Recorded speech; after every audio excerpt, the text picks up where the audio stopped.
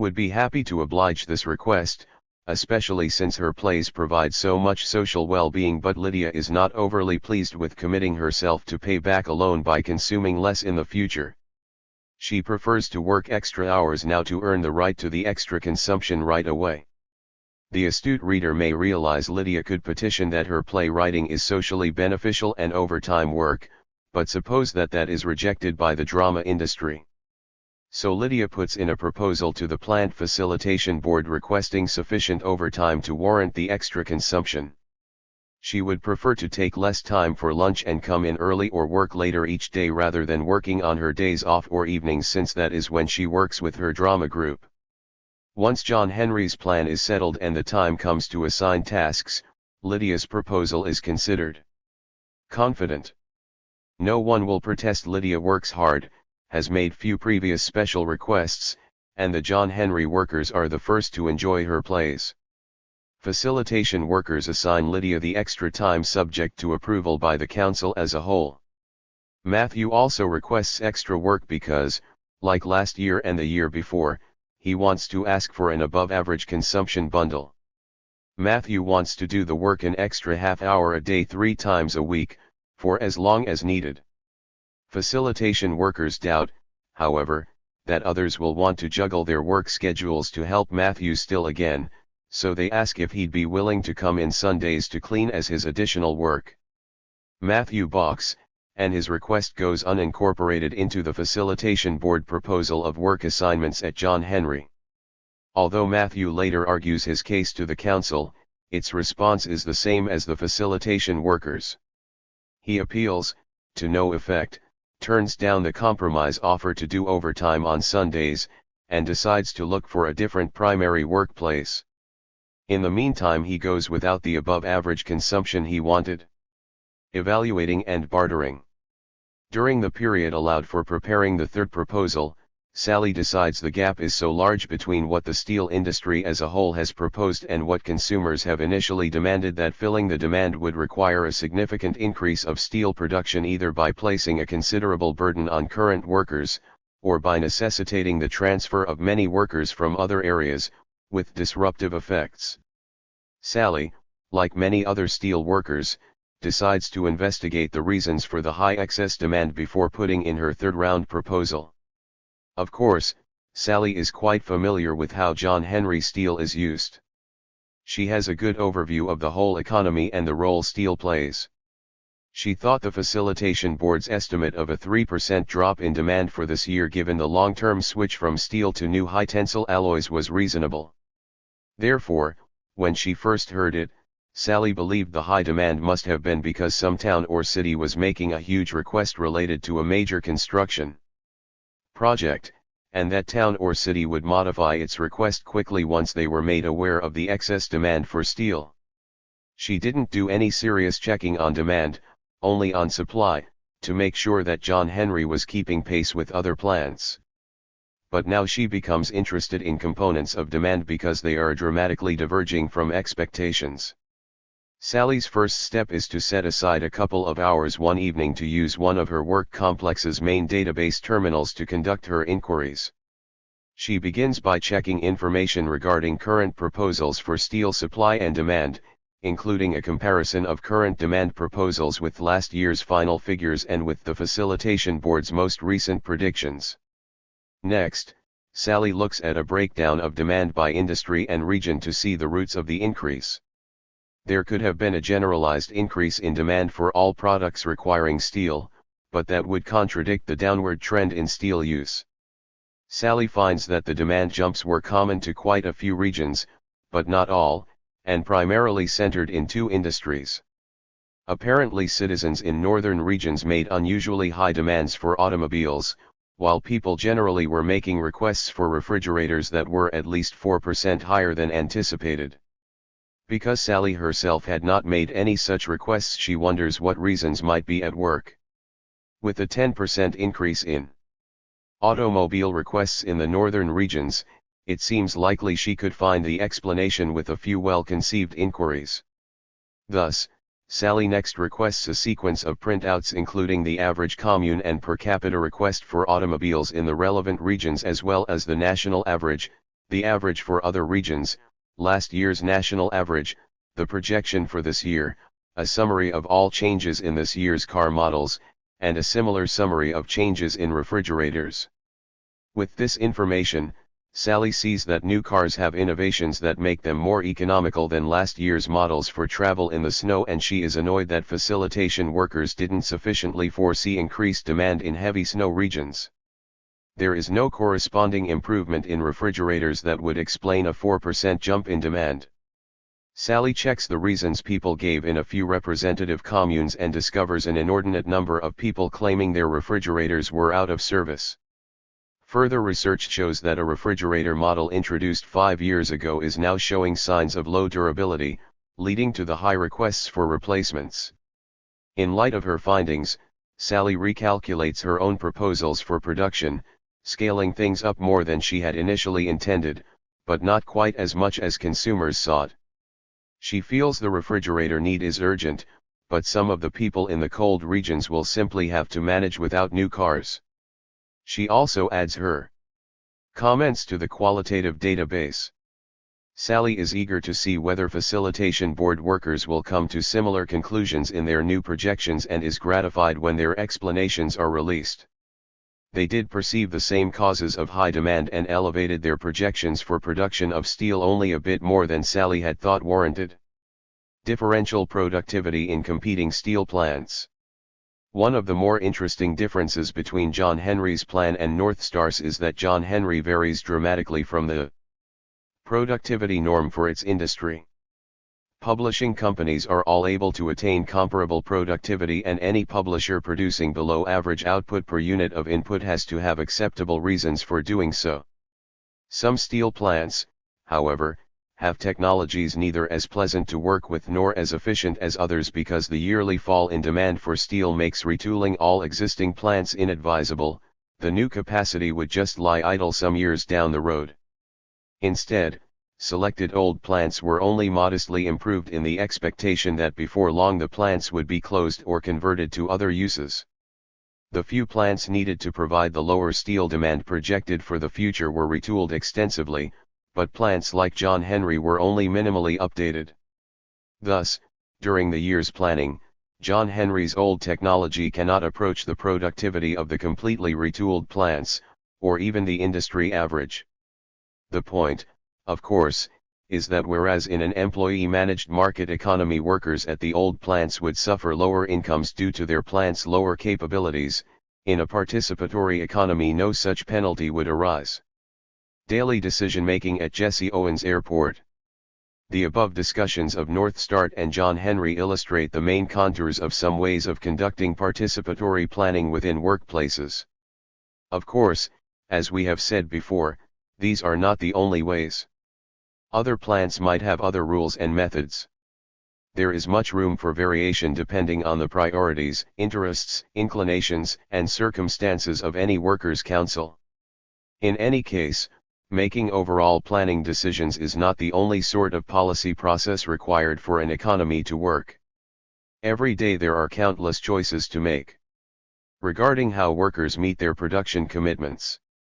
We can look at the hypothetical Jesse Owens Airport to get an idea of the dynamics. The plan for Jesse Owens is premised on a projection of the number of customers expected to use the airport each week, which in turn affects staff size, work hours, shift arrangements, and needs for resources and intermediate goods such as fuel for planes and food for patrons. Therefore, changes in the number of people flying, or where they fly, would be the most important reasons for adjustments at Jesse Owens. In any case, having a plan for the year doesn't mean that each day won't involve critical decisions about such things as numbers of people needed at work, numbers of hours of operation, or implementation of innovations. And of course, this must all be accomplished consistently with participatory values. Jesse Owens Airport chooses to divide into units much like those in contemporary airports: shops in terminals, building maintenance, airplane maintenance, flight scheduling, passenger meals and other services, and so on. Each unit has its own council, whose internal structures may be simple or rather complicated, including separate councils for subunits and work teams. At Jesse Owens, larger councils meet monthly and require only representative attendance. Meetings focus on policy and personnel questions. Day-to-day and hour-to-hour decisions are handled by relevant authorities on the spot. Nothing about participatory planning precludes having a field captain of the baggage team at Rosa Parks Terminal, or a dining maestro in the Goddard Lounge. Nor does anything prevent these authorities from making decisions about short-term scheduling or calls to bring in extra employees. What is precluded is only that such executive functions embody levels of authority disruptive of solidarity, variety, or collective self-management. Therefore, these positions would be held only as parts of balanced job complexes and in some cases even only temporarily, to keep some people from consistently making decisions for others to carry out. Decisions about assignments and hiring new workers or releasing workers to other enterprises are made by personnel committees and teams. These staff members also have other assignments to balance the quality of their work complexes. Disputes arise about irresponsibility, lack of effort, bossiness, etc. How might these be resolved? Under capitalism, at best, such disputes are handled by grievance committees with union reps committed to defending employees no matter what the facts may be, while management tries to fire strong union members, intimidate employees, and sanction workers. In coordinator economies, workers have usually been less effectively represented by unions, although firing even those who do practically nothing has been almost impossible due to the rhetoric of the movements who brought these systems into existence and the absolute prioritization of full employment. In participatory economies, in contrast, disputes between workers carrying out administrative and implementation tasks will be settled in committees of other workers who all carry out both administrative and implementation tasks themselves in their balanced job complexes. Different plants might have different procedures for hearing complaints and bringing grievances. There are many ways to handle such matters, and choices would be contoured to the particular dynamics of specific and workforces. Hiring and firing. But consider just one issue that would naturally arise at all workplaces on a regular basis: the hiring and firing of employees. There are many reasons for hiring and firing, including an increase or decrease in demand for a company's product, incorrigible malfeasance, or the need to replace someone who has moved on to a new job.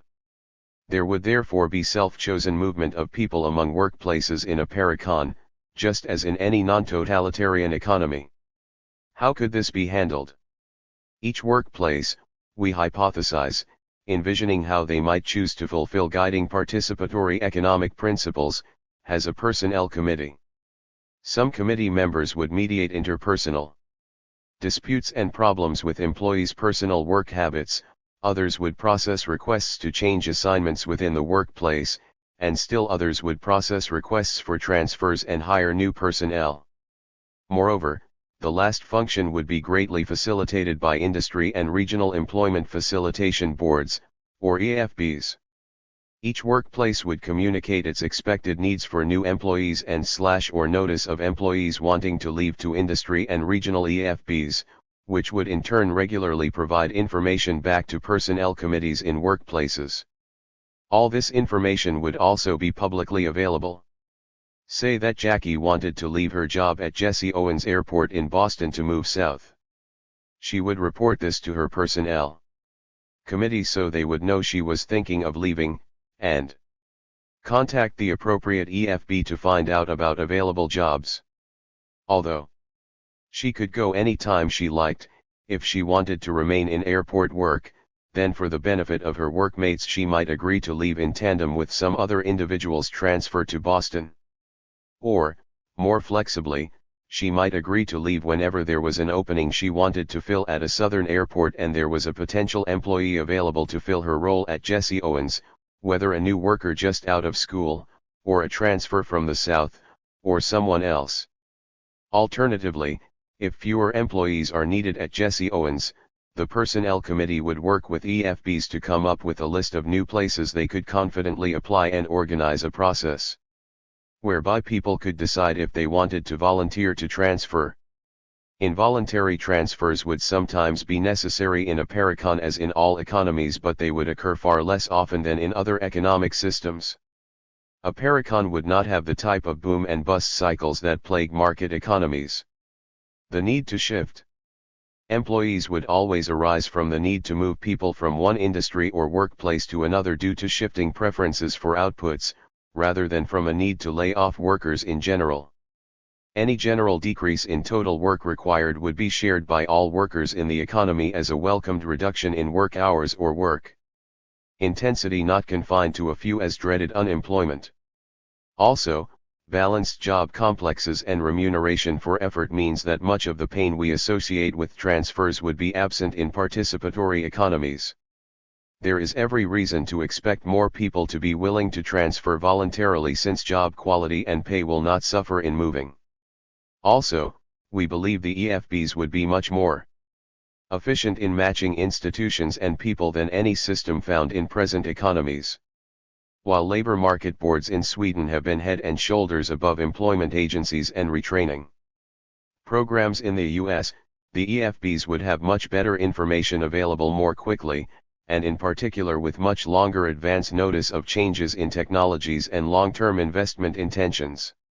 In any case, involuntary transfers would never be accompanied by a loss of consumption rights or the extreme social stigma and loss of dignity so common today to unemployment. And finally, if it is socially agreed that having to switch jobs is a sacrifice, it could certainly be remunerated as such. It is a different matter, however, if someone is fired because he or she is unwilling to work or is so antisocial that nobody wants him or her around disrupting work relations. It will not do to dodge the issue pretending these problems will never arise in participatory economies. There will always be disharmony and recalcitrance of diverse types. And there will have to be provisions for dealing with cases that are curable, and others that are not. All we can say is that many of the causes of such behavior will no longer exist in participatory economies, and that we would expect the ways chosen for dealing with the fewer remaining problems of this sort to be far more humane than in present economies. 12. Consuming. Think of the whole country as a big household, and the whole nation as a big family. What do we see? Half-fed, badly clothed, abominably housed children, and the money that should go to feed and clothe and house them being spent on bottles of scent, pearl necklaces, pet dogs, racing motor cars, January strawberries that taste like corks, the nation that spends money on champagne before it has provided enough milk for its babies, or gives dainty meals to Sealyham Terriers and Alsatian Wolfhounds whilst the infant mortality rate shows that its children are dying by thousands from insufficient nourishment, is a badly managed, silly, vain, stupid, ignorant nation. George Bernard Shaw. Consumption has two facets: what we do individually and what we do collectively. Here we consider first collective and then personal consumption, trying to discern features of each in a Parecon. Collective consumption.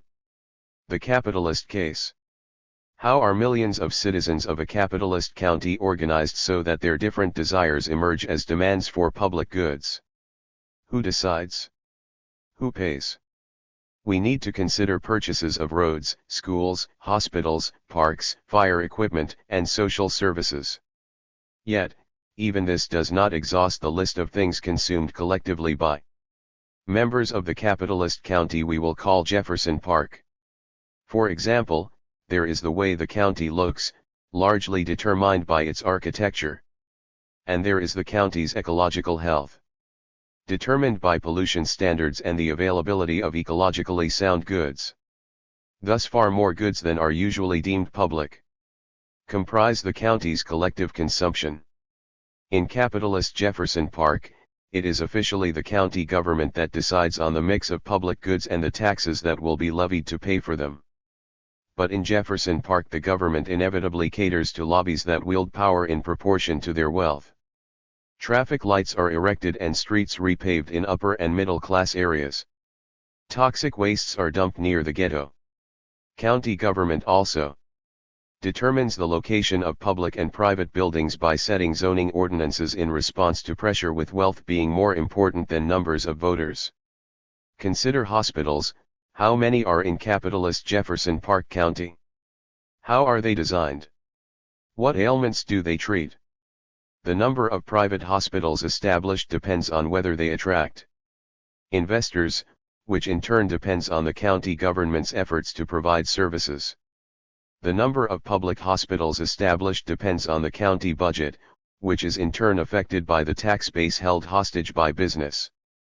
In a system where those who pay the piper call the tune, the design of any hospital and disposition of its resources will naturally reflect the tastes of its financiers. If a hospital's clientele is wealthy, then providing attractive rooms, fine care, and a maximum of amenities justifies high fees and the hospital becomes private. If the hospital's clientele is poor, much of its revenue must come from the county budget, and budget crises will necessitate reducing costs and increasing throughput per day by rushing patients through treatment, often prematurely. Amenities will not translate into profits. The disposition of resources thus is geared to speed and thrift and avoiding embarrassment or lawsuits, not to comfort or care. The influence of money over county policy gives rise to a sensible passivity among most of the population in capitalist Jefferson Park. With less time free from the daily struggle for survival, and county officials already beholden to wealthy donors, county politics reduce the majority of the county's people to ignorance and apathy regarding important decisions. This apathy is interrupted by occasional outbursts of rage at corruption, incompetence, or a tax burden grossly out of proportion to benefits received. The result is that most of the populace has little say in deciding whether a hospital should be constructed, what its design should be, and whom it should serve. The same holds for construction and repair of roads, fire stations, airports, the location of factories, the location and quality of schools, libraries, recreation centers, and health clinics, and the mixture and incidence of taxes to pay for all these. Most capitalist Jefferson Park consumers never know what issues are at stake, what alternatives they have, that they could do something other than leave decisions to government bureaucrats. Conservatives insist that the solution lies in taking decisions out of the hands of government, whose decisions are often corrupt and biased and necessarily coercive, and leaving them to the market, where all choices are voluntary and freedom is preserved. But decisions about parks, roads, schools, and fire protection affect large numbers of people. Even mainstream economists have long recognized there is nothing efficient or democratic about leaving such decisions to market allocation.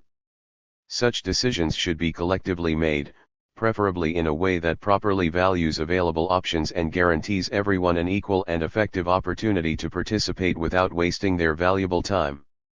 The participatory case. In hypothetical participatory Martin Luther King County, Milk, all citizens belong to their neighborhood council, their ward council, and the Milk Council, as well as to still larger and more encompassing councils.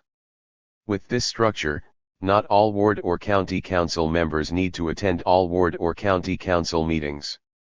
For really important issues, it is agreed, in our hypothetical case, that decisions are made by a referendum of all members with whatever voting system is warranted. Other times, it may be that only representatives sent by neighborhood councils to ward councils or by ward councils to county councils deliberate and vote. Meetings are always open and televised, with very prominent notice before referenda occur. In addition, one county workplace is the Collective Consumption Facilitation Board, CCFB, which is empowered to facilitate decision-making regarding county collective consumption. The CCFB is governed by the same participatory rules as any other workplace. Each neighborhood and ward council has its own smaller CCFB to facilitate their collective consumption decisions, and the same holds for cities, states, and regions. So we see decisions being made at the various levels of individual, neighborhood, ward, and county. To fully understand collective consumption requires relating it to the planning of all economic decisions. Here, however, as a first step, we emphasize relevant local institutions and the logic of some of their procedures. Milk County determines short and long-term collective consumption priorities and plans.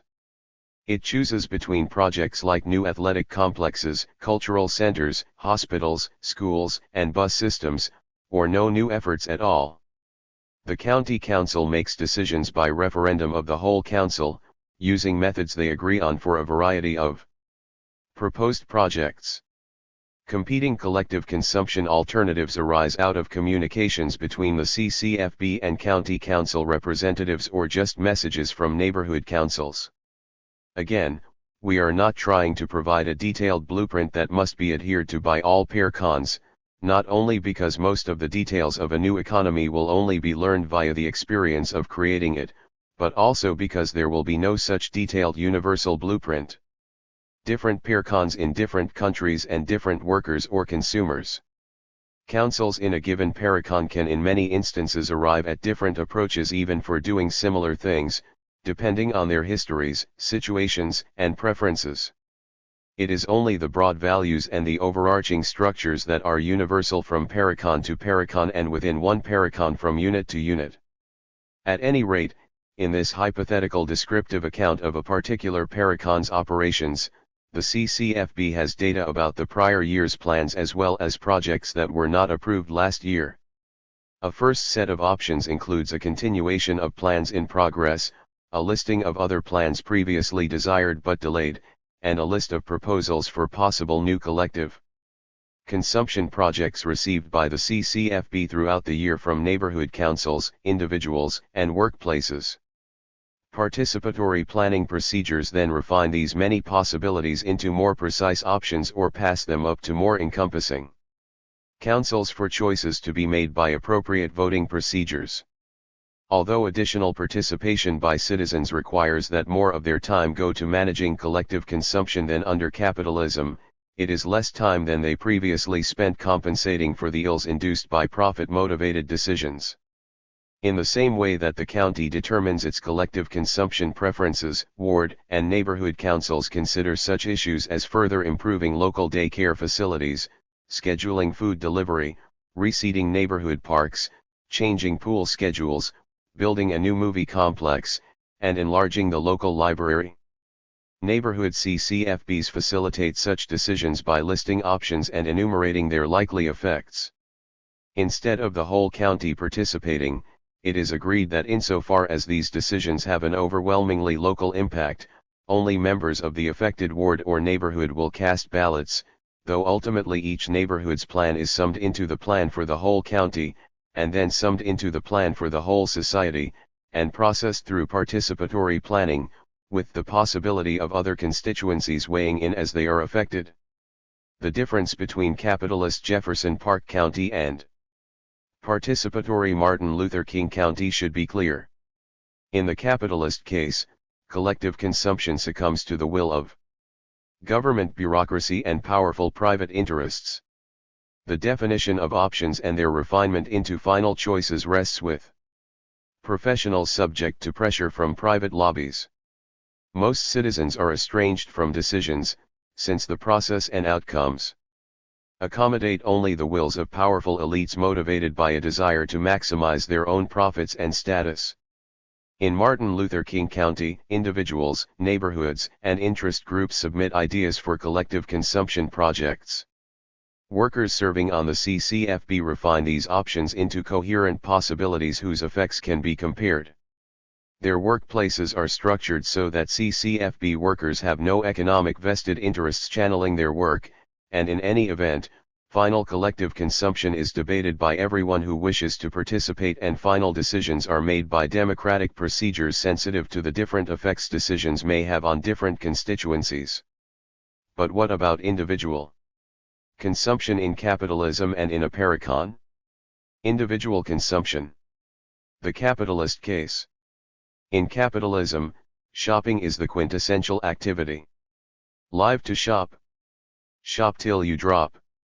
But in capitalism, when we consume, we know little about what others must do to produce what we consume. Even if we wanted to do so, we have limited ability to temper our requests out of concern for producers. We can only respect the limits of what is available, our personal budget, and our own desires. But what determines availability in capitalism? The aims and motives of owners, a fact which significantly restricts consumer options. And what tells us what the market offers?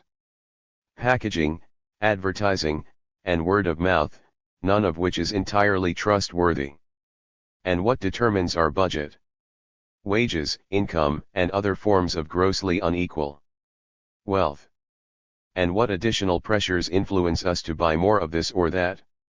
The norms of gender, class, and culturally circumscribed behavior, the requirements of work, the pressures of seeking status through consumption, and, in the absence of viable social alternatives, the need to find almost all enjoyment from private commodities.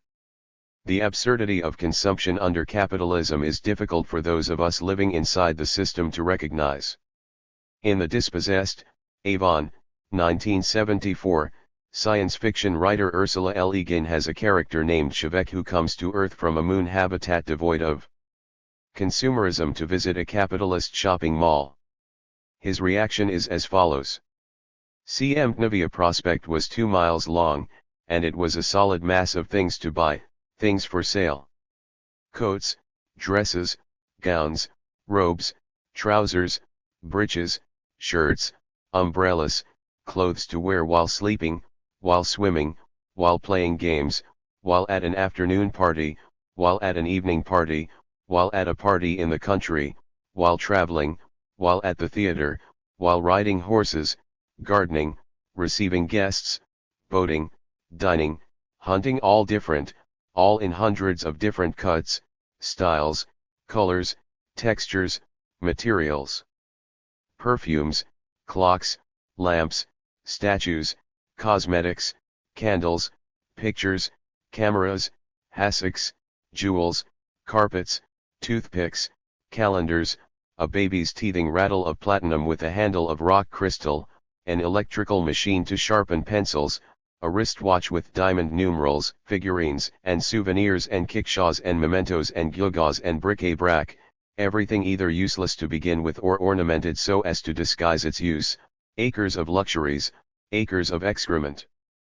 But to Shevek the strangest thing about the Nightmare Street was that none of the millions of things for sale were made there. They were only sold there. Where were the workmen, the miners, the weavers, the chemists, the carvers, the dyers, the designers, the machinists? Out of sight, somewhere else. Behind walls. All the people in all the shops were either buyers or sellers. They had no relation to the things but that of possessions. How was he to know what a goods production entailed? How could they expect him to decide if he wanted something? The whole experience was totally bewildering.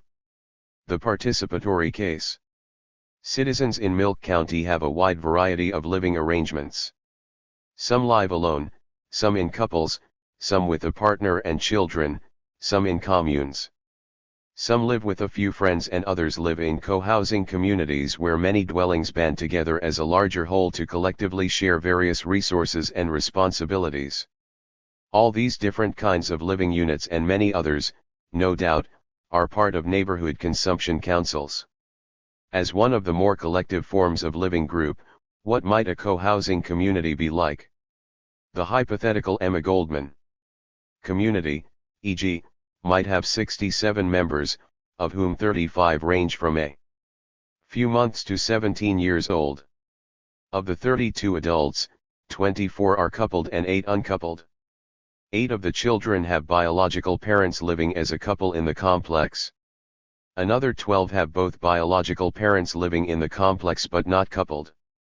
9 of the remaining 15 children have one biological parent with them and the other either deceased or living elsewhere. 4 children have biological parents who live elsewhere, but none in the complex. E.g. has households of various types. A quarter of the couples are gay and many people live in extended families. The complex has a children's section and an adult section so that children and adults can enjoy privacy from one another. The community's households all have pleasant individual living quarters and adequate kitchen facilities, but e.g. also has a collective dining hall, collective sports equipment, a large library and entertainment center, a collective laundry room, and a well-outfitted computer center. The community meets regularly to adopt and update consumption plans, and to coordinate schedules for daycare, shopping, and other tasks where people can benefit from economies of scale. Clearly, the advantages of the co-housing community lie in this collectivizing feature: the sharing of tasks and responsibilities, the ready availability of assistants, babysitters, friends, and project partners, and the benefits of not wasting personal consumption allowances on goods that can be enjoyed much more cheaply, efficiently, and ecologically when shared collectively. So what is the situation of the individual consumer? First, he or she considers individual consumption in light of already determined collective plans for the county, neighborhood, and co-housing community, since these collective decisions may greatly affect needs for private consumption. Of course, carefully planned collective consumption does not relegate private consumption to the ashcan of history. There is plenty left to decide personally, and we must ask how this differs from consumption under capitalism. Lydia belongs to the EG community.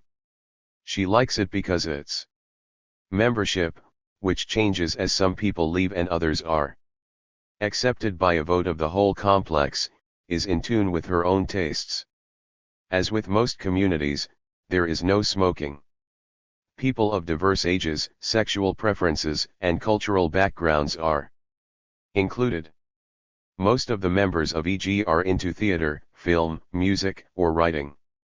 Their collective consumption decisions are made accordingly, so EG has less athletic equipment, science labs, and crafts rooms than co-housing communities which feature those pursuits, but enjoys a very nice theater, above-average sound systems, photo labs, and well-equipped music rooms. Lydia determines her personal consumption needs by taking collective requests into account. She also considers the implications of her requests for workers with the aid of information generated by Parecon allocation procedures. Beyond being able to consciously affect and take account of collective decisions, Lydia is also privy to the general character of her community mates' anonymous private consumption choices because she is allowed to question those that seem dangerous or otherwise antisocial at planning sessions whenever it is evident that someone has proposed to consume more than a fair allotment, or whenever it is clear that someone's consumption request is of such a character that Lydia, or anyone else, feels that it is potentially harmful either to the consumer or to the co-housing community as a whole. Of course, the same holds for Lydia's requests, which are also put into the public hopper, though no one knows who in particular is requesting what, because in Lydia's council it is agreed that unless absolutely necessary, consumption requests are anonymous. The fact that Lydia has to propose her consumption yearly doesn't mean she cannot change her requests when the need arises. Participatory consumption welcomes regular updates of plans. Yet Lydia must get her food, furniture, clothes, and other goods somewhere. Primarily, she will get it at local outlets in her neighborhood, although she can also make purchases at outlets elsewhere should she want to. She has a kind of credit card that incorporates her plan, budget, and choices, and allows regular updating in light of changes in her preferences and patterns. Consumption planning. Assume that all higher-level consumer federations have already arrived at collective consumption plan. Let's follow the consumer calculations of two residents of Milk County, Arundhati and Tarak. Determining county-level collective consumption. Consumption planning begins with collective consumption projects, starting at the highest level and working down, and culminating in a vote on an entire collective consumption package. We look in on this process at the point where individuals present requests for county-level collective and individual consumption. Of course, all of last year's data is available, and Milk residents pay particular attention to records of their requests and final plans from last year, to their county's status as a borrower or creditor, to IFB projections for this year's average consumption, and to the County Consumption Facilitation Board summary of collective consumption projects members have suggested. The CCFB proposes various options, but consumers are not hit suddenly with a menu of collective consumption options they know nothing about, have not discussed, and have no opportunity to alter.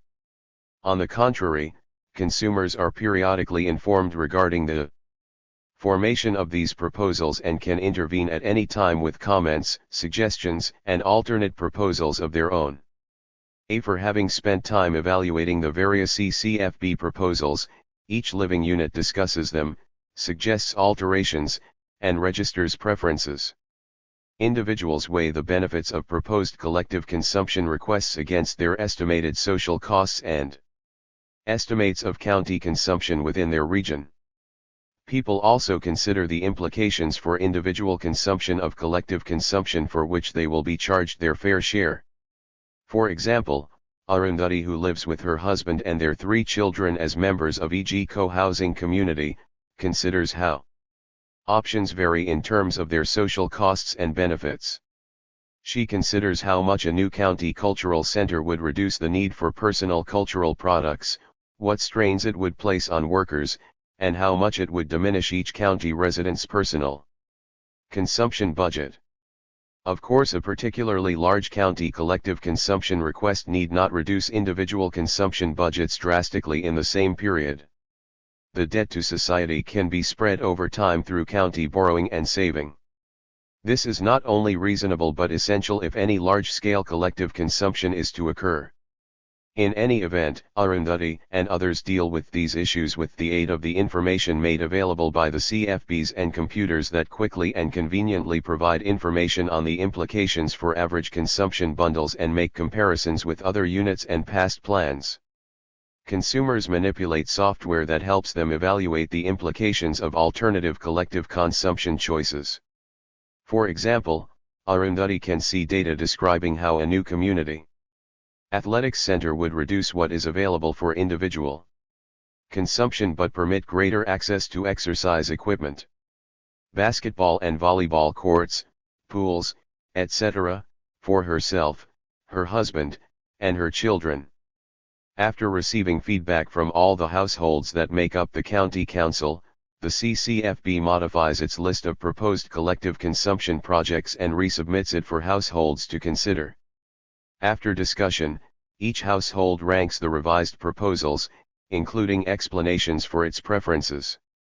At this point, the CCFB proposes 4 possible collective consumption agendas, explaining the implications of each for overall plan possibilities.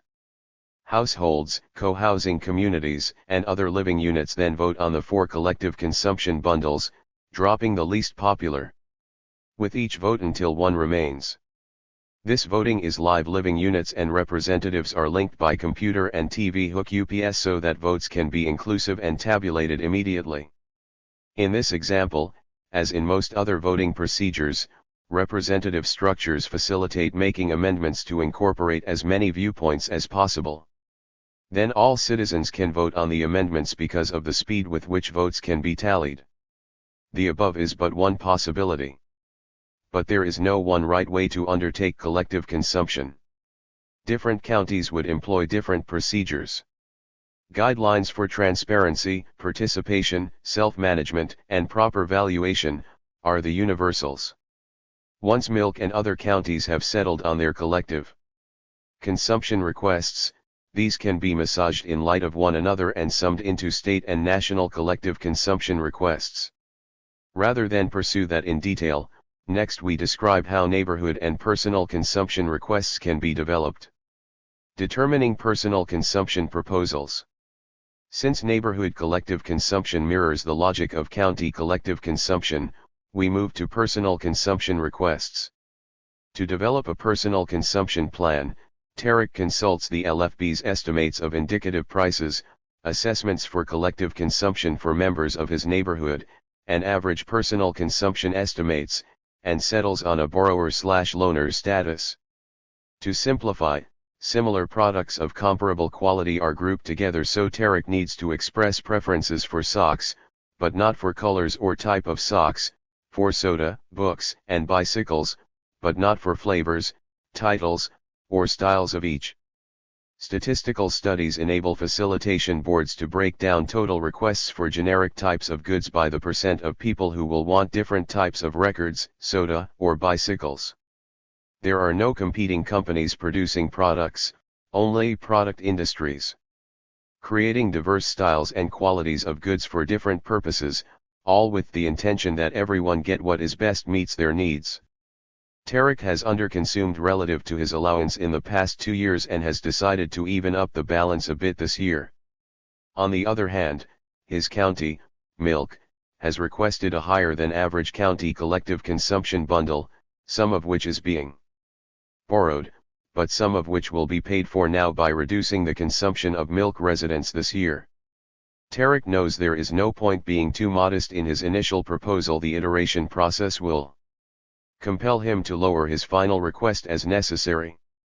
But he doesn't want to make requests that are outrageously immodest, either, since that would only lengthen the bargaining process and do nothing to increase his final consumption. Tarek knows his selections have social implications. It is not that his choice of a particular kind of food implies that everyone else should get the same amount of that product. People have different needs and tastes. But the total of Tarek's consumption calculated according to the IFB generated indicative prices and adjusted for milk's above average collective consumption request and his individual status as a borrower against past savings implicitly expresses what he thinks is a reasonable average consumption bundle for all members of society. It would be pointless for Tarek to suggest a value too far in excess of what the IFB has anticipated, unless he thinks the IFB has made a gross underestimation. So Tarek takes his turn at a computer terminal to try out various combinations of different goods, checking on the total value of his proposed bundle. The computer contains anticipated averages, indicative prices, and so on, as well as qualitative descriptions of the products, which he can also see at outlets, and of the work that goes into their creation.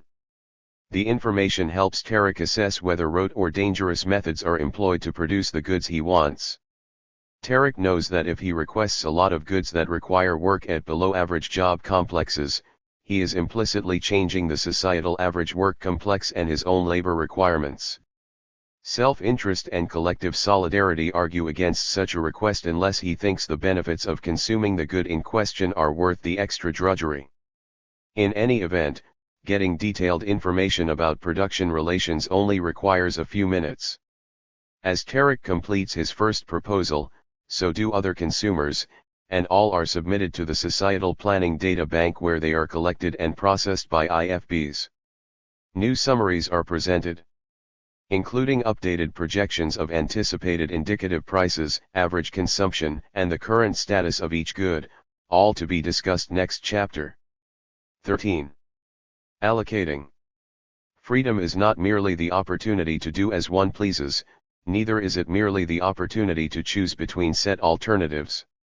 Freedom is, first of all, the chance to formulate the available choices, to argue over them, and then, the opportunity to choose. C. Wright Mills. In the 2 prior chapters we discussed the institutions of participatory planning and the direct situations of hypothetical workers and consumers in hypothetical workplaces and communities. What remains is to discuss the more detailed dynamics of participatory planning, some of its content and its character. For one thing, up to now we have assumed long-run projects were decided before annual planning, and that at the outset of the yearly planning process each economic actor had access to important information. How is this accomplished? Other topics we address in this chapter are the handling of information, the tasks and procedures of the facilitation boards, and a description of the personal experience associated with planning. Long-term plans. Should society make a qualitative change in coal mining that drastically improves health and safety? Should it update existing steel plants, build a new high-speed rail line, or transform agriculture to conform to ecological norms? All may be desirable, but presumably, given limited resources, not all can be done at the same time. That is the meaning of long-term investment choice and the problem it poses. Which projects are worth doing and which are not? In what order should they be done? And how fast should we tackle the list, which is to say, how much present consumption are we willing to sacrifice for future benefit? Long and short-term investment projects differ in regard to how many years resources must be committed for the project to reach fruition. Large and small-scale investment projects differ also regarding the magnitude of commitments and the breadth of efforts required. One approach to long-term planning would be to handle this issue before yearly planning begins. At this time, all previously agreed to long-term projects could be reviewed and updated so that the commitment of resources necessary for this year could become part of subsequent planning calculations. After national projects are settled, large regions could settle on their new long-term projects, and so on, down to the smallest units. In each case, alternate proposals could be aired, preferences expressed, implications assessed, new alternatives broached, options eliminated and improved, and final decisions made after due deliberation, all by participatory procedures similar to those described in our earlier discussion of county-wide planning. A procedure that could shorten the process would be to first decide the proportion of economic resources we want to commit to investment. Debate about options could then be made knowing roughly what productive resources were available. Formulation, presentation, and modification of long-term investment options could be made and updated by the investment facilitation boards, who could base their proposals on submissions from units, also as outlined in the earlier county example. It is important to recognize the advantages of collective, participatory investment planning. In capitalist or market coordinator economies, each unit assesses potential investments according to norms imposed by the market and class system. In the workplace, the decision to switch from one technology to another is made by assessing likely profit/loss and capital/labor or coordinator/labor bargaining implications. But this is most definitely not the same as deciding on the basis of social cost and social benefit. Only the benefit of owners, coordinators, and stockholders is taken into account. Moreover, investment decisions in market economies are not even planned in coordination with one another. For example, the steel plant that decides not to introduce new technology because it appears unprofitable might have decided differently were they better able to foresee how innovations in other industries would dramatically alter the cost of inputs or the demand for steel. Or, since there is a premium on corporate secrecy under capitalism, two firms might make a decision to invest in a new plant when society only needs the output of one. In participatory planning, on the other hand, coordinated planning in light of social costs and benefits is possible. Each potential investment stands or falls not because of contemporary relationships alone, but because of conditions most likely to prevail once all innovations are available. Whatever criteria society uses to determine whether to enact particular investments, the participatory planning system will produce a more accurate assessment of social costs and benefits than would capitalist or coordinator systems. In addition, in a participatory system, judgments will emphasize the impact of choices on the whole economy's social relations from the point of view of improving the quality of life of all workers and consumers, rather than just the circumstances of elite classes. But what about planning more broadly? Preparing data for the first round. How do iteration facilitation boards estimate overall production and consumption for the coming year? How do they come up with initial indicative prices that economic actors can use, and what exactly do these prices convey? Most important, does proposing likely outcomes and indicative prices make a lie of our claims that no single agent has greater say than others? Can facilitation workers exert undue influence on planning? Various planning boards begin by reviewing last year's results, including what inputs generated what outputs in every unit. They know the final indicative prices and therefore can calculate the value of last year's production. Moreover, qualitative information is included in extensive reports from all units and federations, and quantitative information can be accessed using terminals that allow users to see the inputs required for outputs desired. Facilitation boards modify last year's data to estimate this year's likely outcomes based on comprehensive demographic reports regarding likely changes in population by age and gender, the distribution of people between city and country, and so on. They know which investment projects have been completed and how these investments should affect production potentials.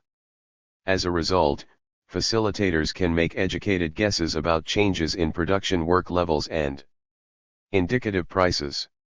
We could provide more detail, but nothing about this type of data manipulation warrants it. The techniques are well known and non-controversial, tedious, but not difficult.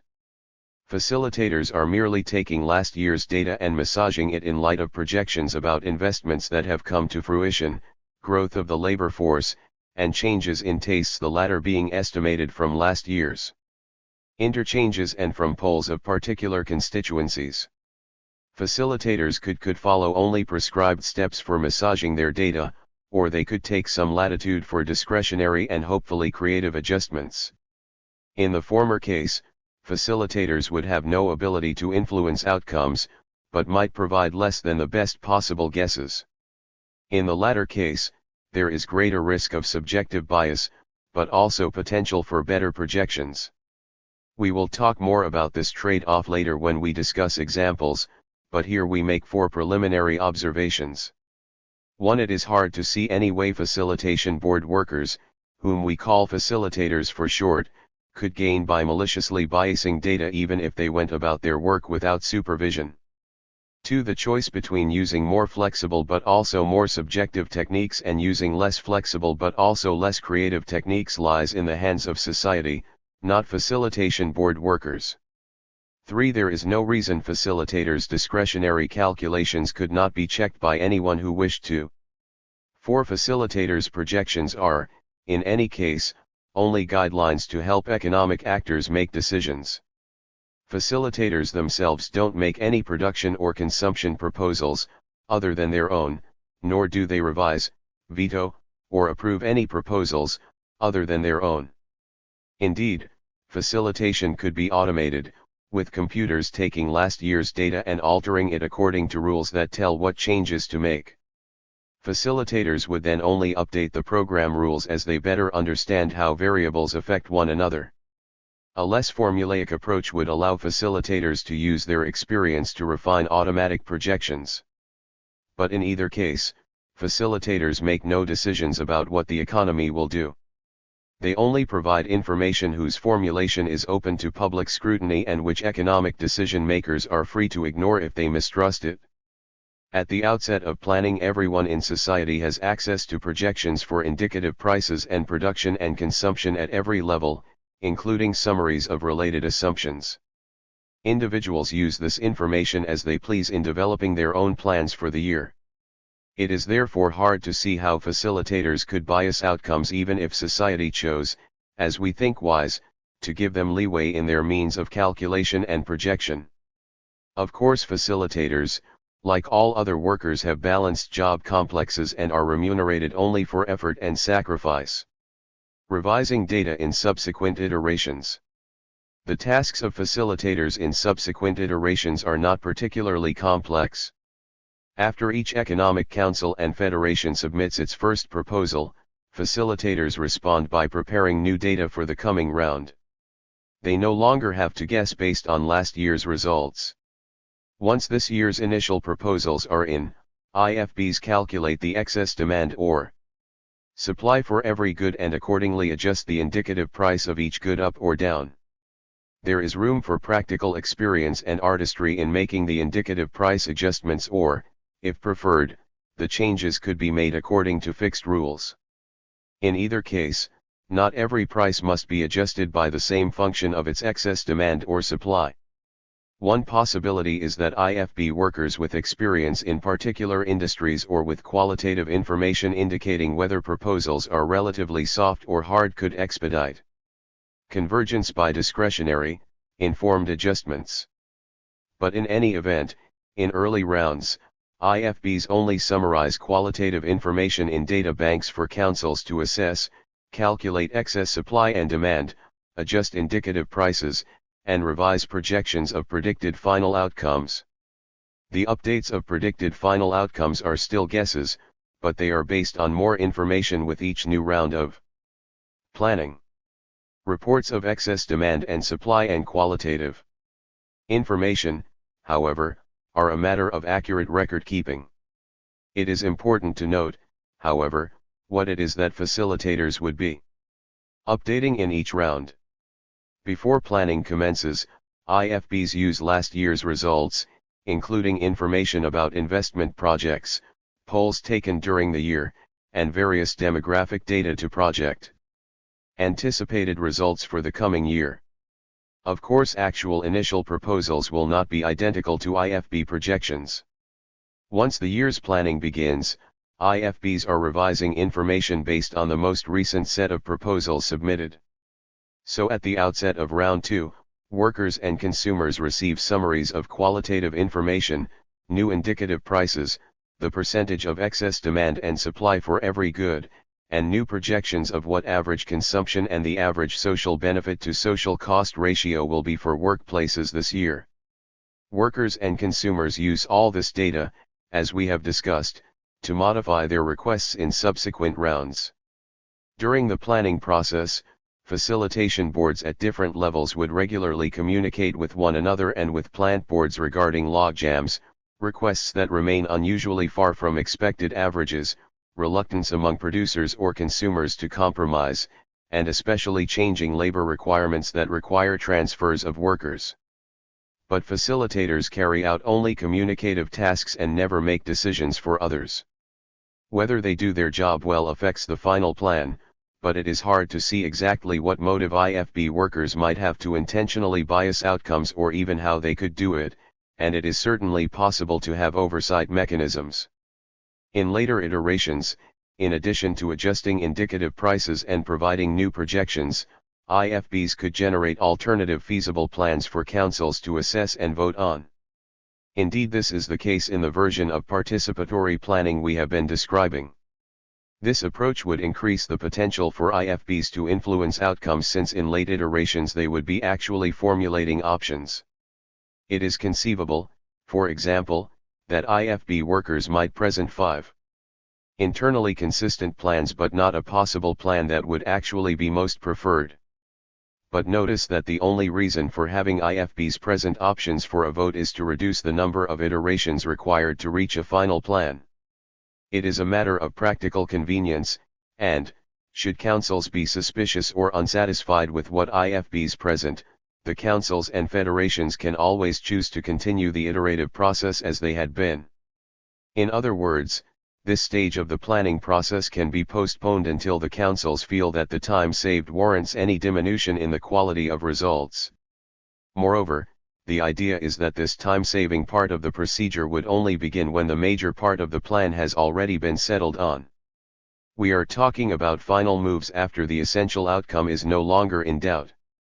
Moreover, councils could always insist that an additional alternative plan be included with those generated by the IFBs to be voted on. Finally, for those who fear that computers could become the new dictators, the programs are socially evaluated and improved each year. The computer is acting on data emerging directly from the social planning process and the preferences expressed by its participants. The computer uses socially determined data and rules and only carries out data manipulation and calculations.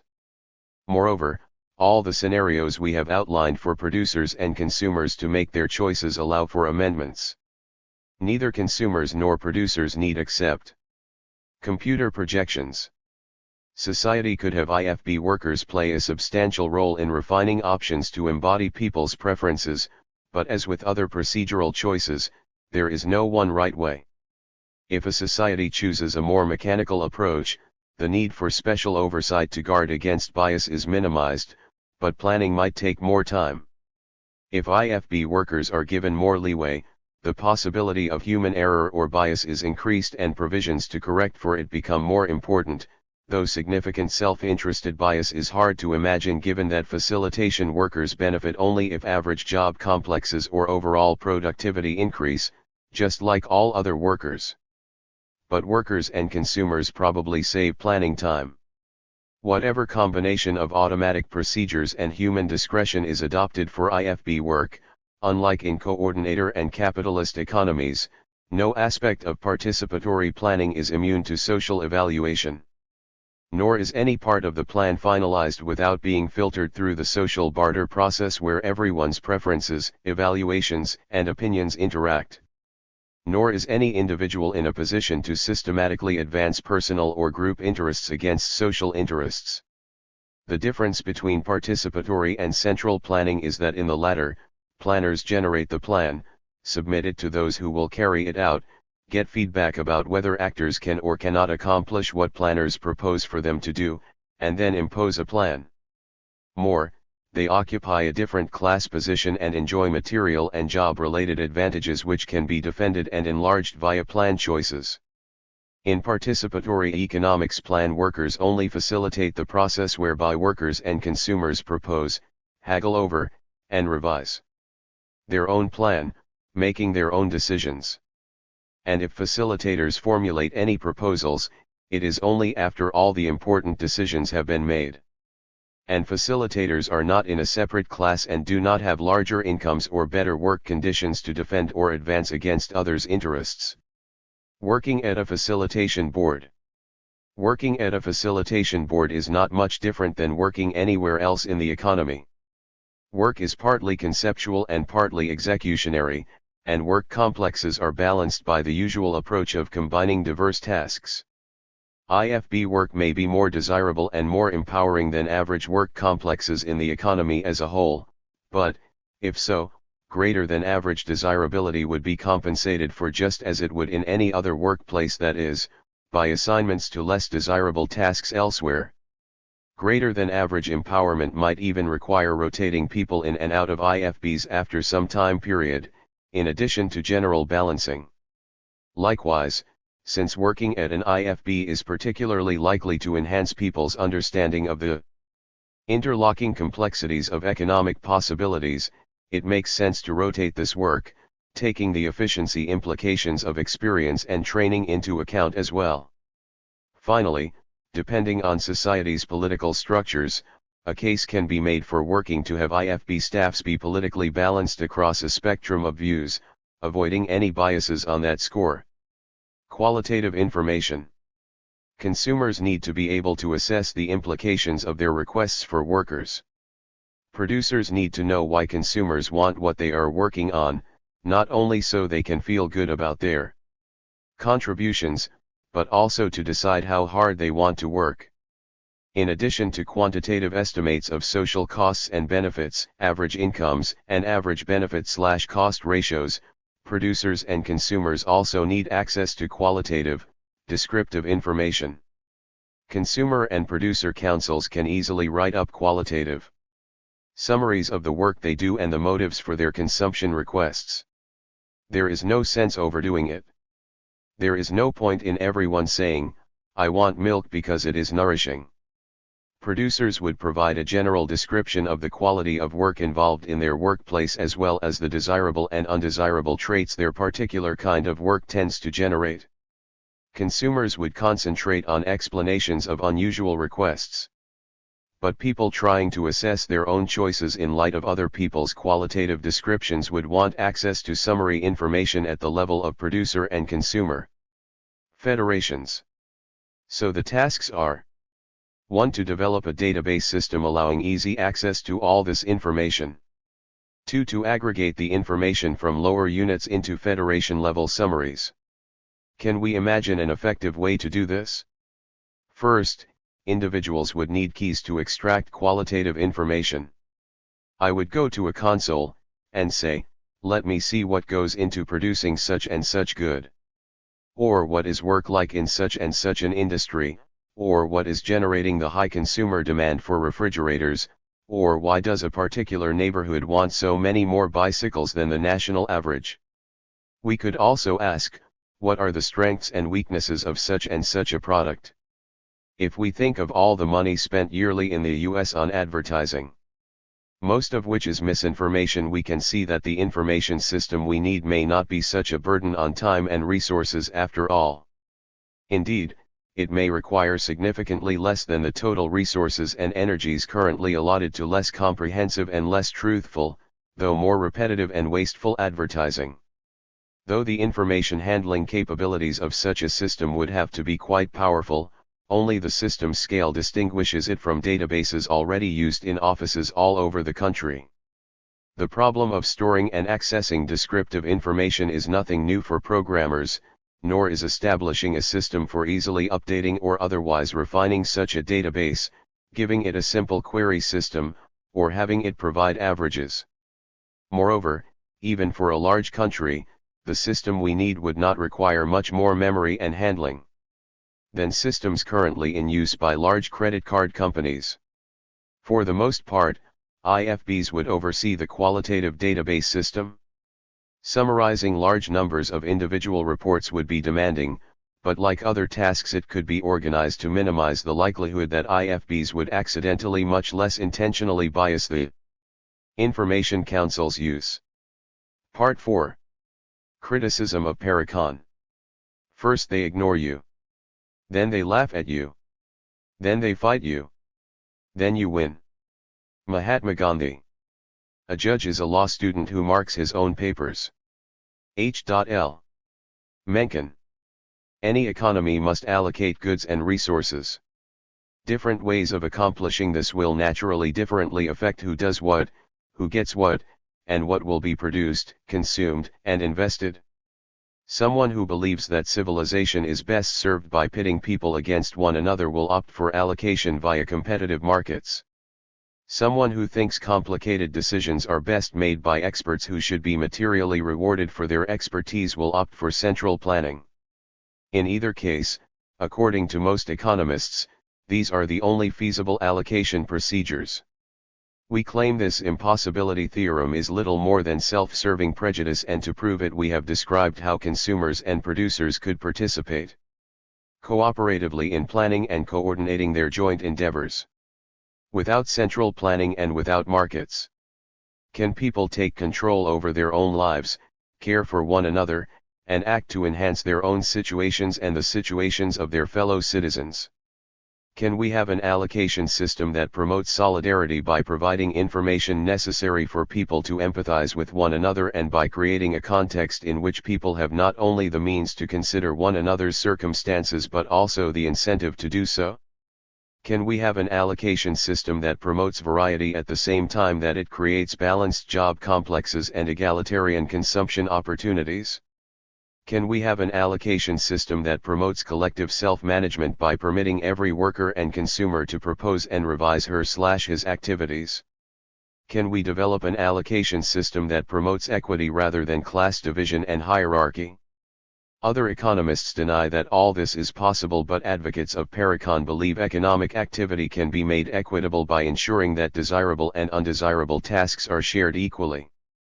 Fulfilling and rote work can be mixed to create equitable work complexes. Consumption bundles can be balanced to ensure equal access to consumption opportunities. And decision-making authority can be assigned in proportion to how decisions affect people. Ironically, deep prejudices based on years of experience in oppressive circumstances make seeing that all this is possible the most difficult step in achieving a better economy. Those who hesitate to undertake the tasks of designing such an economy do so not because the tasks are so difficult, but because doing so challenges ingrained prejudices and undermines elite interests. At any rate, after reading this far, hopefully you agree that participatory economics is a well-conceived system which could be implemented and which would enhance equity, diversity, solidarity, and self-management. The big question, however, is whether we have overlooked some criticisms regarding these aims, or whether Parecon would have deleterious effects on other values people hold dear which would dramatically offset its virtues. We assumed many chapters ago that our choice of guiding criteria would suffice to define a truly inspiring and desirable economy. But were our guiding values as well chosen, as we claimed, so that having met our goals, other problems will prove minor?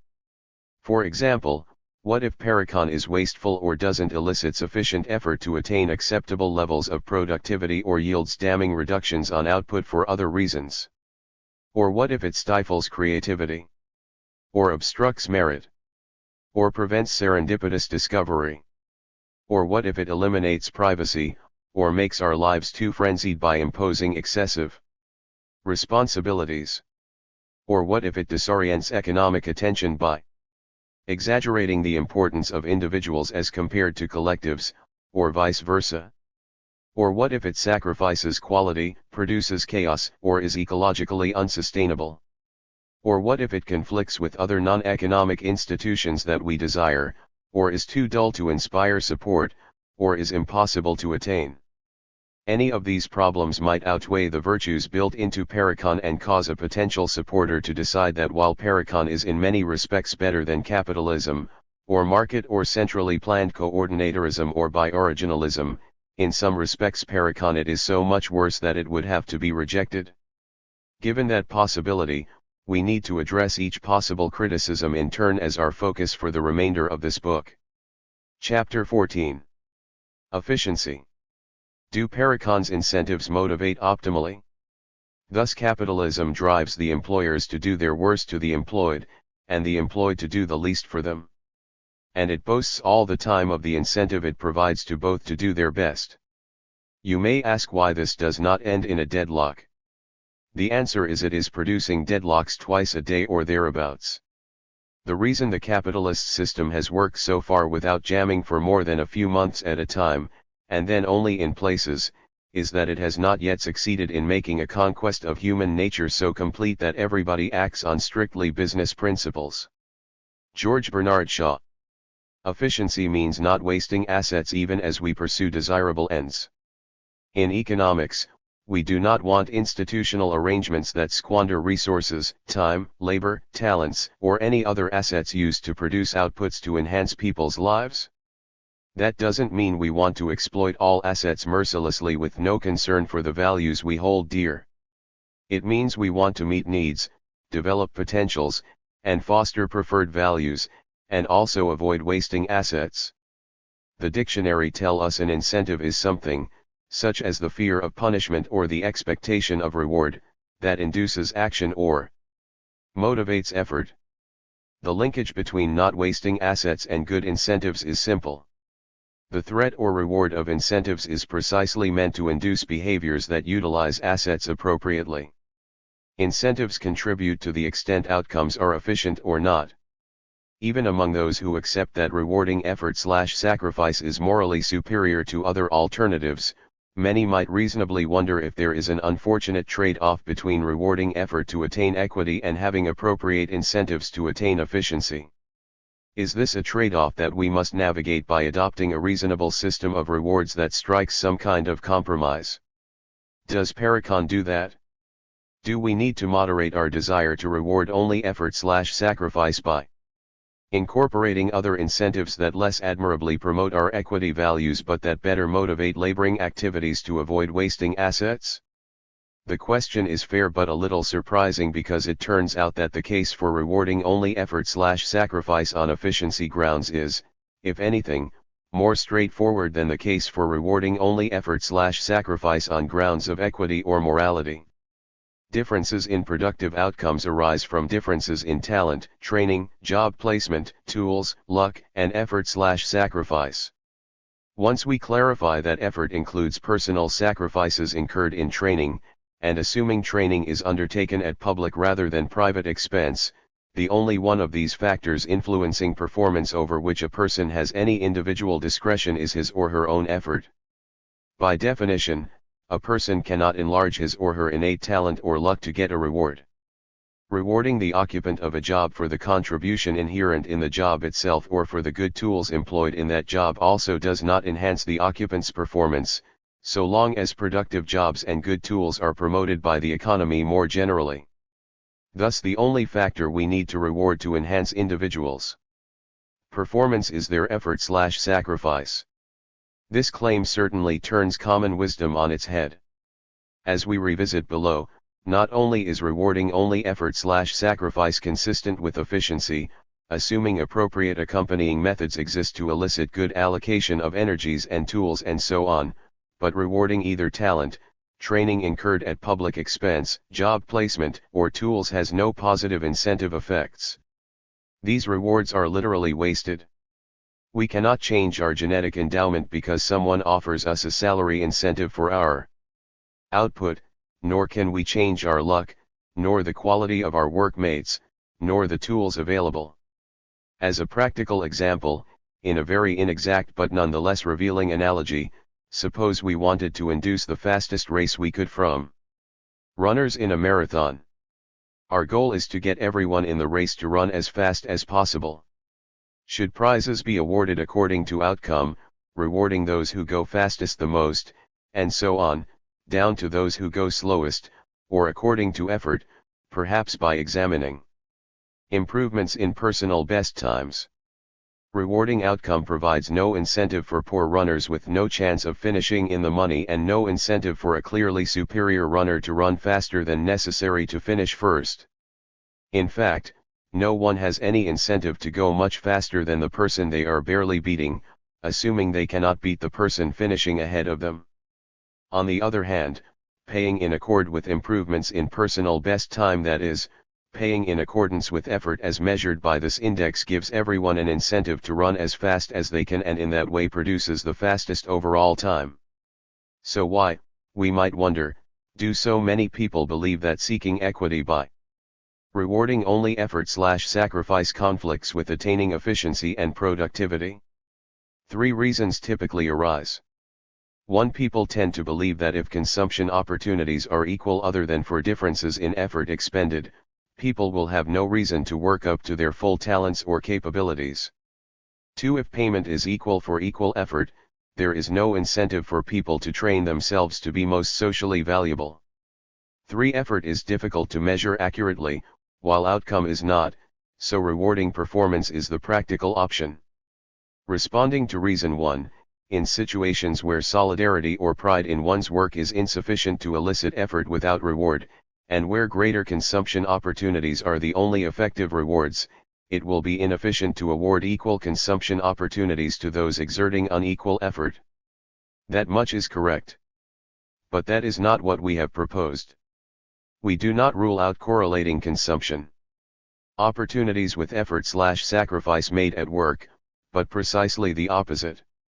The Parecon approach is that everyone should have a right to roughly equal consumption opportunities because the Parecon vision of production is that all should exert roughly equal effort/sacrifice in work. To the extent job complexes are balanced so no one is required to make greater personal work sacrifices than anyone else, effort is largely equalized and therefore consumption should be largely equalized as well. But this is not to say that variations cannot occur. Individual variations of effort and therefore consumption are perfectly acceptable and anticipated in a participatory economy. People can choose to work harder or longer, or perhaps to take up some onerous tasks that have not been allotted but need doing. Alternatively, people can choose to work less hard or less long to earn less. In short, people can work less and consume less, or work more and consume more, in each case in proportion to the effort/sacrifice involved. But if there is no sky to reach for, you may be asking if there is no vast advantage in consumption opportunities to be sought and won. Will people lift their arms to work at all? It is one thing to say it is morally proper to remunerate only effort/sacrifice. It is another to say that doing so will elicit enough effort to yield efficient productivity. Would effort incentives elicit efficient productivity? In a society that makes every attempt to deprecate the esteem that derives from anything other than conspicuous consumption, we shouldn't be surprised that many people feel that great income differentials are necessary to induce effort. But to assume that only the accumulation of disproportionate consumption opportunities can motivate people because under capitalism we have strained to make this so is not only unwarranted, it is self-deceptive. In the first place, very few people attain conspicuous consumption in modern capitalist societies. And those that do not are, for the most part, among the hardest working in the level of effort/sacrifice expended. Normal working people currently work hard in order to live at a modest level of income, not to consume conspicuously. People can therefore obviously be moved to exert effort and endure sacrifice, even sacrifices greater than they ought to have to put up with, for reasons other than a desire for immense personal wealth. Moreover, family members make Sacrifices for one another without the slightest thought of material gain. Patriots die to defend their country's sovereignty. And there is good reason to believe that for non-pathological people wealth is generally coveted overwhelmingly as a means of attaining other ends such as economic security, comfort, useful artifacts for pursuit of desirable hobbies, social esteem, respect, status, or power. If economic security is guaranteed, as in a Parecon, there will be no need to accumulate excessively in the present out of fear for the future. We need not debate the point at length, but wish merely to note that if accumulating disproportionate consumption opportunities is often a means of achieving the more fundamental non-material rewards, as we believe, then there is every reason to believe a powerful system of incentives need not be based on widely disparate consumption opportunities. If expertise and excellence are accorded social recognition directly, there will be no need to employ the intermediary device of conspicuous consumption to get people to engage in areas of work where their talents are best displayed. If people participate in making decisions, as in a Parecon, they will be more likely to carry out their responsibilities without recourse to excessive external motivation. If the allocation of duties, responsibilities, sacrifices, and rewards is fair, and is seen to be fair, as in a Parecon, one's sense of social duty will be a more powerful incentive than it is today. And if a fair share of effort/sacrifice is in any event demanded by workmates who must otherwise pick up the slack, and additional effort/sacrifice are appreciated by one's companions, recognized by society, and also awarded commensurate increases in consumption opportunities, why should anyone doubt that incentives will more than adequately elicit needed involvement and effort? The fact that there won't be motivation to undertake excessive production for useless or egotistical ends would be a gain, not a loss. But what about reason 2? What incentive will people have to train themselves in the ways they can be most socially valuable if remuneration is only for effort/sacrifice, not output? Since Mozart could contribute more by composing than being an engineer, it would have been inefficient for society in terms of lost potentials had he studied engineering. And if Salieri would have made an even worse engineer than composer, the same holds true for him. Society benefits in accruing more valuable products if people develop the talents in which they have comparative advantages, and this means society benefits if its incentive systems facilitate rather than obstruct this outcome. If Mozart would be inclined to pursue engineering over composing by preference, it would be desirable that society provide enough incentives for him to compose concertos rather than design bridges so that he would happily follow that path. But the query embodied in issue 2 is how will a Parecon do that if by composing Mozart would get the same rate of pay for the same effort/sacrifice as he would for designing bridges? Won't we lose out on the remarkable compositions we could get from someone with the innate talents of a Mozart, with society suffering thereby? First, there is good reason to believe that people generally prefer to train in areas where they have more talent and inclination rather than less unless there is a very powerful incentive to do otherwise. Does anyone truly think that offered the same pay for using a lathe or a piano, Mozart would choose the lathe unless someone threatened convincingly to make his life utterly miserable were he to opt for the piano?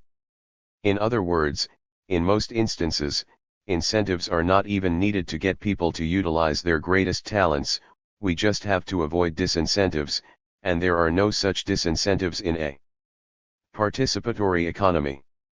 Those who could become wonderful composers, playwrights, musicians, and actors, or dentists, doctors, engineers, scientists, or what have you, will not pursue other avenues of work in which they are less apt to excel in pursuit of greater material reward because there is no greater material reward elsewhere. Nor will people in a Parecon shun training that requires greater personal sacrifice since this component of effort will be fully compensated. Second, for those cases where a little extra benefit of some sort would be needed to propel a person into his or her most productive pursuits, a Parecon increases direct social recognition of excellence as compared to other economies. In a participatory economy, indeed, the best, and in some sense, The only way to earn social esteem related to one's economic activity is to make notable contributions to others' well-being through one's efforts. Since working in accord with one's talents can best do this, there are powerful incentives to develop innate talents. The only thing a Parecon prohibits is paying ransoms to superstars. Instead, a Parecon employs direct social recognition and thereby avoids violations of our deeply held values. Will some prospective Mozart or Einstein, knowing their potential, opt to become an engineer or a violinist rather than a composer or physicist? It could happen, but it seems unlikely. Would this happen more frequently than in class-divided economic systems which squash most people's talents due to imposing on people harsh poverty and robbing them of dignity and confidence? To ask is to answer. Not to mention that in capitalism many people with great potential squander their talents anyway by opting for the huge rewards they can gain from doing things like becoming a corporate lawyer whose main function is to help big firms avoid paying taxes, an outcome that is socially harmful, though of course beneficial to those with money. What about reason 3, the difficulty of measuring effort as compared to performance? While economic textbooks speak blithely of marginal revenue product in infinitely substitutable models, the real world of social endeavors rarely cooperates. There are many situations where assigning responsibility for outcome is ambiguous, and where determining who really contributed what to output is effectively unknown. As those who have attempted to calibrate contributions to team performance can testify, there are some situations where it is easier than others. Sports teams are certainly more suited to such calibration than production teams. But even there it is more difficult to calibrate individual contributions in football and basketball than in baseball. And even in baseball, arguably the easiest case of all, there are never-ending debates over different ways of measuring direct contributions to victory in individual games, not to mention the difficulty of assessing a player's impact on team chemistry. Nor is measuring effort always so difficult. Anyone who has taught and graded students knows there are two different ways at least to proceed. Students' performances can be compared to each other, output, or to an estimate of how well the student could have been expected to do, effort. Admitting the possibility of grading at least in part according to personal improvement, grades are not, in fact, rewards, but also measure absolute attainment as in mastery of some subject matter, is tantamount to recognizing that teachers can, if they choose, measure effort, and they can do it even though they are not in the dorm rooms of their students, monitoring their hours of study. Now consider your workmates. They not only know your past productivity, which means they can compare your efforts to your past by comparing its product, they can actually see you exert each day. So co-workers are in a far better position to judge each person's effort than a teacher is able to judge the effort of students. Indeed, who is in a better position to know if someone is only giving the appearance of trying than people working with him or her in the same kind of labors? It is actually not only more just to remunerate effort/sacrifice than output for all the reasons we have explored, but particularly in an economy with balanced job complexes, it is actually quite a bit easier. Errors will by definition be much smaller. Methods can be, and in a Parecon would be, democratic and mutually acceptable. Entanglement of effects and factors is not a problem. And it is not nearly so easy to pull the wool over the eyes of one's workmates as it is to do so with a supervisor, as people do today. Chapter 15. Productivity. A destructive labor/leisure trade-off? I would rather have roses on my table than diamonds on my neck. Emma Goldman. One might admire the moral and logical structure of participatory economics, and even the incentive structure of its remuneration scheme, yet nonetheless still have fears about Parecon's output being too low. Chapter 14 addressed critical dimensions of productivity, but one issue that some critics have emphasized still remains. Will Parecon lead to a steadily declining output or even to stagnation and decay due to people choosing to work too few hours? The concern is not as odd as it might seem. In a Parecon it is true that people self-consciously decide the labor/leisure trade-off and do so free from compulsion. That is, In each new planning period, each person has two priority decisions. 1. How much, overall, do they want to consume? 2. How much, overall, do they want to work? These two decisions are connected in that the sum total work in an economy creates the sum total output. In turn, the sum total output determines the average consumption per capita. We each consume that average tweaked in accord with our effort/sacrifice rating. It follows that to consume more, either I must work more or harder than average, or the average amount that everyone consumes must rise. Thus, aside from any increases in productivity gained from technical or social innovations, if I wish to consume more, I need to work more, pure and simple. And so, as one of their largest choices, all society's actors in the participatory planning process decide their own level of work and simultaneously the average level of work and overall productive output, and thus the average consumption bundle across the economy. And not only do I have to work more if I want to consume more, but, if I wish to work less, then I will consume less. The productivity complaint is therefore that people will collectively work many fewer hours in a Parecon than in capitalist economies, and total output will drop compared to what it would have been had people worked longer hours or more intensely. The complaint is likely correct, we think, in that people will probably reduce the average time and intensity they work in a participatory economy as compared to that which they endure in a technologically comparable capitalist economy. But is this alteration worthy of complaint or compliment? It is tempting to answer snidely and leave it at that. Presumably, we should also oppose unions because under their influence workers went from 10-hour days to 8-hour days. Indeed, perhaps we should look back on the 12-hour day sweatshops of the early Industrial Revolution era as a near utopia. But, setting aside this easy reply, let's explore further. The sense in which the purported complaint is instead a compliment ought to be clear enough. The complaint highlights that Parecon is more democratic than existing economies. In a market system, more work is compelled even if literally everyone would prefer to slow down. Competition demands that each workplace maximize profits.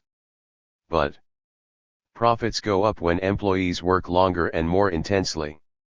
Owners and managers therefore seek to compel, cajole, entice, or otherwise generate longer and more intense work by employees, and endure similar pressures themselves, even if their personal preferences run in the opposite direction.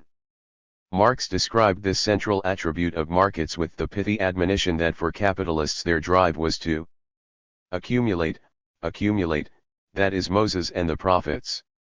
Juliet Shore in her book on Work and Leisure in America provides an instructive indicator. Considering the U.S. from the period after World War II, the golden age of capitalism, to the end of the 20th century, Shore notes that per capita output approximately doubled. She points out that an important decision should have been made in conjunction with that increase in productive capability. That is, should we maintain or even expand the work week to enjoy the much bigger social product that increased productivity made possible? Or should we retain the per capita output level of the 1950s, using the increase in productivity per hour to reduce the work week by establishing a schedule of working 1 week on and 1 week off, or working just 2.5 days a week, or a month or a year on and a month or a year off, with no reduction in overall output per person? You do not have to decide which option you prefer to note that in fact no such democratic decision ever took place because the issue never arose. The market ensured that work pace and workload climbed as high as they could without causing the system to reach a breaking point. It is the market itself and not a conscious collective and free choice that yielded the outcome. So the sense in which the complaint about Parecon citizens making a work/leisure choice that diminishes output is a compliment is that in the transition from markets to participatory planning we recapture conscious social control over determining what labor/leisure trade-off we prefer, rather than having market competition impose on us a singular and very debilitating outcome. But then what is the complaint part of the observation? Presumably it is that humanity will make this labor/leisure trade-off choice stupidly. In other words, given that Parecon permits us to choose between labor and leisure, we will opt to work so little that the fall in output will be horribly damaging to the economy as a whole.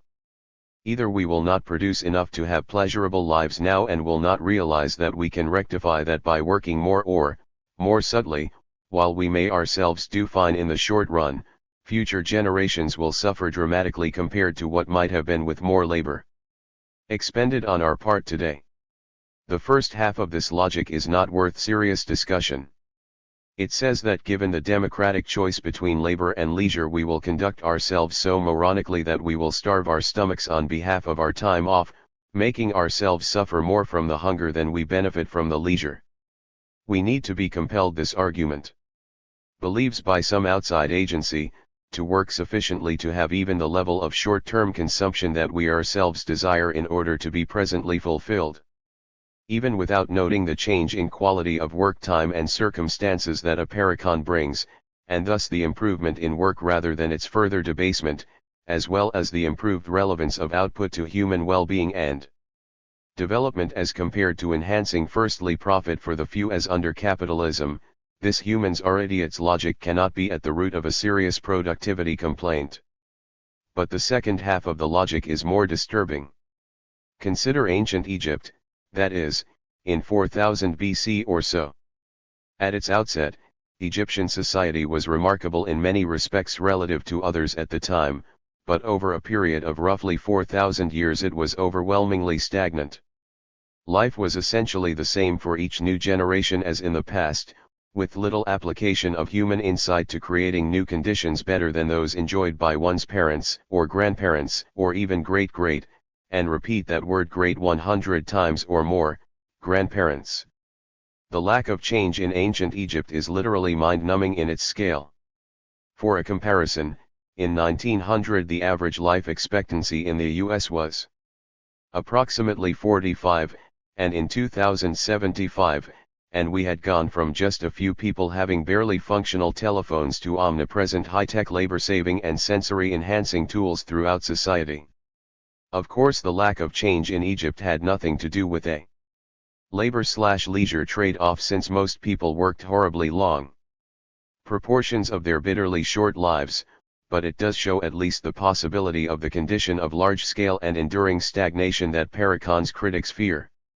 That is, the complaint's supposed dreaded condition, stagnation, is not impossible in real historical situations.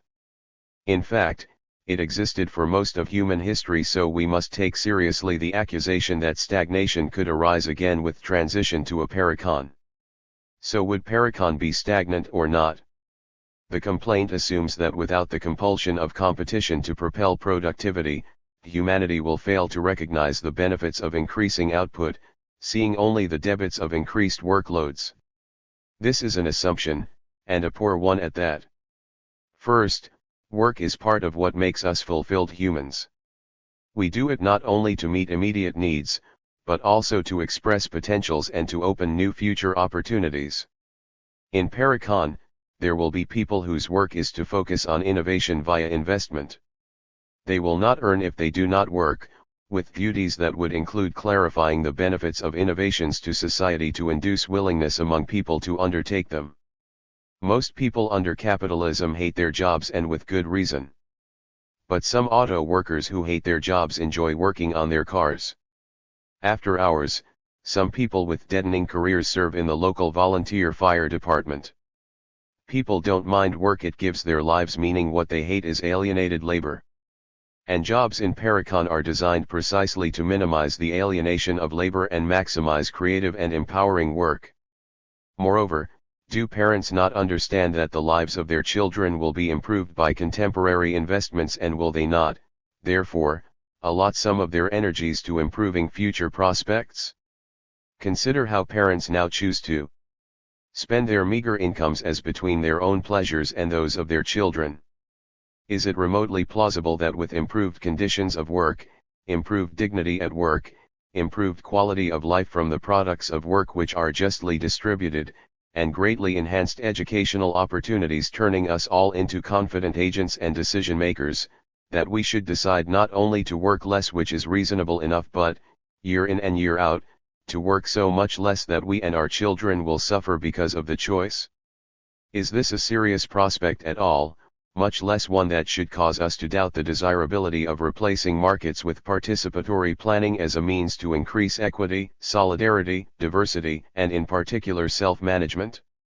Everyone has to decide for themselves, of course, but consider Shore's example mentioned earlier. Suppose in 1955 the US had adopted a participatory economy. What would have been the impact on total volume of work and output and derivatively on progress even? Ignoring other benefits? The quality of work for 80% of the workforce would have improved greatly. Waste production of all kinds would have diminished and disappeared. Needless and excessive production would have disappeared as well. Innovations would have aimed at bettering the quality of work and consumption, not maximizing profit. And then there would have been the reductions in military, advertising, and luxury expenditures, and the gains in education and talent thereby made available for scientific, engineering, artistic, aesthetic, and other advances. So let's call the total output in 1955 Y. What would have happened in the 40 years after World War II if we assume a Parecon rather than a capitalist economy?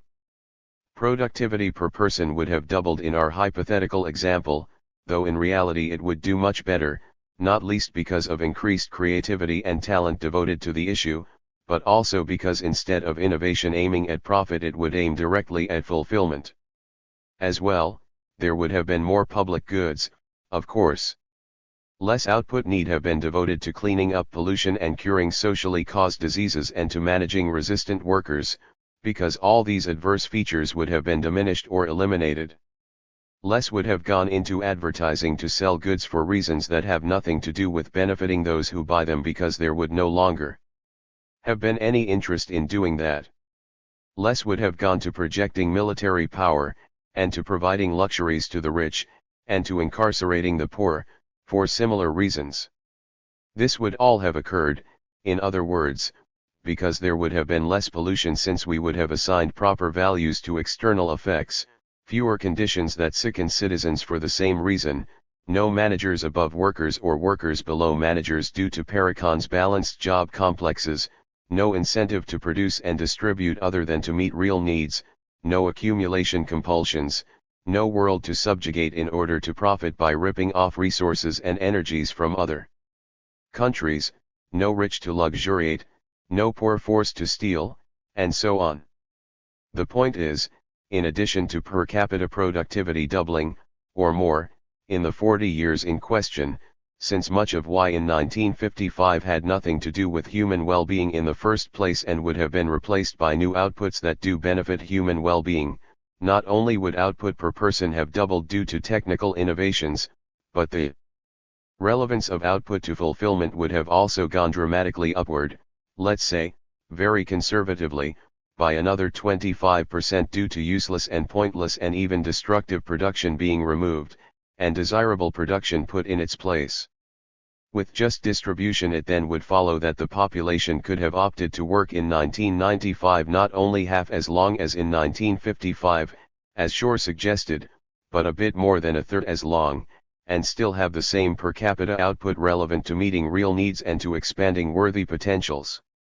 At the same time, investment in innovation could have gone on all along at the same rate it did in 1955 under capitalism. So the work week could go from 40 hours to about 13, in that scenario, over a run of 40 years, with no loss in fulfillment or in output earmarked to engender socially beneficial progress. Does anyone think that humanity is so blindingly lazy that it would opt to cut back work that is no longer alienated even that far, much less to cut it back still further? Isn't it far more plausible that humanity would, in fact, opt for a lesser cutback, say from 40 to 30 or perhaps 25 hours, with, as well, a considerable number of those saved hours going to highly productive hobbies, volunteer pursuits, and self-education? In short, looked at in full context, the productivity complaint is not a serious one, but instead a compliment in disguise. Chapter 16. Creativity/quality.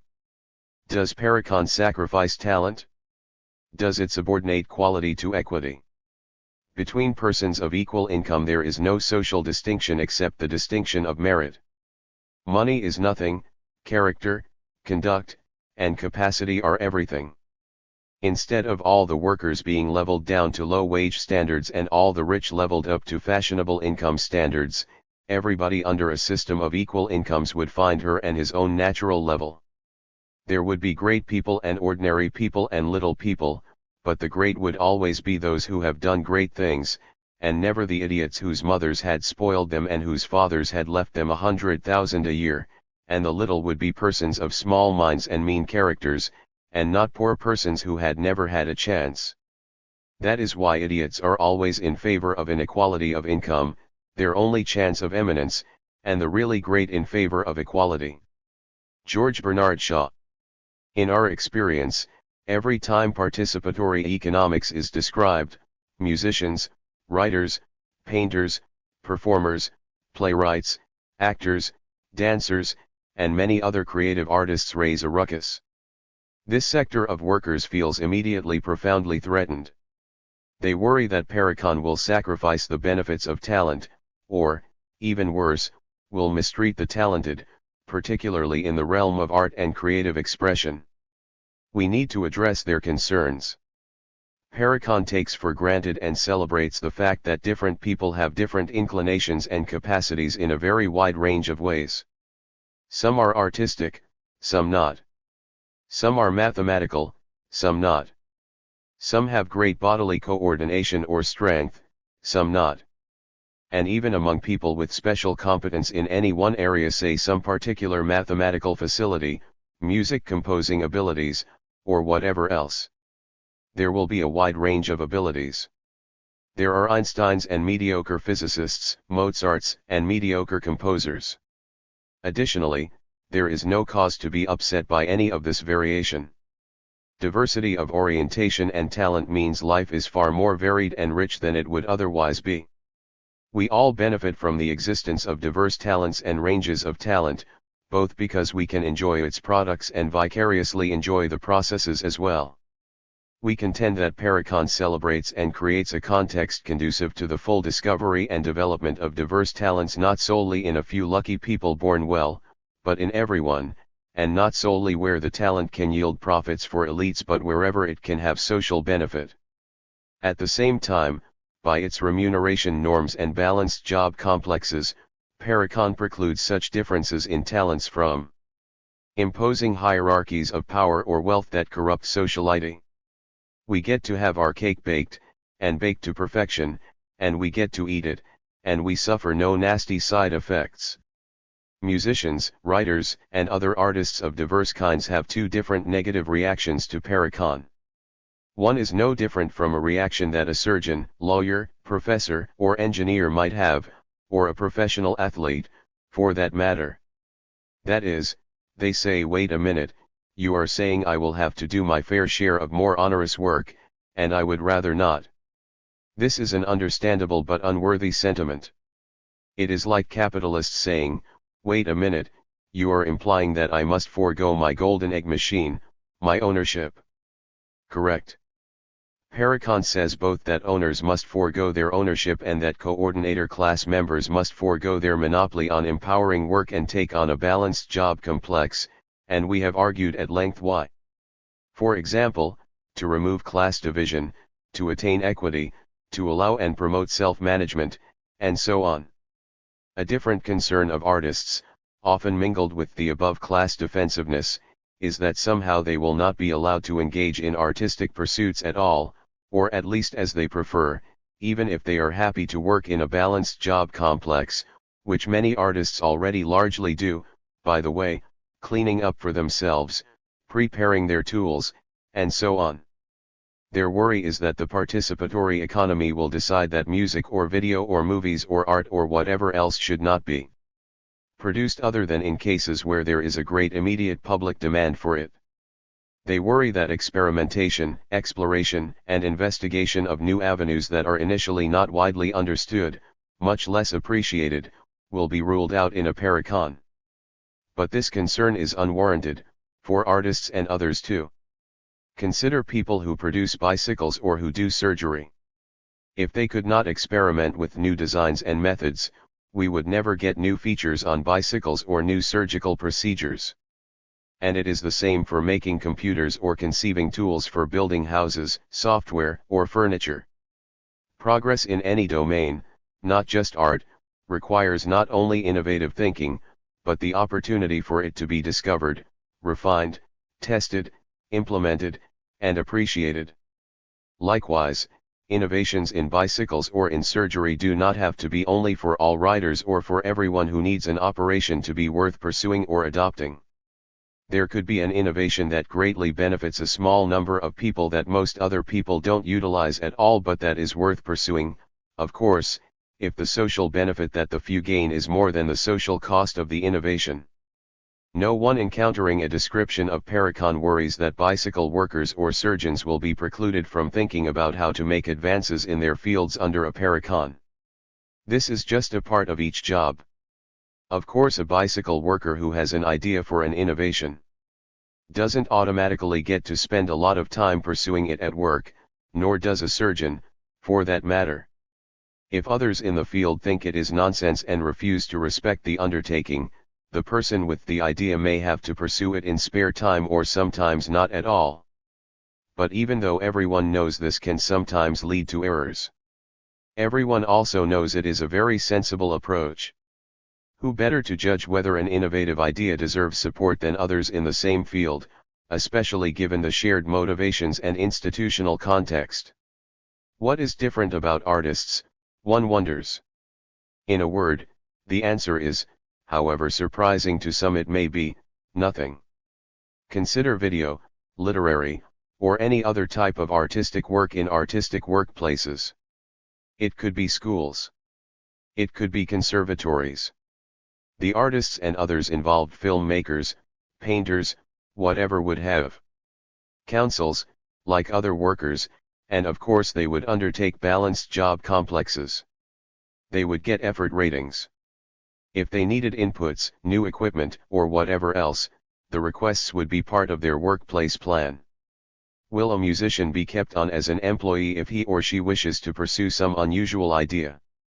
Unless it is lame-brained, why not? Why should we be confident of this? Because not only the artist's fellow artists but the whole population has no trouble understanding the desirability of wide-ranging artistic exploration. The problem many artists have with Parecon is an odd kind of projection. They project from the current situation where there are right-wing and profit-seeking sponsors who undeniably bend artistic endeavor to commercial ends and subordinate it to narrow tastes, to Parecon, where decisions would be made by their fellow artistic workers and the broad public in a context that would lack such commercial drives, profit-seeking, and narrow-minded conformist ignorance. The concern is misguided, as we conclude from all the experience and reason we have. But let's suppose, against all contrary argument, that there is some truth here. Suppose that in exchange for security, respect, classlessness, an end to subordination to profit, a redirection of production and consumption, some excellent and deserving artists sometimes have to pursue their creative dreams in their off hours because they cannot get their fellow artists and consumers to recognize that their ideas are socially/aesthetically worthy. Even in this unlikely eventuality, we are, at worst, on this score and this score alone, back to where we have typically been in capitalist and otherwise hierarchically organized societies all along. It is therefore hard to see how it can be even a slight, much less a serious problem to trade from a system where profit-seeking capitalists arbitrate what art is worthy, to a system in which fellow artists and consumers are the judges. And the same broad analysis as for artists holds, by the way, for innovative mathematicians, or for special athletes, and so on. Parecon fosters quality and justice for humanity via balanced job complexes plus remuneration for effort and sacrifice for socially valued productive labor. In other words, Parecon does not pursue equity by trying to attain a common denominator of accomplishment. Quite the opposite, Parecon promotes the fullest possible development and utilization of diverse talents in creating the richest and most diverse art attainable, but it also preserves equity of remuneration and circumstances, as well as self-management. Each of these aims, we might add, is essential to maintaining an environment in which artists can best express themselves and the public can best appreciate their labors. Chapter 17. Meritocracy/innovation. Does excellence get its due? Is progress an important product? Surely there never was such a fragile chinaware as that of which the millers of Coketown were made. Handle them ever so lightly, and they fell to pieces with such ease that you might suspect them of having been flawed before. They were ruined, when they were required to send laboring children to school; they were ruined, when inspectors were appointed to look into their works; they were ruined when such inspectors considered it doubtful whether they were quite justified in chopping people up with their machinery; they were utterly undone, when it was hinted that perhaps they need not always make quite so much smoke. Whenever a Coketowner felt he was ill-used, that is to say, whenever he was not left entirely alone, and it was proposed to hold him accountable for the consequences of any of his acts, he was sure to come out with the awful menace, that he would sooner pitch his property into the Atlantic. This had terrified the Home Secretary within an inch of his life, on several occasions. Charles Dickens. According to the dictionary, a meritocracy is a system in which advancement is based on individual ability or achievement. The virtue is that excellence gets its due. Is Parecon meritocratic? Similarly, progress depends on incorporating new means of meeting needs and expanding potentials while also expanding gains bearing on less economic values. Does Parecon enhance or somehow subvert the possibilities of progress? Merit. Of course, any system that rewards having a deed to property in one's pocket but doing nothing, or that rewards having lots of bargaining power but doing nothing, is not a meritocracy. But what about genetic endowment? Doesn't that come under the rubric of individual ability? And what about contribution to output? Isn't one person's contribution, even if enhanced by better tools or the luck of producing something in greater rather than lesser need, part of individual achievement and merit? In our view, rewarding merit ought to mean rewarding us for what we've earned, but, as we've argued previously, good genes are no more earned than noble birth. Nevertheless, we must admit that in everyday language genes and contribution to output are considered part of merit. So if rewarding these can only mean remunerating them materially or with access to enhanced formal influence over decisions, then in that sense Parecon is not a meritocracy. On the other hand, if it were satisfactory to appreciate these contributions and to convey respect and thanks for them, but not to convey power or wealth for them, Parecon would still qualify as a meritocracy. Since we are rebutting a criticism, we will assume the generally accepted definition of meritocracy, making the criticism correct. Is it damning?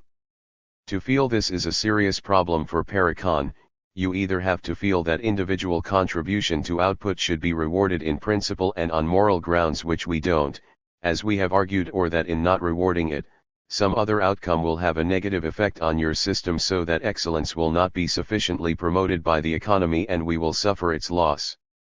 Parecon is designed to maximize the motivating potential of non-material incentives. There is every reason to hope jobs designed by workers will be more enjoyable than ones designed by capitalists or coordinators. There is every reason to believe people will be more willing to carry out tasks that they themselves proposed and agreed to than assignments handed them by superiors.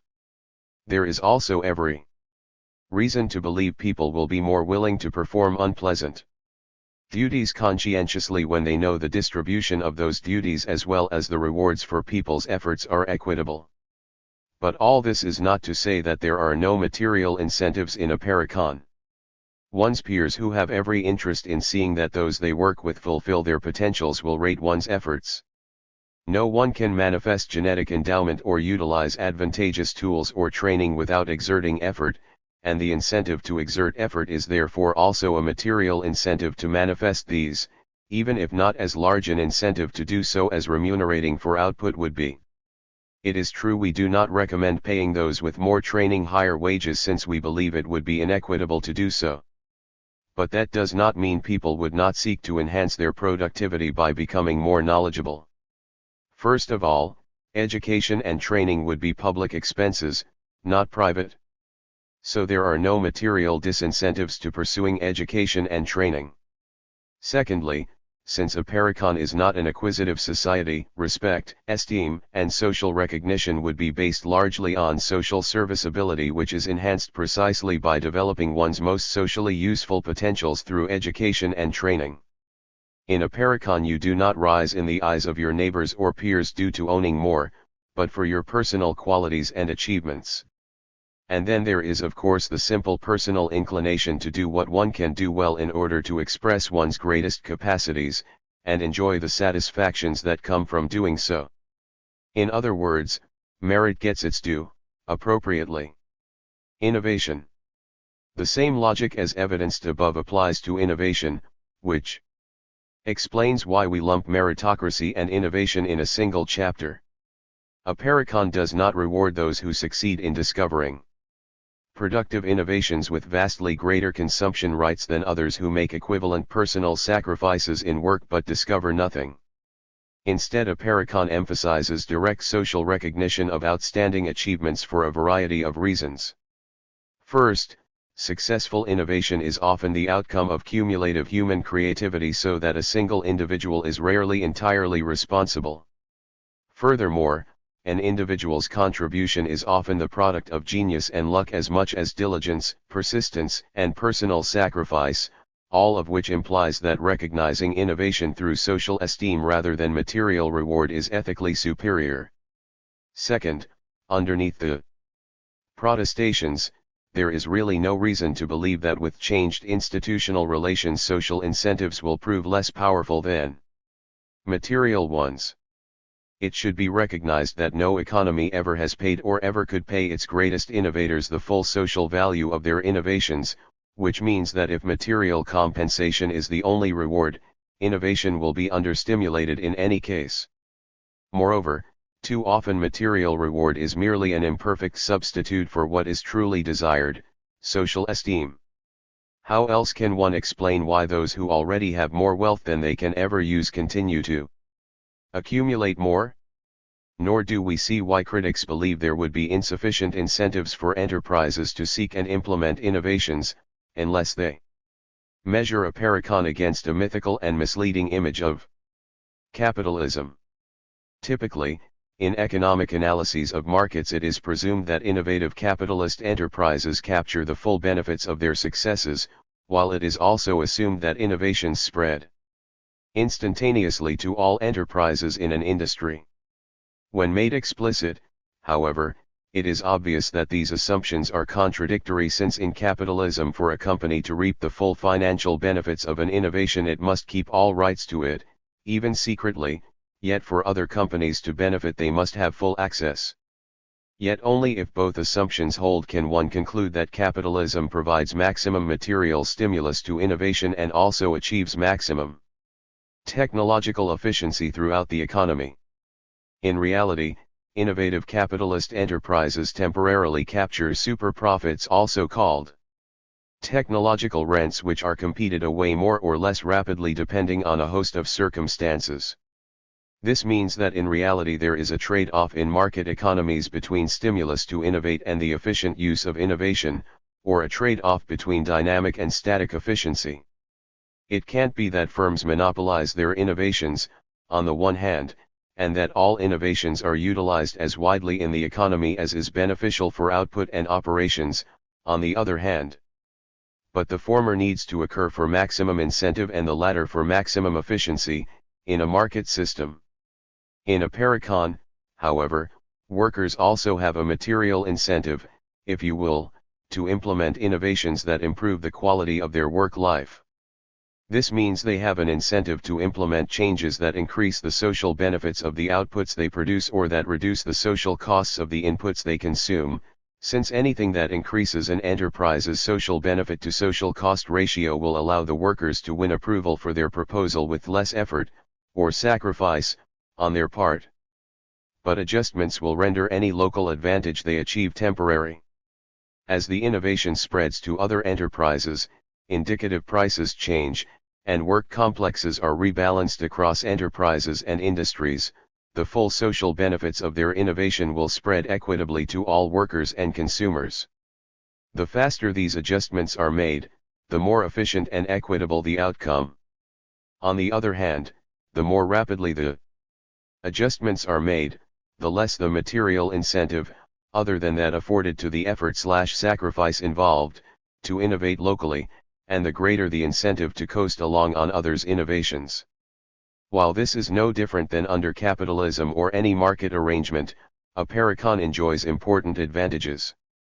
Most important, direct recognition of social serviceability is a more powerful incentive in a participatory economy than a capitalist one, and this considerably reduces the magnitude of the trade-off. Second, a Parecon is better suited to allocating resources efficiently to research and development because research and development is largely a public good which is predictably undersupplied in market economies but would not be in a Parecon. Third, the only effective mechanism for providing material incentives for innovating enterprises in capitalism is to slow their spread at the expense of efficiency. This is true because the transaction costs of registering patents and negotiating licenses from patent holders are very high. Capitalist drug companies claim there is no incentive for them to develop new drugs unless they can reap vast profits by patenting their products.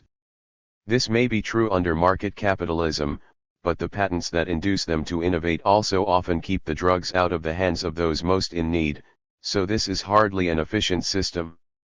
In a Parecon, on the other hand, investment decisions are made democratically so research and development will occur wherever there is a need, and no one has any incentive to keep innovations from being adopted by others so there is maximum diffusion of new products and techniques.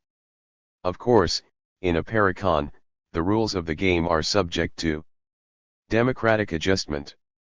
If it were determined that there was inadequate incentive to innovate, which we doubt, various policies could be tweaked. For example, the recalibration of the work complexes for innovating workplaces could be delayed, to allow those workplaces to capture more of the benefit of the innovation, or extra consumption allowances could be granted to innovators for a limited period of time. Such measures would be, in our view, a last resort, but would in any event depart from equity and efficiency far less than in other economic systems, and in no systematic recurring fashion. In general, much of what parades itself as scientific opinion about incentives is plagued by implicit and unwarranted assumptions, predictable in an era of capitalist triumphalism. One should be neither as pessimistic about the motivational power of non-material incentives in an appropriate environment as many people otherwise critical of injustice have become, nor should one see any obstacles to the deployment of limited material incentives specifically for innovation in a Parecon should its members decide they are needed. In the end, there is no reason to doubt the efficacy of a mixture of material and social incentives during the process of creating an equitable and humane economy, with the balance and mix chosen to further equity, diversity, solidarity, and self-management for all rather than simply generating advantage for a few. Chapter 18. Privacy/Frenzy. Do Parecon citizens lack a room of their own? Does anyone have time for anything but economics? People's lives are in turmoil. There is a sense of crisis for men as well as for women, and for children too. Do we have an idea or even a glimmering about how people can and should live, not as victims as in the past for women, nor as atoms just whirling around on their own trajectories, but as members of a human community and as moral agents in that community? Barbara Ehrenreich. Any economy on some counts is good, of course, but if it is really bad on other counts, it can lose much of its luster.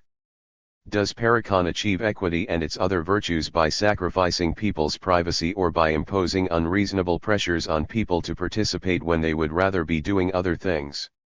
In a roundtable discussion on participatory economics in Z Magazine, July/August 1991, Nancy Falber referred to this problem as the tyranny of the busybody and the dictatorship of the sociable. In a class my frequent co-author taught at American University, this issue came to be known as the kinky underwear problem. Falber also Cautioned of the potential inefficiency of groups dominated by the sentiment "let's not piss anybody off." David Levy observed in a Dollars and Cents, November 1991, book review that while the 1991 book on Parecon that Robin Hahnel and I authored, Looking Forward, reminded him in some respects of Ursula Le Guin's novel The Dispossessed, readers should be warned that Le Guin's subtitle was an ambiguous utopia because reliance on social pressure rather than material incentives create a lack of initiative, claustrophobic conformity, and intrusiveness. In Comradely Private Communication, radical economist Tom Weisskopf cautioned against sacrificing too much individuality, specialization, diversity, and freedom of choice. What is the source of these misgivings, and how do we respond? Parecon recognizes that economic decisions about both consumption and production affect more than the immediate consumer or producer. And Parecon also asserts that those affected by decisions should have proportionate influence over them. Does this yield a situation in which everyone is so continually subordinate to oversight by others that privacy disappears? Does it empower only those who enjoy being involved in planning and making decisions and disempower those who are less socially concerned? Does it impose too many meetings and, even after reducing the work week, leave us all spending too much time hassling over economic choices? A busybody economy. For us it is important to distinguish between misgivings that any and all participatory processes may be too intrusive into people's private lives, and the criticism that particular measures which may or may not be adopted in a specific Parecon are more socially intrusive than they need to be. First, let us reiterate features of our model designed to protect the citizenry from tyrannical busybodies. Beside being free to move from one neighborhood, or job, to another, and besides being able to make consumption proposals anonymously, consumption proposals justified by one's effort rating cannot be easily vetoed. While there is always, of course, nothing but a motion to close debate or at least silence the loud mouth to prevent a busybody from carrying on uselessly about someone else's consumption request, it is difficult to understand why people would choose to waste their time expressing or listening to views that had no practical consequence. And the fact that individuals can make anonymous consumption requests if they do not wish their neighbors to know the particulars of their consumption habits keeps this from becoming a serious problem at all. All societies have to face a tension between leaving people alone and taking care of those who need it. Should a society sponsor public service announcements pointing out the harm of cigarette smoking, for example? People with strong views will hope to persuade other people to do what they think is in their best interest even if they cannot, and would not even want to, force them to do so. In a Parecon, animal rights folks, if they live in a community with meat eaters, may get up at meetings and urge their fellows not to slaughter innocent, sentient creatures for their Big Macs. If the meat eaters respect others they will listen to their arguments, though perhaps ultimately reject their views. But neither side will go through this over and over, and no doubt political or economic deliberative assemblies in a Parecon might establish guidelines to separate out serious issues from harassment. But the same problems exist in a capitalist democracy. I can picket outside a McDonald's denouncing meat eating or outside a fur coat store or outside the Gap for selling items using child labor, even confronting buyers personally. Would we rather a society that was less intrusive even than that, and that did not permit picketers to criticize buyers and sellers at all for their choices? Dictatorship of the sociable. In workers' councils, balancing job complexes for empowerment should alleviate one important cause of differential influence over decision-making. Rotating assignments to committees also alleviates even temporary monopolization of authority. On the other hand, we stopped short of calling for balancing consumption complexes for empowerment and refused to endorse forcing people to attend or remain at meetings longer than they found useful. An apt analogy is the saying, you can lead a horse to water, but you can't make it drink. Parecon has every intention of leading people to participate, but no doubt, some will drink more deeply from the well of participation than others, and those who do, will, other things being equal, probably influence decisions disproportionately.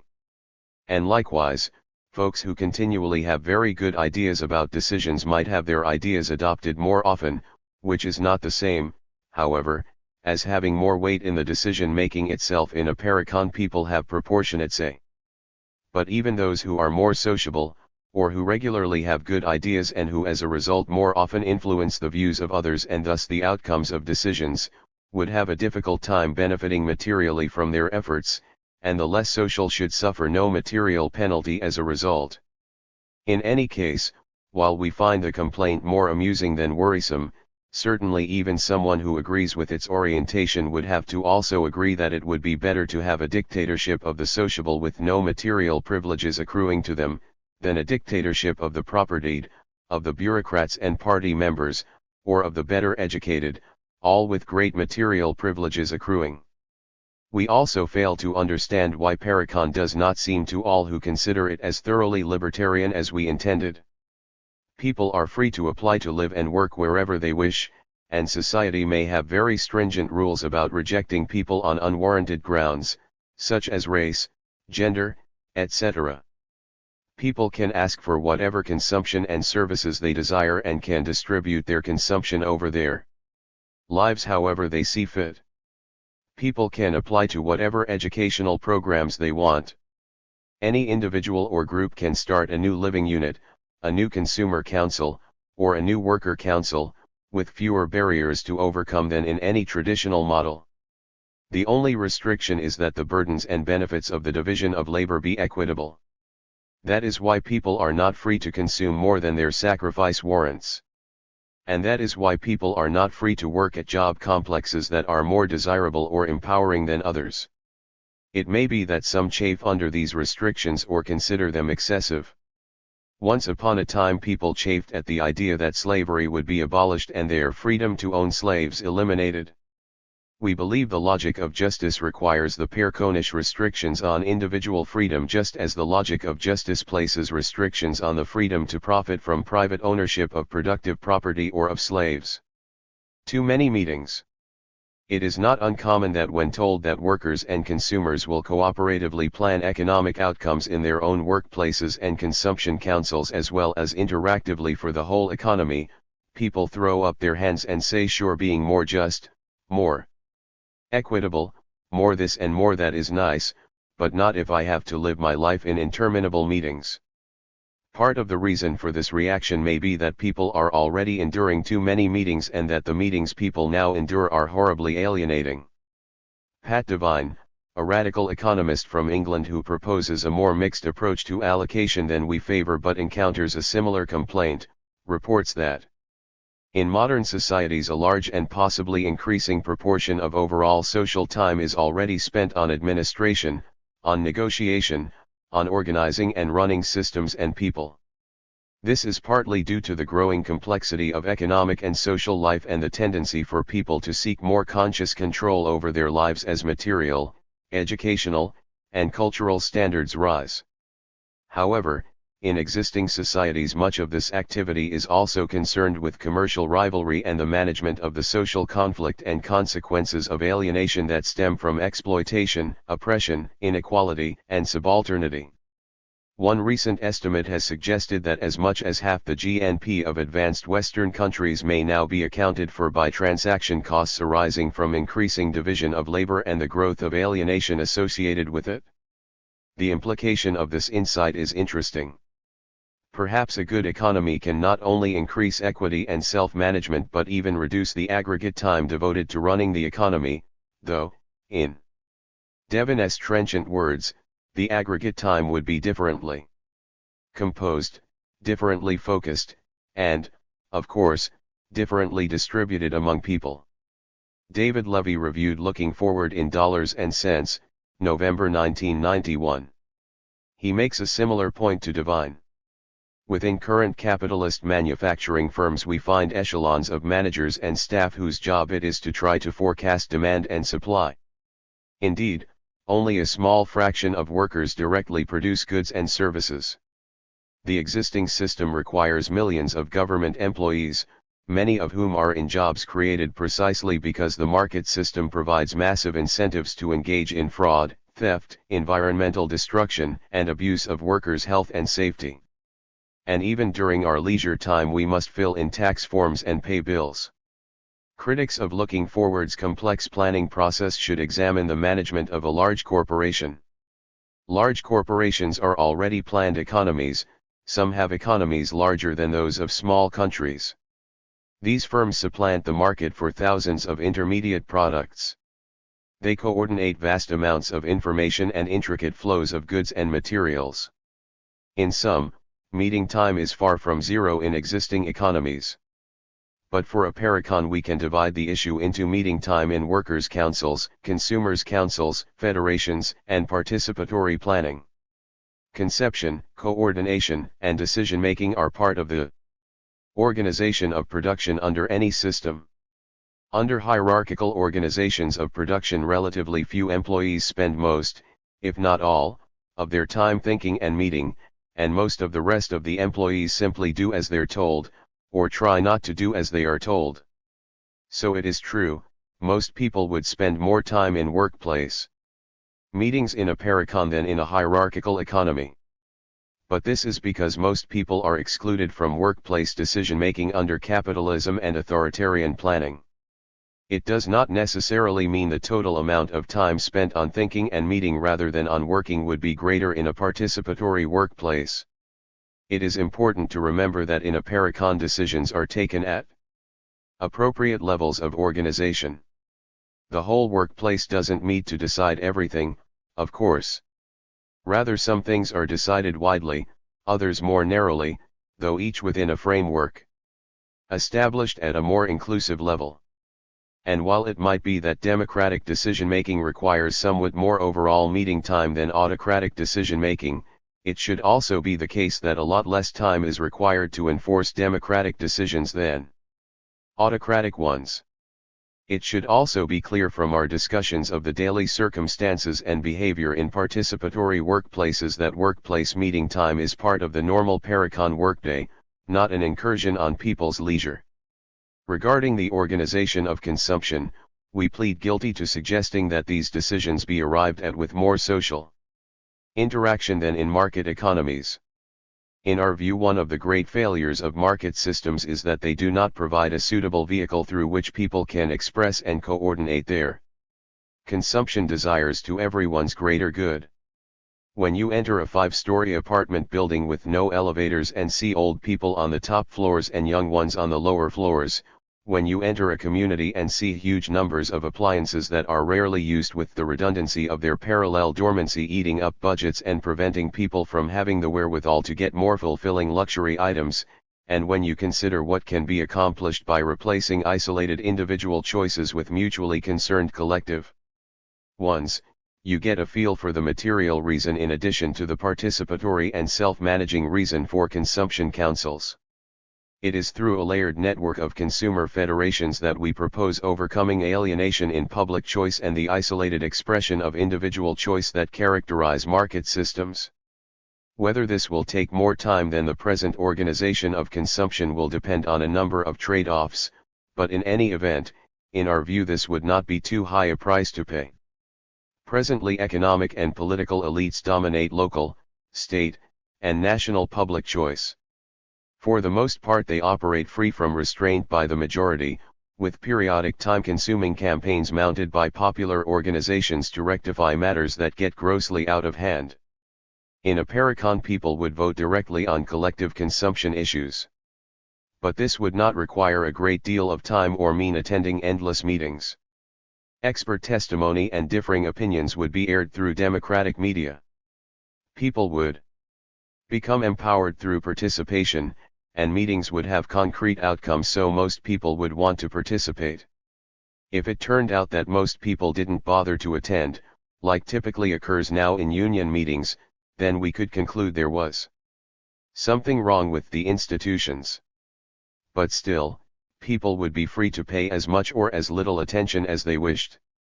We actually believe the amount of time and travail devoted to consumption decision-making in our model would be less than in market economies. Consumer federations could operate exhibits for people to visit before placing orders for goods that would be delivered directly to neighborhood outlets. Research and development units attached to consumer federations would not only provide better information about consumption options, but a real vehicle for translating consumer desires into product innovation. While the prospect of proposing and revising consumption proposals within neighborhood councils might appear to require significant meeting time, we tried to describe in detail how, with the aid of computers and rather simple software packages, this need not take more time than it takes people currently to prepare their tax returns and pay their bills. In any case, nobody wouldn't have to attend meetings or discuss their neighbors' opinions regarding consumption requests if they chose not to. Individuals could choose whether to utilize or ignore the greater opportunities for efficient social interaction prior to registering consumption preferences, and time necessary for consumption. Decision-making would be treated like time necessary for production decision-making as part of one's obligations in a Parecon, not part of one's leisure time. And perhaps most intangibly, yet very importantly, the core activity of life would no longer be to shop till you drop. Including finding stores, comparing competing items with negligible differences, fighting traffic, and making purchases for reasons having little or nothing to do with real freely developed need and desire. This might make sense in a capitalist society that curtails other options for fulfillment and lumps social intercourse and modes of attaining dignity and status overwhelmingly into market-mediated consumption. But it would make no sense in any sensibly organized society. Reducing the centrality of atomized consumption-related activities in people's lives should more than compensate for any additional time required for consumption decision-making, even ignoring other benefits. But how much meeting time does participatory planning require? Contrary to critics' presumptions, we did not propose a model of democratic planning in which people or their elected representatives meet face-to-face to endlessly discuss and negotiate how to coordinate all their activities. Instead, we proposed a procedure in which individuals and councils submit proposals for their own activities, receive new information including new indicative prices, and submit revised proposals until they reach a point of agreement. Nor did we suggest meetings of constituents to define feasible options to be voted on. Instead, we proposed that after a number of iterations had defined the major contours of the overall plan, the staffs of iteration facilitation boards would, mechanically, define a few feasible plans within those contours for constituents to vote on without ever having to meet and debate these at all. Finally, we did not propose face-to-face meetings where different groups would plead their cases for consumption or production proposals that did not meet normal quantitative standards. Instead, we proposed that councils submit qualitative information as part of their proposals so that higher-level federations could grant exceptions should they choose to. But while we do not think the criticism of too many meetings is warranted, we do not want to be misleading. Informed, democratic decision-making is different from autocratic decision-making. And conscious, equitable coordination of the social division of labor is different from the impersonal law of supply and demand. We obviously think the former, in each case, is greatly preferable to the latter. But this is not to say we do not understand that this requires, almost by definition, increases in meaningful social intercourse. Chapter 19. Individual/society. Does Parecon overprivilege individuals above the community or vice versa? Why should workers agree to be slaves in a basically authoritarian structure? Why shouldn't communities have a dominant voice in running the institutions that affect their lives? Noam Chomsky. Part of the complication of conceiving a good society, or any good social institutions, is the subtle relationship between individual and collective. On the one hand, people are social beings. We depend on others. We influence and are influenced by one another. Our acts need to be compatible with those of others in ways that make the interaction beneficial.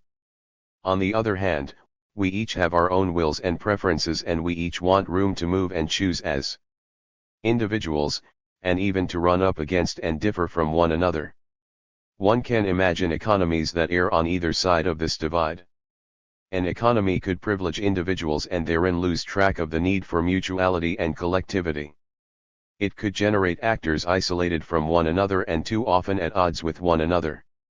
It could cause us to fail to benefit from possible but foregone collectivity. Or an economy could privilege collectivity and therein deny individual freedom. It could subordinate each individual to overarching features that negate personal preferences. Does Parecon suffer either of these ills? Privileging individuals? Some have suggested that Parecon overly concentrates on popular participation in small and local decisions at the expense of larger social issues. They say it privileges individual participation, undervaluing the need for larger collective consistency. Since democracy is not costless to practice, we should economize on its use, they argue, while Parecon overdoes democracy locally at the cost of underattending larger issues. Such critics are right that we should reject a model that diverts people's participatory energies from more important to more trivial issues. It is easy to see how a presentation of Parecon that focuses on local councils and provides only summary descriptions could lead some to conclude that Parecon attaches too little importance to long-term investment. But the missed reality is that Parecon's procedures of participatory planning are not only appropriate for local involvements but also appropriate for long-run and large-scale involvements. The options are: 1. To relegate long-run decision-making to the vagaries of the marketplace. 2. To entrust long-run decision-making to a political and technical elite. 3. To permit councils and federations of workers and consumers to propose, revise, and reconcile the different components of long-run economic involvements. Of course, we favor the third option, given our prioritization of self-management. Laissez-faire market systems are unarguably least appropriate for long-run development decisions.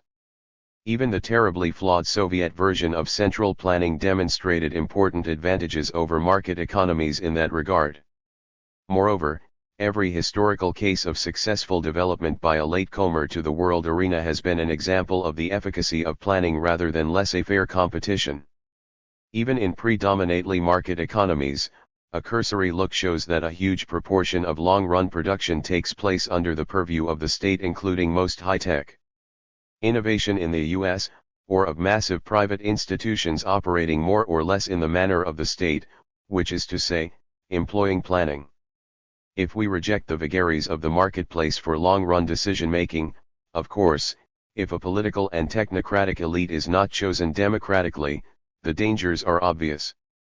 But even supposing we chose those who we opted to entrust to conceive and negotiate a long-term plan democratically, there would be less room for popular participation, and less resemblance to real self-management than under participatory planning. Since we agree with those worried about overprivileging the local that choosing between transforming coal mining to dramatically improve health and safety and replacing highway travel with a high-speed rail system or transforming agriculture to conform to ecological norms vitally impacts people's lives, we also agree that popular participation should be maximized in these matters just as in deciding daily consumption options. So, as always, the issue comes down to how can ordinary people best become involved in decision-making?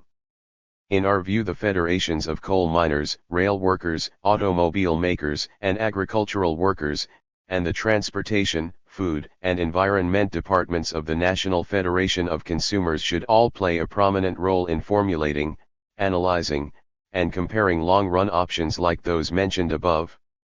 In Parecon, the skilled staffs of iteration facilitation boards and skilled workers in R&D units working directly for involved federations would play an active role in proposing long-term options. But the main point is, in Parecon, with the aid of accurate indications of social costs and benefits, workers and consumers, through their councils and federations of councils, can decide long-term planning just as they can decide annual planning and manage their own work and consumption. Large-scale and small-scale decisions are treated the same. The former is certainly not subordinated to the latter. Overprivileging society? Just as an economy could overlook the global in seeking to address the local, an economy could also do the reverse, subordinating individuals to a stifling national conformity and regulation. Does a Parecon have this failing?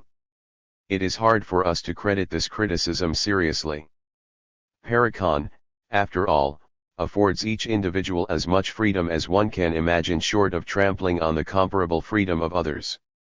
Nonetheless, there is a sense in which this concern arises, in particular, for some anarchist critics, ironically so, given that Parecon is basically an anarchistic economic vision that eliminates fixed hierarchy and delivers self-management.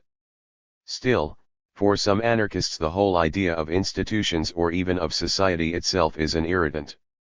Their justified and appropriate anger at structures that subordinate most people's human potential to the elite advantage of a few somehow extrapolates into the feeling that institutions per se are oppressive.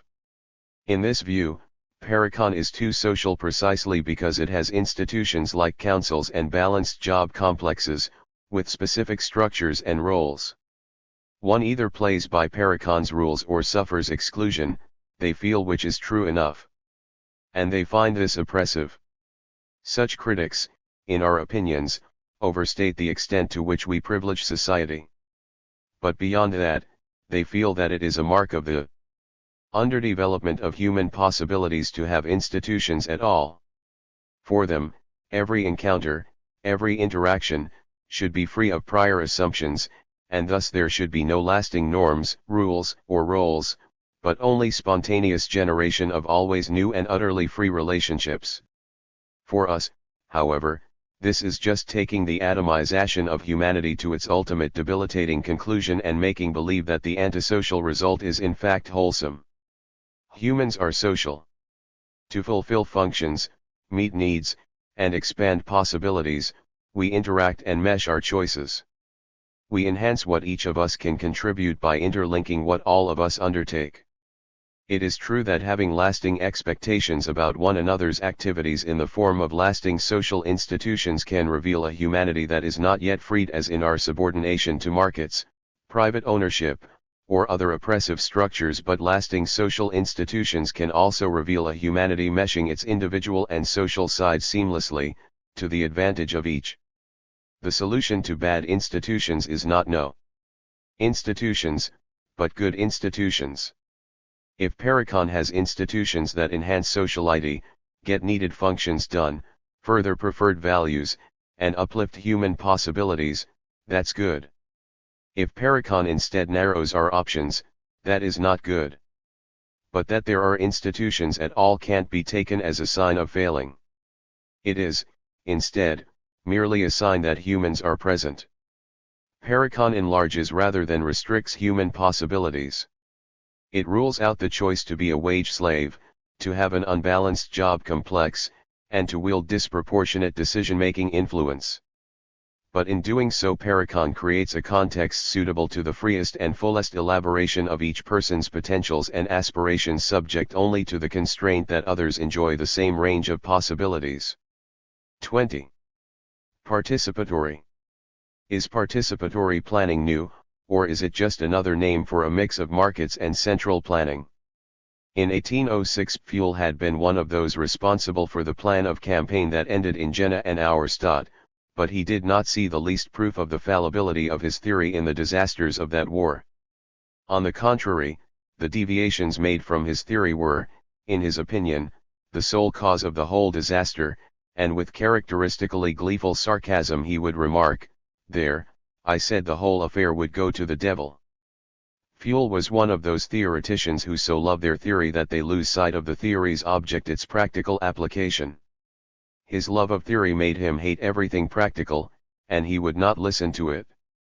He was even pleased by failures, for failures resulting from deviations in practice from the theory only proved to him the accuracy of his theory. Leo Tolstoy. Some critics say participatory planning is a system of exchange using prices and equilibrating supply and demand. Doesn't that make it largely a market and therefore subject to many ills that afflict markets? Other critics ask, aren't Parecon's facilitation workers just central planners? Don't they disproportionately influence outcomes, and won't they bias results on their own behalf, thereby becoming a ruling coordinator class? The sentiments behind these complaints are very much in tune with our own values and aims. It would be very disturbing, therefore, if the claims themselves were accurate. Market allocation by another name. It is certainly true that participatory planning has numeric indicators that we call indicative prices, and that people and institutions in a Parecon consult these indicative prices to make their decisions. And it is also certainly true that the mix and match of the decisions that people make in participatory planning come into accord, via a meshing of supply and demand. Some deduce from these facts that participatory planning must therefore be a disguised market system. It turns out this is mostly a matter of confused terminology, not substance. If one means by market system, a system in which there are prices and in which supply and demand come into accord during allocation, then, yes, participatory planning would be a market system. But with that definition, all non-trivial allocation systems would qualify as market systems, even including central planning, and instead of markets being a specific kind of allocation mechanism with its own particular properties, the word market would be a synonym for allocation itself, and we would need a new word for what economists more typically call a market system. When commentators use the term markets in that encompassing way, it makes folks think that what we have in the US, Italy, India, Australia, and Brazil, is essentially inevitable. After all, any economy will value items and try to avoid gluts or shortages by equilibrating supply and demand in accord with its valuations. So any economy must employ markets, if they are so defined. The next step, of course, is to say that we have markets, therefore there is no need for change. It is a powerful sleight of hand, generating passivity in the face of contemporary economic problems. Suppose you looked at the Soviet Union some time back. You would have seen the same thing that causes these critics to identify Parecon as some type of market system. Economic items in the old Soviet Union had a price. Supply and demand came into proximity with each other by a process that in large part took note of people's responses to prices. So was the old Soviet economy a market system? Only if we use a very misleading definition, of course. Any economic system beyond personal barter includes some kind of mechanism for people to compare options, some kind of prices. Perhaps accompanied, as in Parecon, by qualitative information as well. And if the economy isn't horribly wasteful, any such system will also have supply and demand coming into proximity of one another, as occurred in the old Soviet economy. But no one would mistake the old Soviet economy for a market economy. Why? Of course, it is because the old Soviet institutional framework and its components, and in particular the allocation roles for each actor established by those institutions, were quite different than those promoted by what we call market exchange. In the old Soviet Union the prices were ultimately set by central planners, who did, however, consult people's reactions to those prices. The workers through their managers had only to respond regarding their ability to fulfill instructions and to convey information about available resources, as well as to obey instructions. The planners had only to calculate and set prices and issue marching orders. Managers had to administer as well as obey. Consumers had to go to the store and pick what they wanted, paying the established price and keeping within their budget. Seemingly quite like at any supermarket. But there was no competition among buyers and sellers, leading to competitive prices, which prices in turn contoured the competition. The point is that yes, Parecon has, among other features, a kind of budgeting, and a meshing of supply and demand, as does any complex economy. But, nonetheless, Parecon does not incorporate a market, because, among other factors, participatory planning doesn't have buyers and sellers maximizing their own advantage each at the cost of the other. It doesn't have competitively determined prices. It doesn't have profit or surplus maximization. It doesn't have remuneration according to bargaining power or output. Rather, Parecon has other features entirely contrary to these, as noted throughout this volume. For example, it has far better estimates of true social costs and benefits, and very different incentives and rewards, different apportionment of influence over outcomes, and different personality and preference implications, as discussed in prior chapters. The critic might not relent so fast. If participatory planning persists as intended, it is very different from markets, agrees the critic. But won't market behavior intrude? Won't people pursue market exchanges for personal advantage, black markets, until markets have subverted the participatory planning process? Isn't Parecon vulnerable to re-emerging market allocation? The logic of the complaint goes like this. Let's say that a country has a Parecon. A very skilled tailor finds that people appreciate his work and that he can charge them for favors. The tailor does so, and soon the tailor has made such a profit that he can employ other tailors to do his work on a larger scale, benefiting from his special knowledge. After a while, the talented tailor has established an industry. With his profits, his empire can freely expand. Markets and capitalism return. Technically, this is called a black market. One can imagine lots of different approaches to this type of finagling in different participatory economies. At the extremes, one society might decide that this is such a minuscule problem that they will simply ignore it institutionally, letting normal operations reduce it to a trivial annoyance, but taking no special steps. Another society might take a diametrically opposite approach and, beyond allowing the barter of goods among actors, as in my trading a shirt for a pair of gloves of yours, make transfers of goods outside planned transactions illegal, including punishing violators. To decide which of these positions to favor, or something in between, one might want to take into account a few things. 1. The second part of the problem, hiring wage slaves with gains from black marketeering, is simply not an option in Parecon. At an absolute minimum, the economy will not allocate resources to a production unit assembled in such a fashion. Not to mention, why would anyone work there? To test the above claim, let's make the problem more real. 1 country goes Parecon, another does not. A rich person from the latter country comes into the Parecon and advertises for wage slaves to work in a factory that he wants to build in the Parecon country. He offers a high pay rate, let's say, using his assets from without. This cannot happen, of course, but why not? On the one hand, if you believe in Parecon, you think most people will look at this guy like he's the devil and want nothing to do with him. On the other hand, what if some people, for whatever reasons, want to give up balanced job complexes and remuneration according to effort and sacrifice and proportionate impact on decisions and council democracy and so on, for the better wages this owner offers? It still cannot happen because society just doesn't allow it. The planning process will not provide the newcomer's firm with inputs, and it will not accept its outputs. Even earlier, there is the matter of whether this owner from abroad could possibly make big profits paying wages sufficient to attract people away from Parecon firms.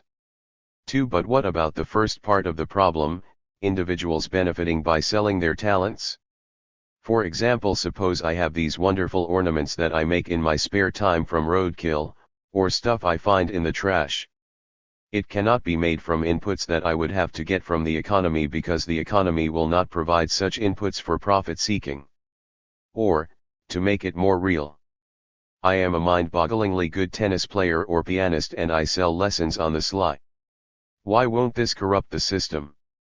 Well, it is correct that in a Parecon this is technically possible, but it is also important to realize that it is very hard in practice. For one thing, you cannot transfer income actual money because, a.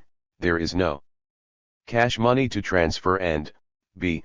even if there were, the black marketeer could not enter the planning process to consume with it without revealing, by its magnitude, that he/she was cheating the system. So the black marketeer has to be paid in goods just as if he traded his sweater for his neighbor's shoes, but in this case he or she would be trading a service, like tennis lessons. It is very clumsy, to say the least, and this puts a lid on the problem even without taking into account the social onus. But if, in fact, the black marketeer manages to get people to pay for lessons, how does she explain her resulting abundance? The social ostracism that would accompany any ostentatious consumption that revealed cheating, and what other source could there be for wildly excessive consumption, would be a very high price to pay for income above and beyond the already quite comfortable and socially rich existence Parecon typically provides. And there is not only a social and moral loss to be incurred by this type behavior in a Parecon, since much consumption is collective, and that would be lost as well. So even without legal penalties, on the one side there is great difficulty in carrying off black market behavior and in accruing much by way of it, and on the other side, there is considerable loss in being identified as a social ingrate, which is almost impossible to avoid if you are benefiting significantly. Returning to the original social choice, believing all the above, one might figure it is not worth society's time to worry about this problem because it is easier to turn the other cheek, and if some folks manage a little extra lucre, so be it. Or one might decide, instead, that the dangers are significant, like the dangers of outright theft, which is outlawed, even with the social obstacles to such behavior, so that society ought to police the matter. Or, perhaps, one might move from the latter view to the former view as the system develops and as Parecon values become commonplace. In any event, there is not lurking here a slippery slope back into markets. Still, the persistent critic might wonder, is it right for a person to not have the option because society precludes it to garner the highest income possible by trading his/her talents? This revisits points already addressed, but, of course, if one thinks people should be remunerated according to what they can extract via their bargaining power, which is what markets foster, or according to their contribution to output as markets are supposed to achieve, then one would not want Parecon in the first place because it remunerates according to effort and sacrifice. But if one does favor remuneration for effort and sacrifice, then why should the existence of societal restrictions be a debit? There is no such thing as anything goes in any society. It cannot be anything goes for you and me when I want to do X which precludes your doing Y, and you want to do Y which precludes my doing X. We cannot both implement our preferences. Once my anything conflicts with your anything, so it is not possible to say anything goes. More importantly, if we have institutions in a society and there is no society that doesn't have institutions, then by virtue of the roles the institutions embody and those they do not embody, even before considering laws and enforcement, there are restrictions. For example, we do not allow slave owning in the U.S. It is not permitted. It doesn't matter if I come to you with $1 million and say sign here, be my slave, it is not legal. In fact, however, it is not really an issue. The law is relatively moot because, save for interstices where one can operate without being visible, no one wants to be a slave and no one wants slaves. The social opprobrium on both sides is too great relative to the gains even for venal folks to attempt it. Now, having wage slaves is another matter that is acceptable and therefore pursued with vigor and in fact taken as a given in capitalism. But in a Parecon, in contrast, having wage slaves is not an option. You cannot be a part of a Parecon as a wage slave or while employing a wage slave. You would not get inputs and your outputs would not be distributed. And trying to do it on the sly would be like trying to own a slave in capitalism on the sly, unacceptable and unlikely to succeed to any significant degree. Parecon does not perfectly eliminate, whether by definition, by incentives, or by consciousness raising, every violation of its own morals that someone might entertain. And so this question is an apt form of a broader one: does Parecon make most violations of its values so counterproductive as to be not worth pursuing even if one could get away with it, and can it prosecute other violations when they occur as successfully as any other model prosecutes violations? Parecon's claim is that the answer is yes on both counts, actually better than other systems on both counts. And if the next question is, well, what about murder, theft, and other crimes, or what about the black market if you decide to prosecute actors for that? Do these require police, and if so, won't that lead right back to old-fashioned coercion and hierarchy? The answer is yes, A society with a Parecon is like any other society in that it has to deal with abuses of individuals and of society, and yes, that entails, in fact, it defines a police function. But no, this does not imply old-fashioned political coercion and hierarchy any more than the fact that Parecons have a production and allocation function implies old-fashioned market or corporate-based class division. But discussing how to accomplish police, judicial, legislative, or other political functions is a matter for a presentation about political vision outside the scope of this book, though it could be pursued by a similar approach settling on needed functions, worthy values, and finally desired institutions. Central planning by another name. The critic of participatory planning now takes an opposite approach. Aren't the facilitators just central planners? Isn't this not really a new system, but the same old authoritarian one, at least in practice? The planning process, and thus the role of facilitation boards is, remember, more or less like this. Each actor, which is sometimes an individual, sometimes a workplace, or sometimes a consumption council, submits a proposal for what they wish to consume or produce, that is, their economic activity. The proposals of course do not mesh into a workable plan immediately. For most goods more is sought for consumption than proposed as supply, even when people try to make sensible proposals based on projections of the likely average income for the coming period and awareness of their past period's actual results.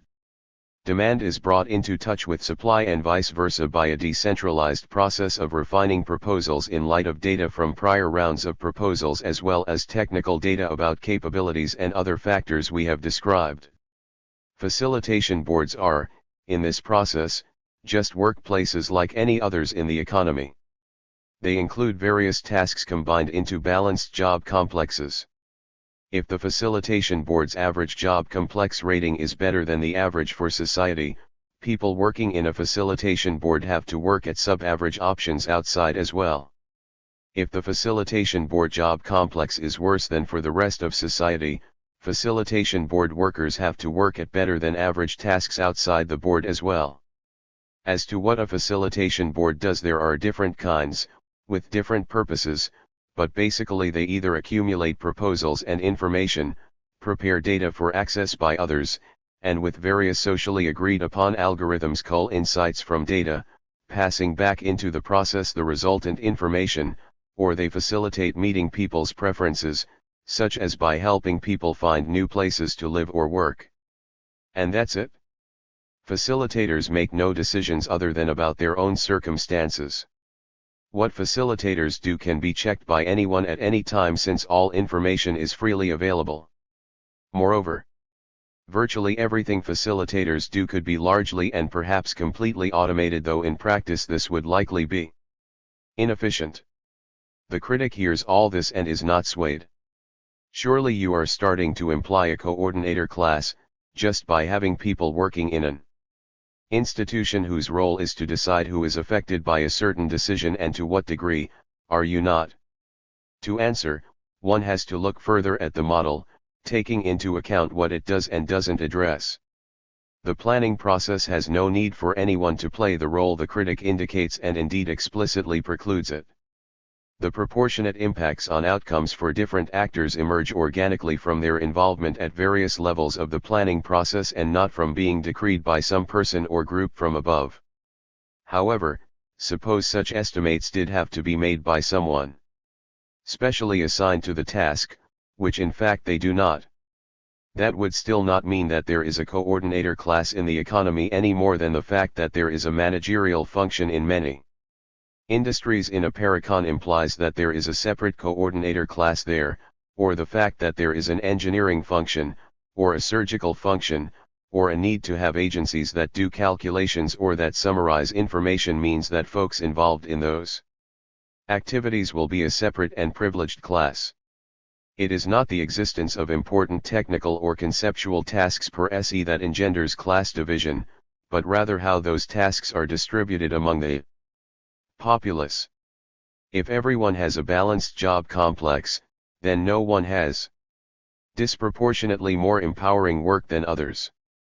Moreover, If there are no ways to make aggrandizing decisions to advance oneself or one's class at the expense of others, then systematic abuse of even temporary powers is virtually impossible. If your work group needs to have a conductor and Leonard gets the nod next week, he can be good or bad at it, and can even be a pompous ass or an exemplary genius at it, but he cannot use the position to enrich himself or some class of actors. That option doesn't exist because remuneration and circumstances are beyond his or anyone else's capacity to privately manipulate. The critic is steadfast. Suppose I work in an institution that controls some of the critical levers of the economy, she says. Then even if I have a balanced job complex within that institution, I may still have an unbalanced job complex with regard to economic power and the broader community, right? No, at least not in a Parecon, because if you worked in the type of institution just described, as part of your job complex you would have to work part-time elsewhere, to attain a balance. But more important, which institution is it that the critic has in mind as providing a base for abuse?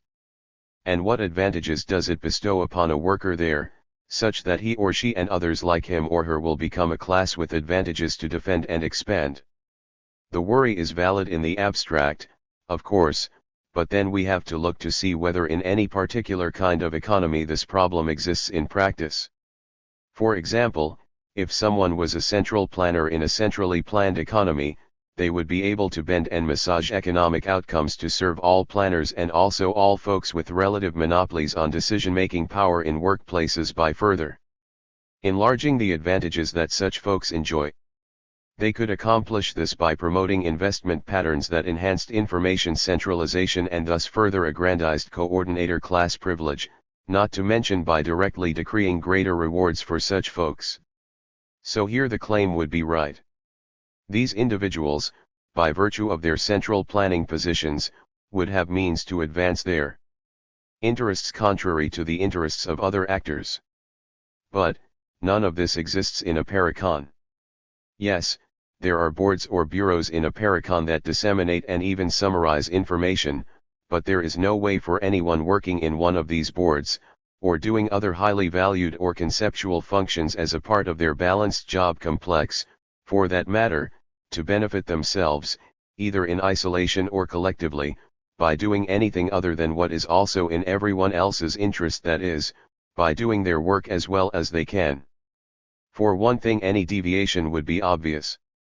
But, even more important, there could be no self-serving deviation in ways that were not trivial, such as direct theft. It is precisely this kind of attribute that is striking about Parecon, in fact. The idea behind this claim is pretty simple. In a Parecon, or really any economy at all, to improve one's economic lot one needs more income or better circumstances, or more power, since that facilitates the other two.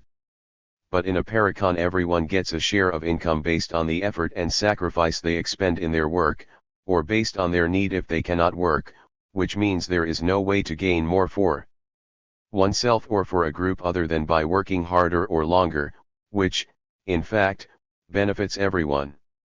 For me to get ahead, the total product must grow, or I have to expend more effort and sacrifice in producing that product, which is fair enough. I cannot get ahead at the expense of others by grabbing a bigger share than I am entitled to and leaving them with less than they are entitled to. Similarly, since we all have balanced job complexes, my work situation only improves if the society's average job complex improves so that everyone's situation at work benefits. Yes, I can select from among balanced job complexes one I prefer over one that doesn't suit me, and of course I will do so and I should do so, but that has no broad class implications and is as it should be for everyone. Could a class of fakers arise who make believe that they cannot work, who consume the average bundle, but who do not work the normal load? It is hard to imagine, but more important than being far-fetched, it would be a minimal achievement and they would not have any authority over anyone, and since they would have to show all the signs of a work-preventing ailment, on balance they would gain little, if anything, at considerable risk. At any rate, Participatory planning is neither a market system nor a centrally planned system precisely because it has different defining institutions and roles than each, and because in theory and also in practice there is no tendency for it to devolve into either. Chapter 21. Flexibility. Should a Parecon incorporate limited markets? When we should have been planning switches to smaller, more fuel-efficient, lighter cars in the late 1960s, in response to a growing demand in the marketplace, GM refused because we make more money on big cars. It mattered not that customers wanted the smaller cars, or that a national balance of payments deficit was being built.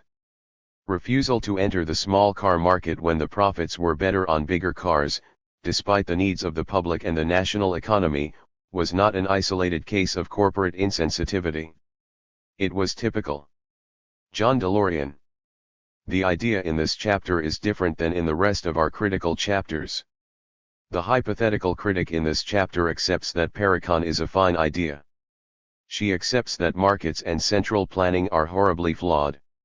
She accepts the desirability of councils, balanced job complexes, self-management decision-making norms and procedures, and remuneration for effort and sacrifice. She accepts that participatory planning fosters all those features and has additional virtues as well, and she supports it for those reasons. But, even with all that celebration, she worries about it being too doctrinaire. Okay, markets for all our allocation is a horrible idea, but why not just for some of it, she urges.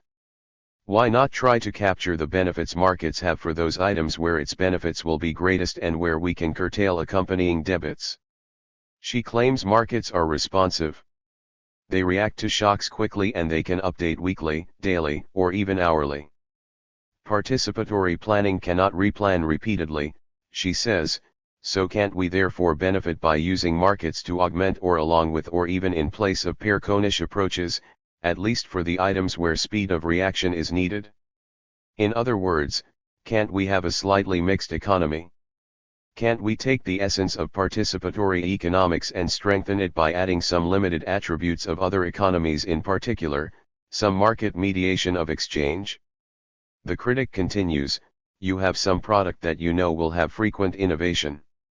When you plan it in the participatory planning process at the outset of the year, you get a very fine assessment of its true costs and benefits, or exchange value, at the start of your year. The procedures support the economy's broad values. They respect and foster self-management, and so on. But what happens when innovations occur for the item in question well before the next planning period comes around, say only 2 or 3 months into the year?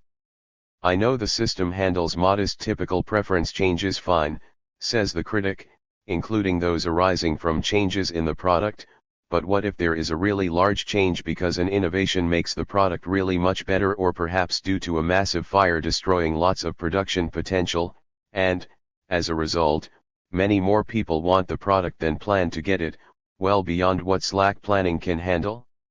Wouldn't it be good to let the consumers and producers of the item operate as they would via a market, so that the price would move quickly and in the correct direction, and so that demand would properly fall? Wouldn't this improve on having to replan the whole economy? Our answer to this very fair question comes in 2 parts. First, if in such cases the only option was to persist with the plan as conceived in the initial planning period or to incorporate market features, we would favor the former. The loss in efficiency induced by having to wait to adjust until the next planning period would be quite modest compared to the debits of ushering market allocation back into the system. The short of it is that moving quickly by markets from wrong prices to still wrong prices by methods that subvert all the values we hold dear is not improving matters. But, second, this is not the actual situation. There is no reason why Parecon consumers should have to sit tight with the initially planned exchange rates and allocations, rather than correct for surprising innovations or calamities, even for large ones such as is hypothesized here. To compare, suppose an innovation or a calamitous destruction of productive potential occurs in a market economy. The conditions prevailing have changed. Old prices no longer clear markets properly. How do prices and material choices by actors respond? With markets, buyers and sellers try to get as much benefit for themselves, regardless of the effect on others, in the new situation, just as in the old one. The market response, in other words, will likely go in the right direction, but the motive driving the correction, as at all times with markets, will be pursuit of profit/surplus and advance of competing actors via enlarging market share. The process will ignore the will of agents not directly involved in the exchange. It will impose antisocial motives, and other failings, as we have discussed at length about markets in general. Additionally, the idea that markets respond well to shocks and changes is, in any event, only a mathematician's assumption. In fact, the rippling changes percolating from an unexpected major change in demand or supply take time to unfold, and the assertion that they will inevitably occur quickly and accurately, even if we set aside other reasons for market prices diverging from true costs and benefits and market outputs diverging from accurate representations of people's unbiased preferences, conveniently ignores a host of disequilibrating dynamics that actually afflict market systems, and that may mean that the initial markets affected by the shock do not re-equilibrate quickly, or at all, or that interactions between interconnected markets produce a disequilibrating dynamic that pushes all markets farther from a new equilibrium. Thus, re-equilibration in a market economy typically requires a change in some initial market affected by the unforeseen event, followed by changes in any markets where supply or demand is affected by the change in the first market, followed by changes in other markets where supply and demand is affected by changes in the second tier affected, and so on. How much of this re-equilibration takes place how quickly is anybody's guess. Market enthusiasts assume it all happens very quickly, and that market prices are good in the first place and good after re-equilibration as well. Of course, in reality only some of it happens. None of it happens instantly. And worst, market prices diverge from accurate valuations of true social costs and benefits both before and after any shock. In sum, to the extent that re-equilibration does not reach all markets, and to the extent that markets which do eventually re-equilibrate do not do so instantaneously, market systems will perform inefficiently and inequitably in response to the unforeseen event, even if its prices were efficient before and wound up efficient after the shock. Of course, when its prices aren't efficient before and don't wind up efficient afterward, things are that much worse.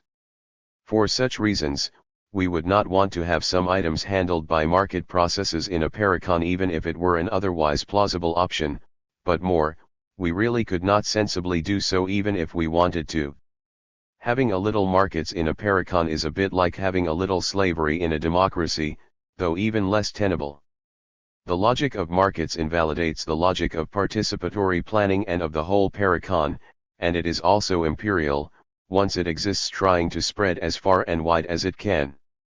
You cannot have some workplaces seeking market share, trying to induce purchases regardless of impact on consumers and society, ignoring external effects, trying to elevate remuneration according to power or output or surpluses, and expect those firms to interface congenially with the rest of the participatory economy.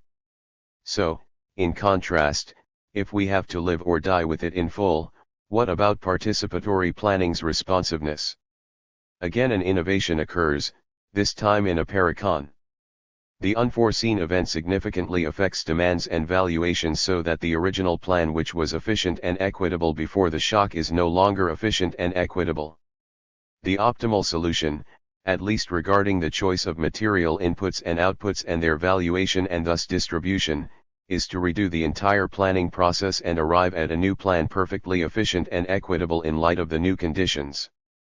Doing so is in that sense the analog of a market system jumping from allocations before the shock all the way to allocations after all of the interconnected markets re-equilibrate, without any misallocations in the interim. But wait, says the critic, this answer won't do because replacing is impractical except in cases of huge unforeseen events with large enough impact to merit that big an undertaking, even if I will admit that in such cases nothing would prevent redoing the plan, which would be much simpler than planning from scratch. My point is, says the critic, most of the time deviations are important yet not worth cranking up the entire planning process involving all workers and consumers' councils, federations, and IFBs. To appease me regarding Parecon's flexibility, you need to have something more convenient. Even if a little less perfectly efficient and equitable, than entirely replacing the whole economy.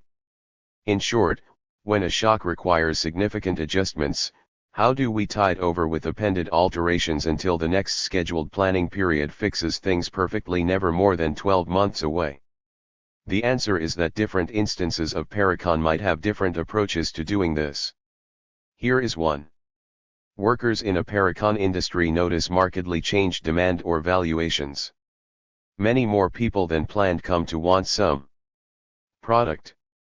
The easiest adjustment is if the original plan allowed for production of a certain amount extra of the good in question, so that unexpected increased demand can be met by actualizing this extra potential. The name for a plan with no extra potential built in is a taut plan, and the name for a plan with extra potential built in is a slack plan, with the amount of slack varying for the economy and its industries. This is exactly analogous to business inventories in a market system, whether kept on hand, or able to be generated.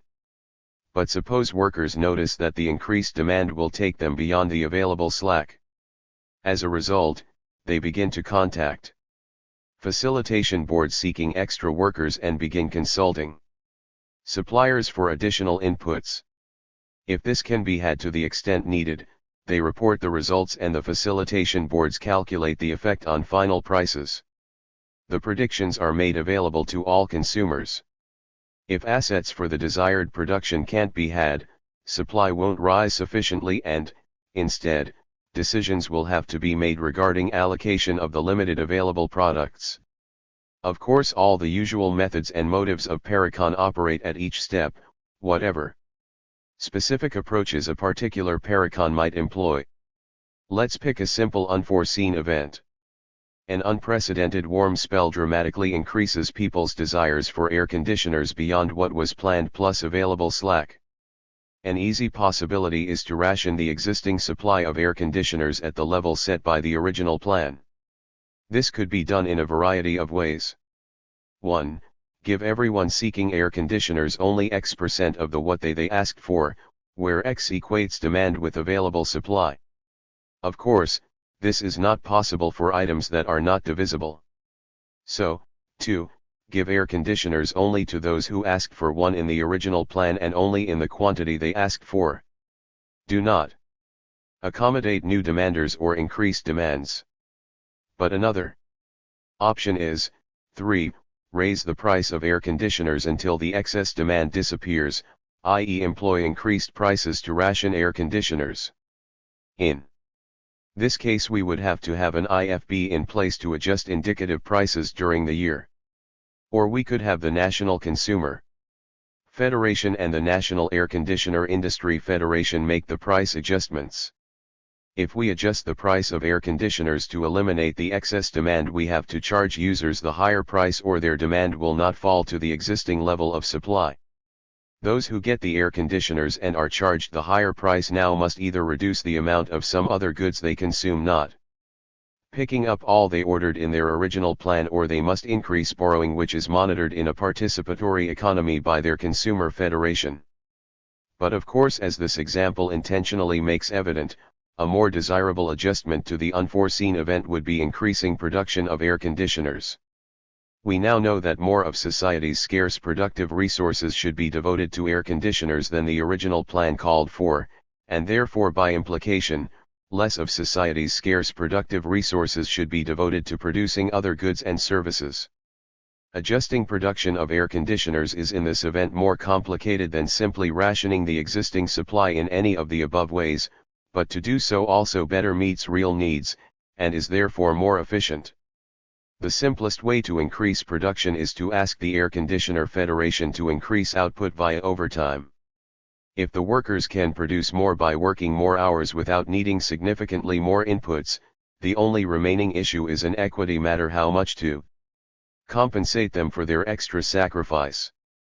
they will re-rate themselves and presumably claim sacrifices equal to the extra hours plus extra sacrifice they consider the after-hours nature of their work to be. They will produce more air conditioners credited to their firm's social benefit to social cost ratio. But what if more air conditioners cannot be produced without more non-labor inputs which must be obtained from other workers? Federations. Then a fuller and more efficient mid-plan adjustment requires renegotiation between the Air Conditioner Federation and the workers' federations who supply them. This is just the percolating and spreading implication of a shock in an entwined economy, the same as would occur were allocation handled by markets. But in all cases of all involved Parecon firms the choices about 1. Rationing and 2. Adjusting production schedules, simply repeat themselves. How much midterm adjusting to do rather than just waiting for the new planning period to get inputs and outputs all perfect again, and then how much of that midterm adjusting to do simply by rationing, i.e. adjusting consumption only, how much to by adjusting production of the initial item affected and / or of other items that are inputs, etc., and which of the various options to use in any part of an adjustment, including whether or not to recalibrate prices, are all practical issues to be decided by those who work and consume in a participatory economy following general norms and procedures applicable in specific cases, though not via one single right norm or procedure that must be followed always in all cases and in all Parecons, we would guess. In any event, there is no reason to think that the proliferating adjustments in a participatory economy are any more difficult or cumbersome than in market economies unless one makes the unrealistic assumption that markets adjust infinitely quickly to their new equilibria. And so the overall difference from a market system is increased rather than diminished flexibility, in that options can be consciously chosen, the elimination of various, competitive, causes of spiraling divergence from equilibrium, plus, of course, that the procedures guiding motives are social rather than profit-seeking, the valuations are accurate rather than distorted, and the influence of actors is proportionate to the degree they are affected rather than enormous for ruling classes and minuscule for subordinate classes. Thus, with a large change in desirability of a product or some other major shock in a Parecon that goes beyond what slack can accommodate, everyone who wants some affected good could be supplied, or only those who originally placed orders could be, or only those willing to pay a new higher price could be. In any of these events, there would be some change in the real price, rising above or falling below the planning period's indicative price. A Parecon can handle all these matters in numerous ways. Indeed, here is another angle from which to think of the whole situation. Think in terms of the year's end. Suppose you got everything you sought, exactly as you sought it. But suppose the total value assessed at year's end was less than the total you allotted from your budget. Final prices for the year changed from planned prices so that the total cost of all that you consumed was less in final fact than it was in your initial planning. Then you would be entitled to a refund, or else you would have unfairly lost out. Or suppose the total value of what you consumed in final prices turned out higher than originally indicated in planned prices. Then you would owe some, or would have received more than you deserved. But Parecon has no trouble correcting in regard to either result. It can properly allot credit or debit to your account. The only difficulty in the above trivially simple approach is that you would not have had a chance to reassess your choices based on the accurate prices. But a Parecon can meet this problem too. It need only provide monthly updated price estimates based on the year's unfolding patterns, so that you can, in fact, continually reassess your remaining choices against slightly altering price projections. With slack and the averaging of different consumers' choices, the amount of replacing would likely be very modest. The main point of all this, however, is that speed of response is not all that much of a virtue in the first place, nor do markets possess as much speed as people think, nor do they speedily arrive places where people should knowingly wish to go in any event, and certainly that speed of response should never be bought by incurring costs that are way more damning than the modest gains achieved. Back to ZNet. Back to Parecon, Life After Capitalism book page. By Parecon, Life After Capitalism in Print. 22. Elevating need. Does Parecon honor or denigrate need? Reason, or the ratio of all we have already known, is not the same that it shall be when we know more. William Blake. In a participatory economy, remuneration is for effort expended and sacrifice endured in work. Does this mistakenly reject providing according to needs? Does it prevent needs from being properly met? Does it elevate a self-interested calculus denying more social motivations? Does it induce individualist rather than social inclinations? Even supporters of Parecon wonder about these questions. How do we respond? One issue is, does Parecon address the needs of people who cannot work? Yes, Parecon provides an average income to those who cannot work. What about people with special health needs? Healthcare is a free public good in a Parecon. What about calamity victims? Insurance is also a public good, so again Parecon provides appropriately. What about children? Do parents have to take less social product for themselves in order to clothe, feed, and otherwise provide for children? No, an average income goes to children, by right of being human. Children do not have to work to get their fair share. Parecon remunerates effort and sacrifice, but that doesn't impede meeting needs of those who cannot work, because if you cannot work in a Parecon, you get an income anyhow. And if you have added health needs, those are met as well. But wondering about needs-based allocation might involve more subtle matters. Suppose there is a severe cold snap in your region. Should you have to pay for needed heat out of your income, thus leaving less budget for desirable goods than you anticipated just because of bad luck regarding the weather? Should bad weather diminish your budget for getting goods to enhance your life? Or should the cost of heating to withstand the cold snap be provided socially? Ultimately, we are asking what counts as a health or a calamity request handled outside one's budget and what counts as our responsibility within our budgets. No single answer universally applies. Different countries could arrive at different norms. So could a single country at different times, or even different regions inside a country. The self-managing choices of the polity and/or workers and consumers councils decide. But it's plausible to predict that Pareconish people will have a bias. To the extent society can protect everyone against harsh circumstances without abrogating other values and without incurring undue expense and disruption, I would imagine Pareconish people will likely agree that adjustment policies should reduce any serious suffering for external unforeseeable circumstances, not only in the case of catastrophic calamity, but in lesser cases, as well. In any event, that's my bias. It seems to me that there is no moral reason to allow some people to fall victim to unpredictable but truly harmful bad luck, while others relatively benefit. But this choice is not built into Parecon as an abiding norm in the way that balanced job complexes are built in, for example, and different possibilities exist for how to try to fulfill this aspiration and for the degree to seek to fulfill it, and these differences will be explored differently in different cases, no doubt. The critic worried about providing for needs may yet be unappeased. His or her concerns may have a different logic. Isn't there something wrong when an economy rewards our labors with remuneration rather than simply giving us what we need by virtue of our being human? Why do we have to earn a share? Why isn't a share ours by right? 4. That matter, why do we need an incentive to work? Why do we need to get a share of output for our labors, withheld if we don't do them, rather than each of us working simply because it is our social responsibility to do so and getting whatever we need, simply by right of our humanity? The description sounds exalted, but imagine being shipwrecked on an island with 50 other folks. We have a lot of toys salvaged from our ship. There is a beautiful swimming area. There are games to be played, music to be performed and heard, relationships to explore, poetry to write, nature to experience, and so on.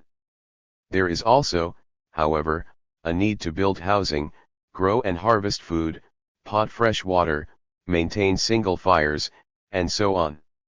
So there is hard, boring labor, and there is fun and enriched leisure time.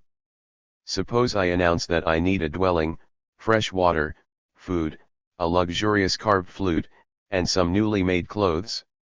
My happiness, sanity, and fulfillment depend on having all that, I say. I need it. But I also announce that I would rather not work producing that stuff or anything else. I enjoy swimming and hanging out too much to give time to anything more onerous each day. I need a lot of leisure. That is just me. Does anyone seriously think my announcements should be honored? But what else does it mean to say that I ought to get what I need regardless than that these announcements are acceptable? If it means, as I suspect it always does, sure, you get what you need, but you have to work the fair amount for it, and what you need isn't what you say it is but instead what society somehow agrees on in context of what you say, then the phrase getting what you need unconnected to labor is misleading rhetoric. In practice, moreover, in addition to being utopian regarding the amount of output available, we cannot all get all that we want, and isn't what we want in fact what we need. Rewarding need without labor, for those who can work, is actually not equitable at all. And if the assumption is that we will behave to make it equitable, how do we do that without an allocation mechanism which tells us what is a fair amount to work and consume? Likewise, even if I do a fair share of work, should I be able to say I need more than my correlated fair share of food or housing or carved musical instruments just because I determine that it would make me happier? If that is not my unilateral right, then how is appropriate need assessed? The answer should be that a social process decides what is appropriate, with each actor having proportionate input, and with the decision made in light of an accurate understanding of the full social costs and benefits of the creation and utilization of each product, including of the labor involved. This, of course, is precisely what Parecon delivers by accounting for time and effort in production as well as the value of outputs and processes.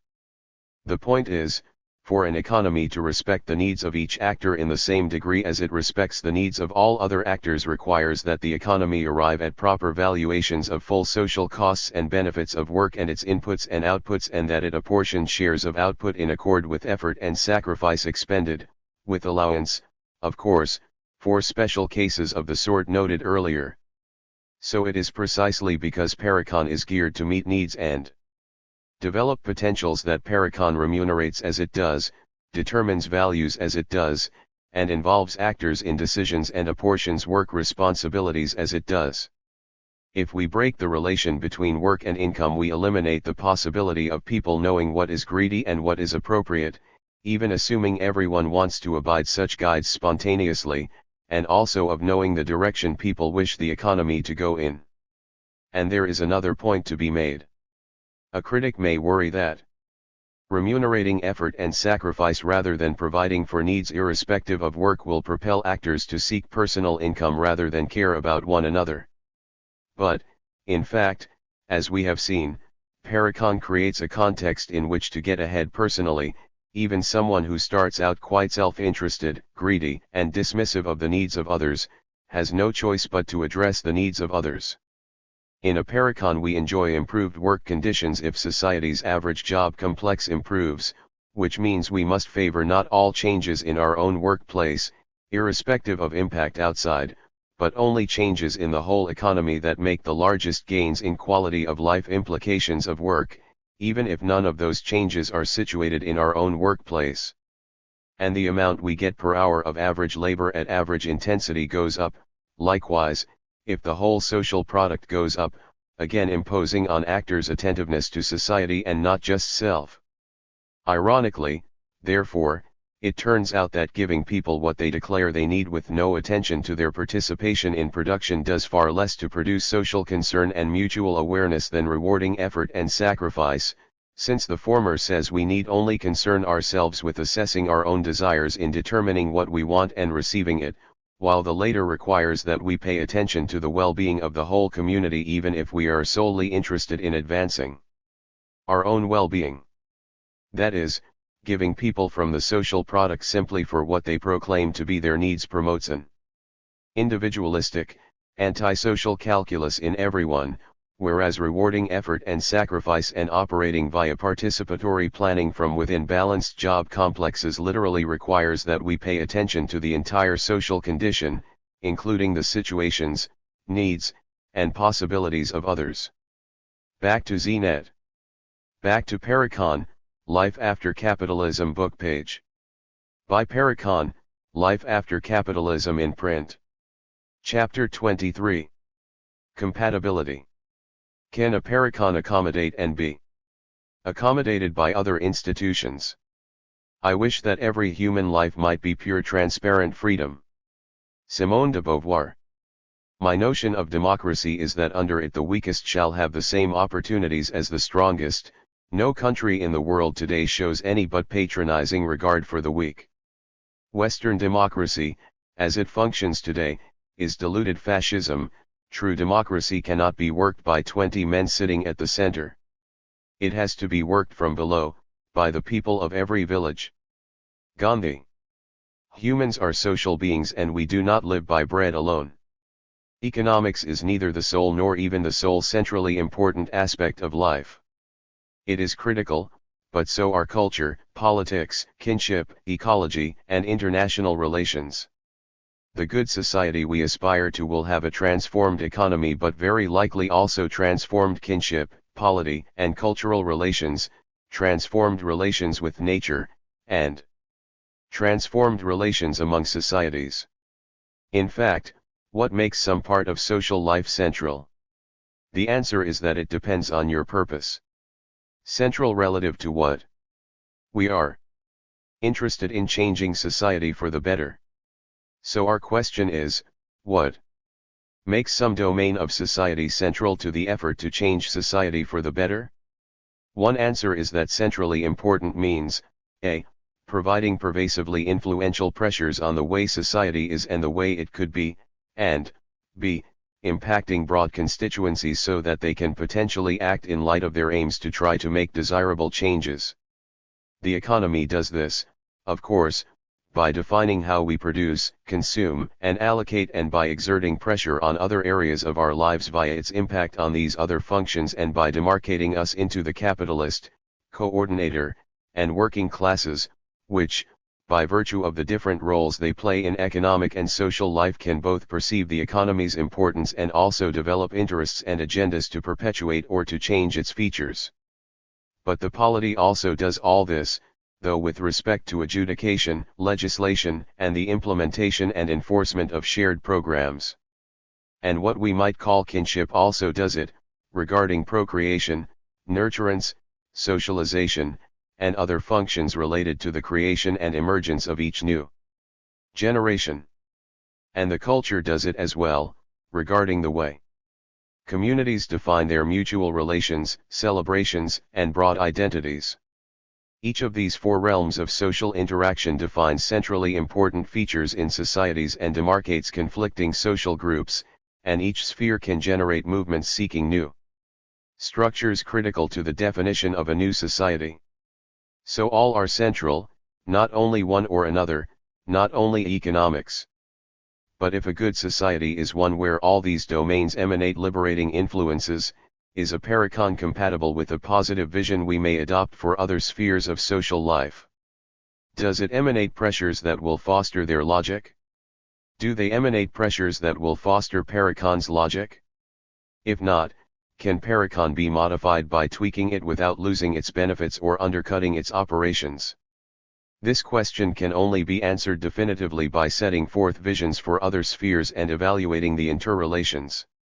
We know, obviously, that many models for other spheres would conflict with a Parecon, for example those that would involve hierarchies of privilege or restrictions on freedom, including those with racist cultures, sexist kinship relations, and authoritarian politics, or, for that matter, relations to ecology denying human well-being and development, and relations among nations contrary to equity, diversity, solidarity, and self-management.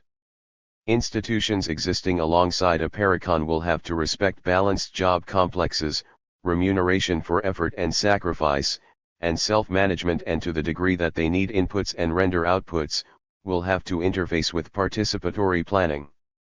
A Parecon, operating alongside other domains of life, will likewise have to respect and mesh with their operations. The idea is relatively simple. Major institutions in society have roles that people fill and that in turn influence people's beliefs, aspirations, and expectations. You cannot have people propelled toward type A beliefs, desires, and expectations in one major part of their lives, and toward type B beliefs, expectations, and desires in another major part of their lives when the implications of A and B are strongly at odds.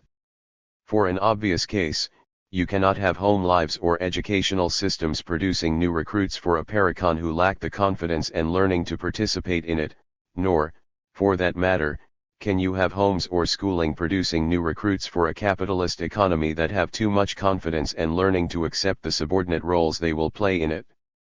And vice versa, you can't have an economy producing hierarchies and expectations in men and women, or in people of different races and cultural communities, or in citizens playing various roles in the polity, that are contrary to what the kinship, cultural, and political institutions of society require to function. So are the people Parecon presents to the rest of society the kind of people who will be compatible with and thrive in institutions designed to eliminate racism, sexism, heterosexism, political authoritarianism, environmental degradation, and global imperialism? Models for such institutions still await development, but we believe that we can provisionally answer this question in the affirmative, given that people in Parecon feel solidarity, are used to participation, expect and seek equity, have practice with and value self-management, and anticipate and appreciate diversity. Chapter 24. Human Nature. What about jaundiced humanity? Incapacity of the masses. What a tool for all exploiters and dominators, past, present and future, and especially for the modern aspiring enslavers, whatever their insignia. Nazism, Bolshevism, Fascism, or Communism. Incapacity of the masses. This is a point on which reactionaries of all colors are in perfect agreement, and this agreement is exceedingly significant. Volline. Some critics of Parecon base their objection on the grounds of human nature. A better economy? Don't be silly. Human nature precludes it. Humans are greedy, avaricious, self-seeking, consumerist, individualist, antisocial, authoritarian, order givers and takers. You cannot build a house out of sand. Neither can you build a utopia out of humans. We lack the right stuff.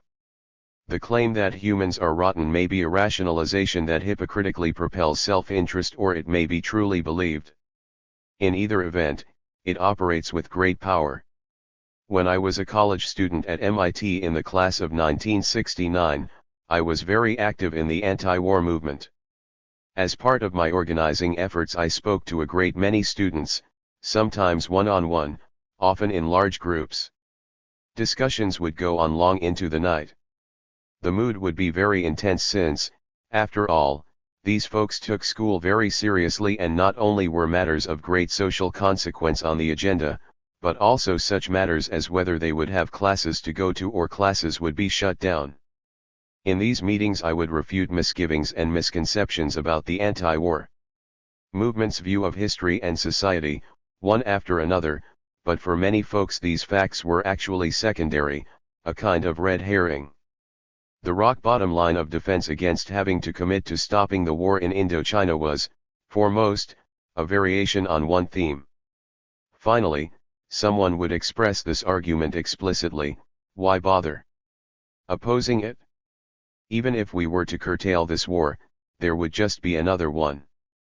Even if we reduced, temporarily, the destruction, massacre, and indignity, these would return and make up for lost time. That is the nature of humanity.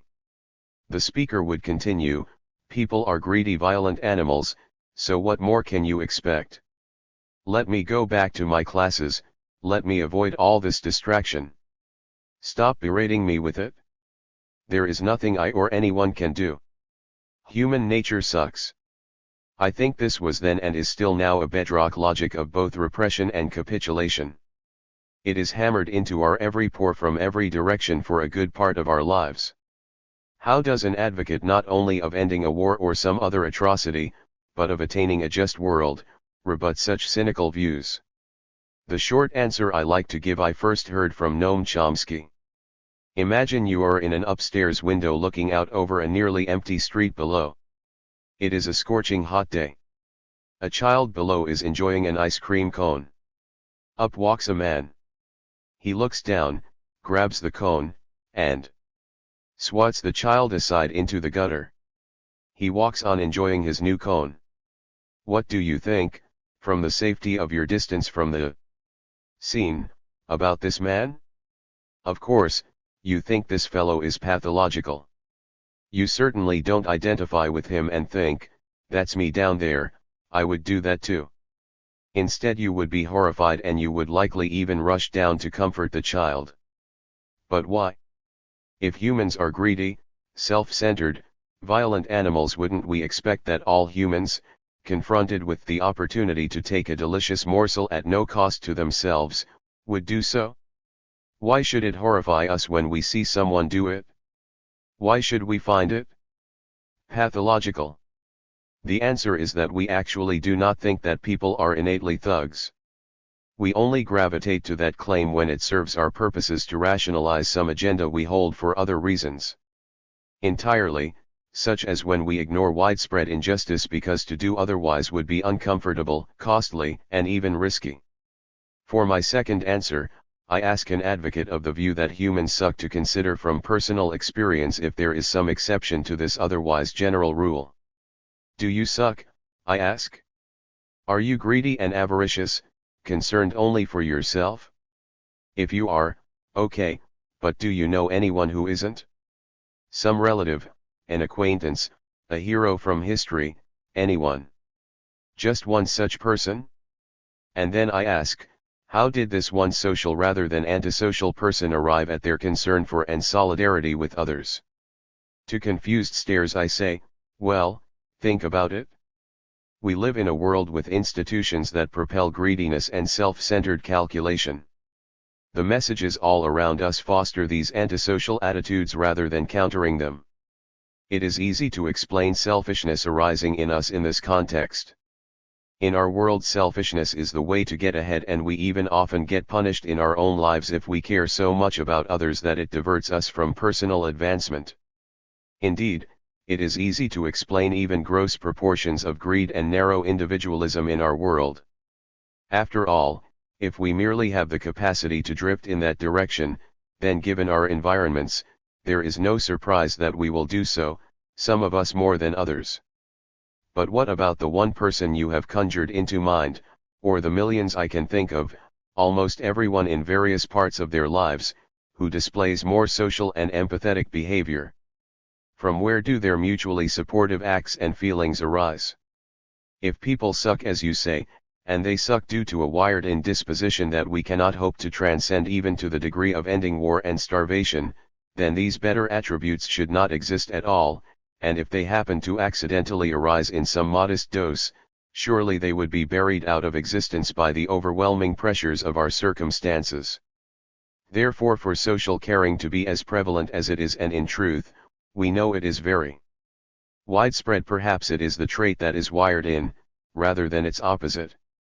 This argument begins not with a look at human nature itself, as if we could peer down and see the immensely complex implications of our genes, but from a look at what human nature must embody to get the outcomes we see in the context of the antisocial structures we endure.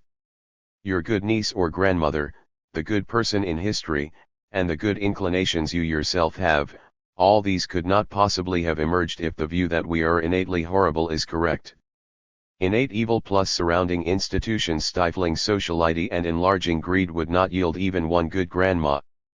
The long answer is different, more erudite, but ultimately no more conclusive than what goes above. It rebuts social Darwinism, discussing the actual logic of inheritance, evolution, and so on. It rarely has any real bearing on why people hold the views they do, because people decrying human nature as abysmal rarely if ever are doing so due to actual views about the mechanics of the evolution of human nature. At any rate, We know so little about such matters that in fact there is no conclusive scientific argument about human nature. Starting at the genes. We know from experience that human nature is such that greed and violence and worse can emerge from human beings. After all, we have all seen this, or know of it, for ourselves. We also know that human nature is such that love and loyalty and respect and caring can emerge from human beings. The cynic says there is too much disposition toward the former for any institutional structure to prevent the baser tendencies from emerging and dominating. 1. Thug with a club can wreak havoc, forcing others, even against their inclinations, to wield clubs in return.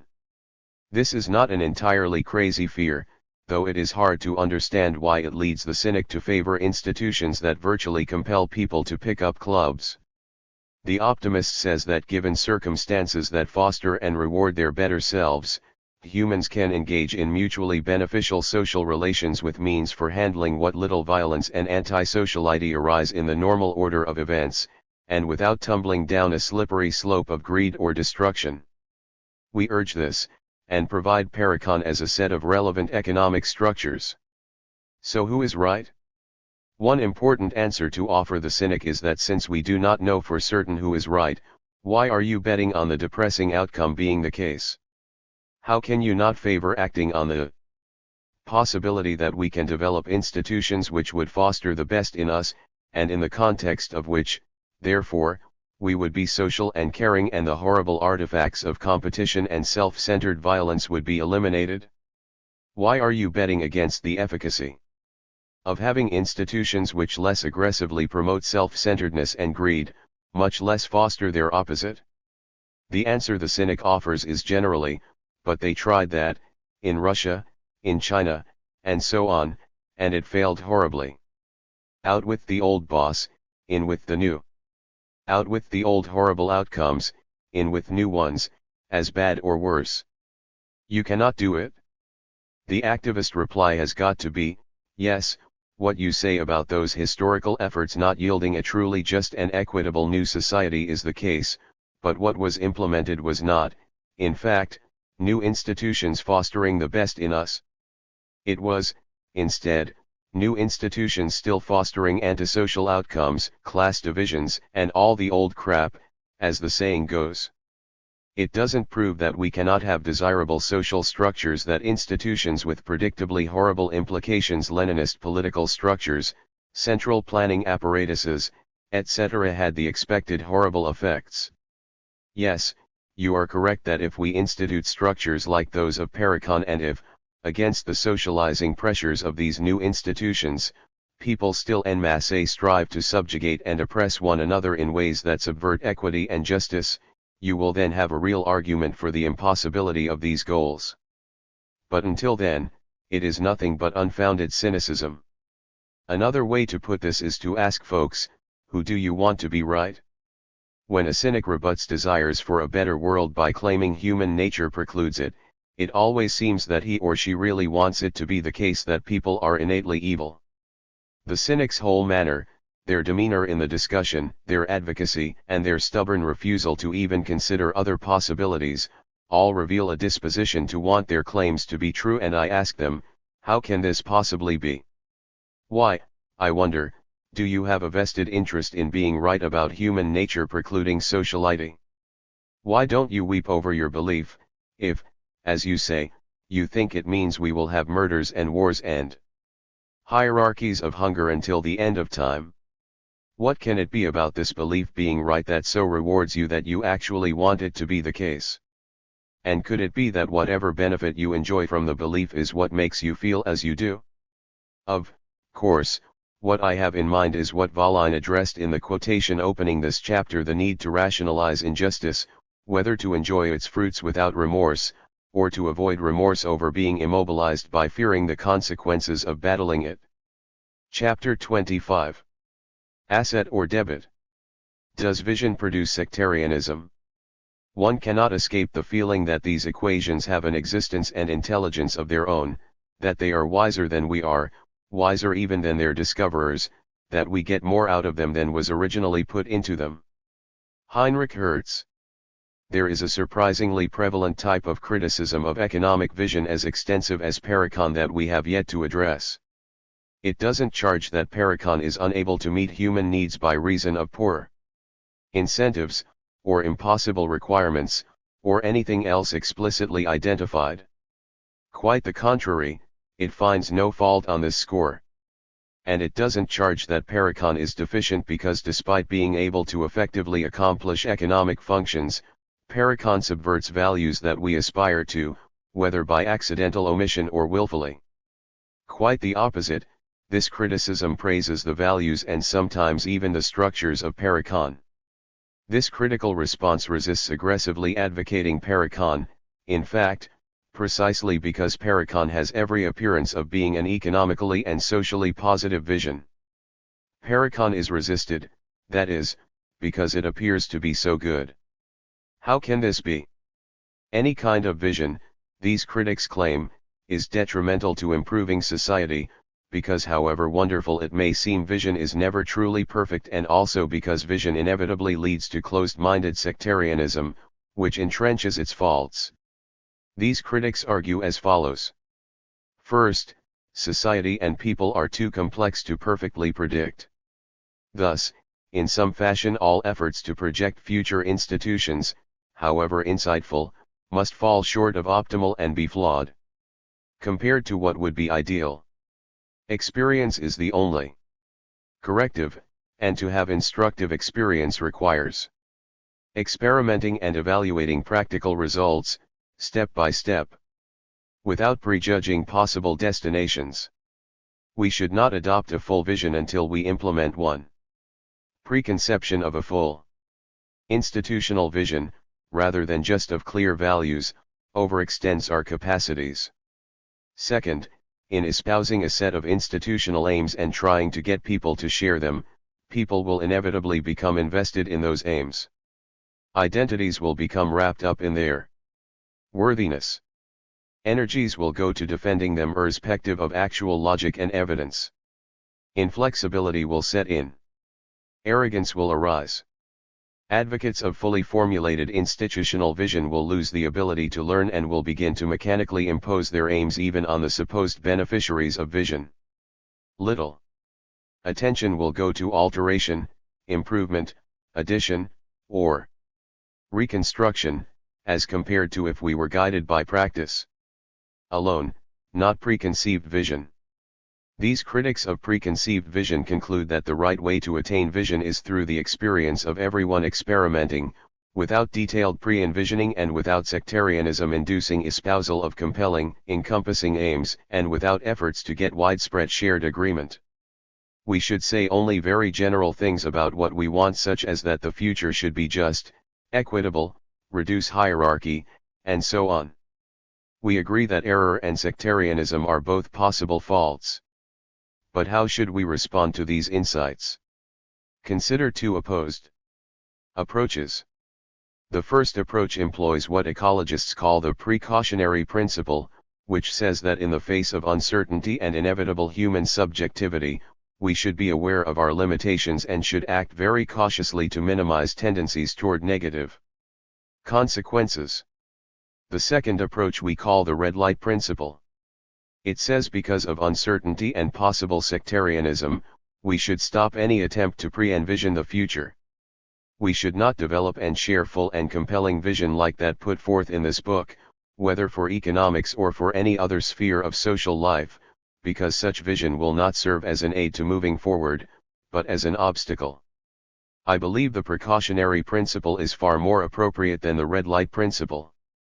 For one thing, before stopping the pursuit of compelling vision, we ought to understand the cost of doing so. Suppose a movement obeys the red light principle and chooses to forego a widely shared compelling vision that reveals how new defining institutions would operate, why they would get their assigned tasks completed, and why they would yield vastly superior outcomes than current institutions. First, this movement will not have a good notion about what experiments to undertake to learn as it proceeds. Just as scientists need theoretical frameworks to guide their choice of experiment, so too political activists need overarching vision to guide their choice of social experiment. Second, lacking widely shared vision to inspire membership, generate hope, sustain commitment, and provide coherence and identity, the red light movement will not have a sufficiently wide base of membership and participation to grow beyond a small scale. Third, lacking a widely shared compelling vision will not mean there will be no such visions operating on the left.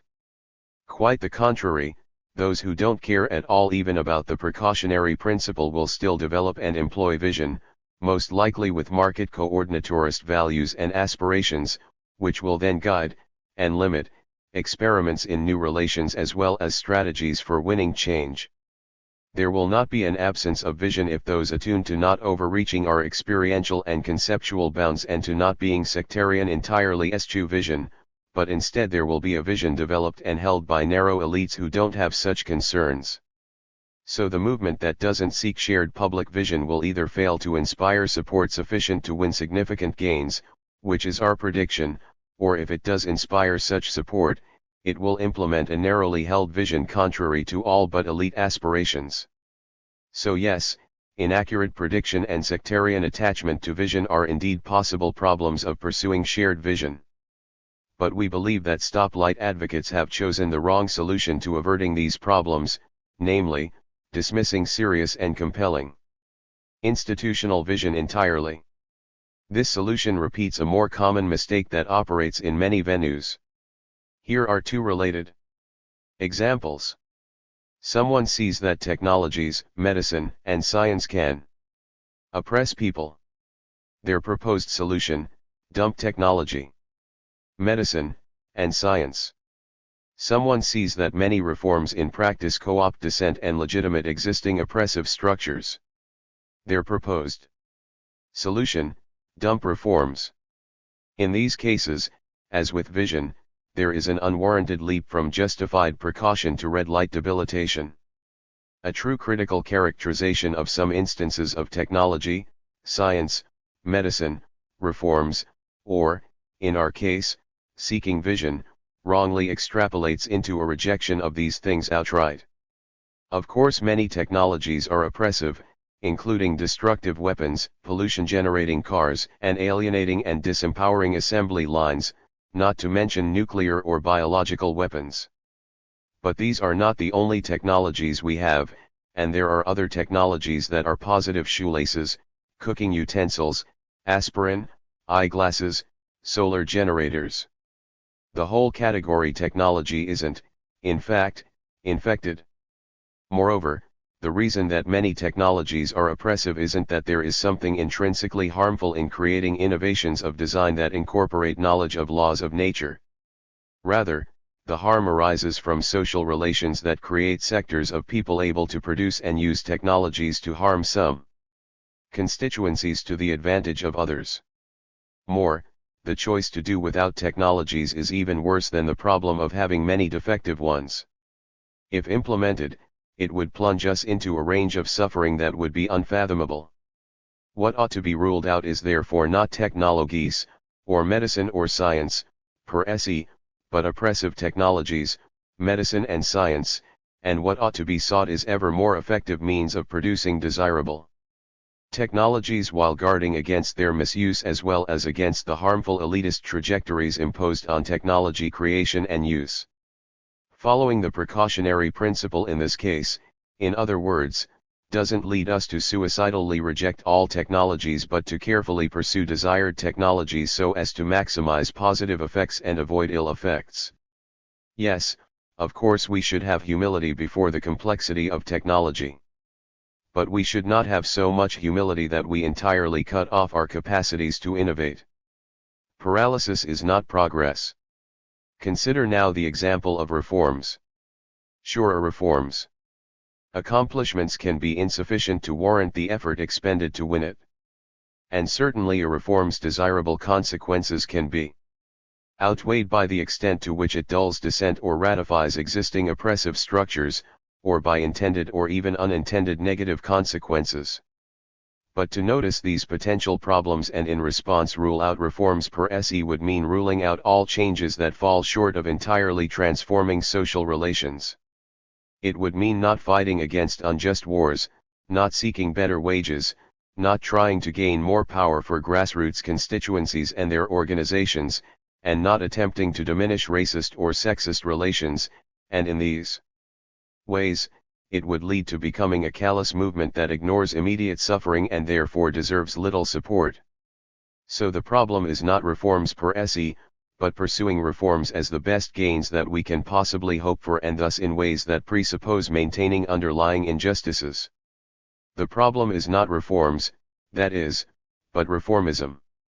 And the alternative to reformism is not to dump all reforms, following the red light principle, but to fight for reforms in ways that not only seek worthy immediate gains, but increase movement membership, deepen movement commitment, enrich movement understanding, develop movement infrastructure, and in short, create preconditions for winning still more gains and ultimately fundamental change.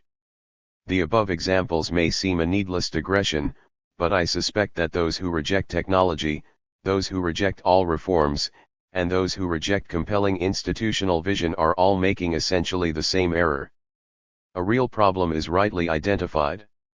In the case of vision, the problem is that we can have incomplete, inadequate, or wrong vision, and we can misuse desirable vision. But it is wrong to propose as a solution that we dump vision. We should abide the precautionary principle by trying to develop and employ vision well, not put up a red light.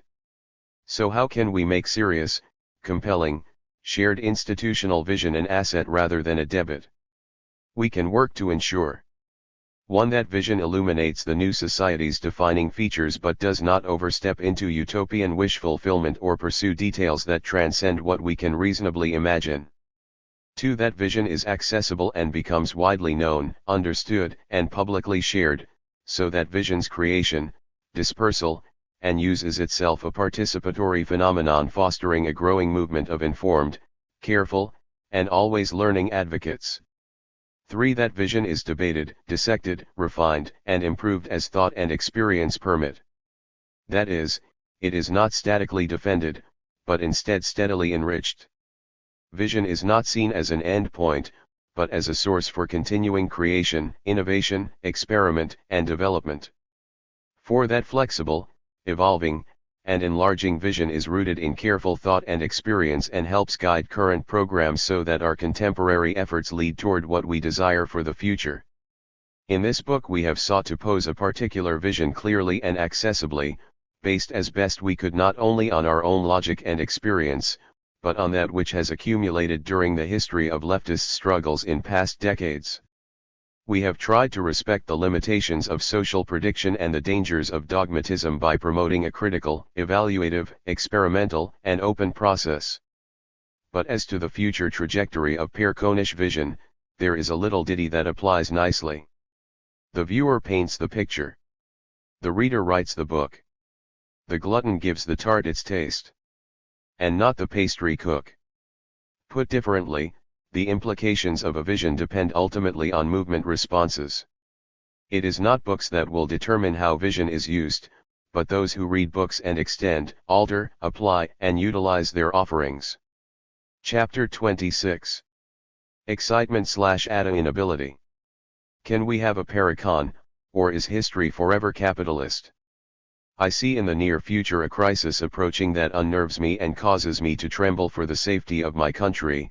Corporations have been enthroned and an era of corruption in high places will follow, and the money of the country will endeavor to prolong its reign by working upon the prejudices of the people until all wealth is aggregated in a few hands and the republic is destroyed.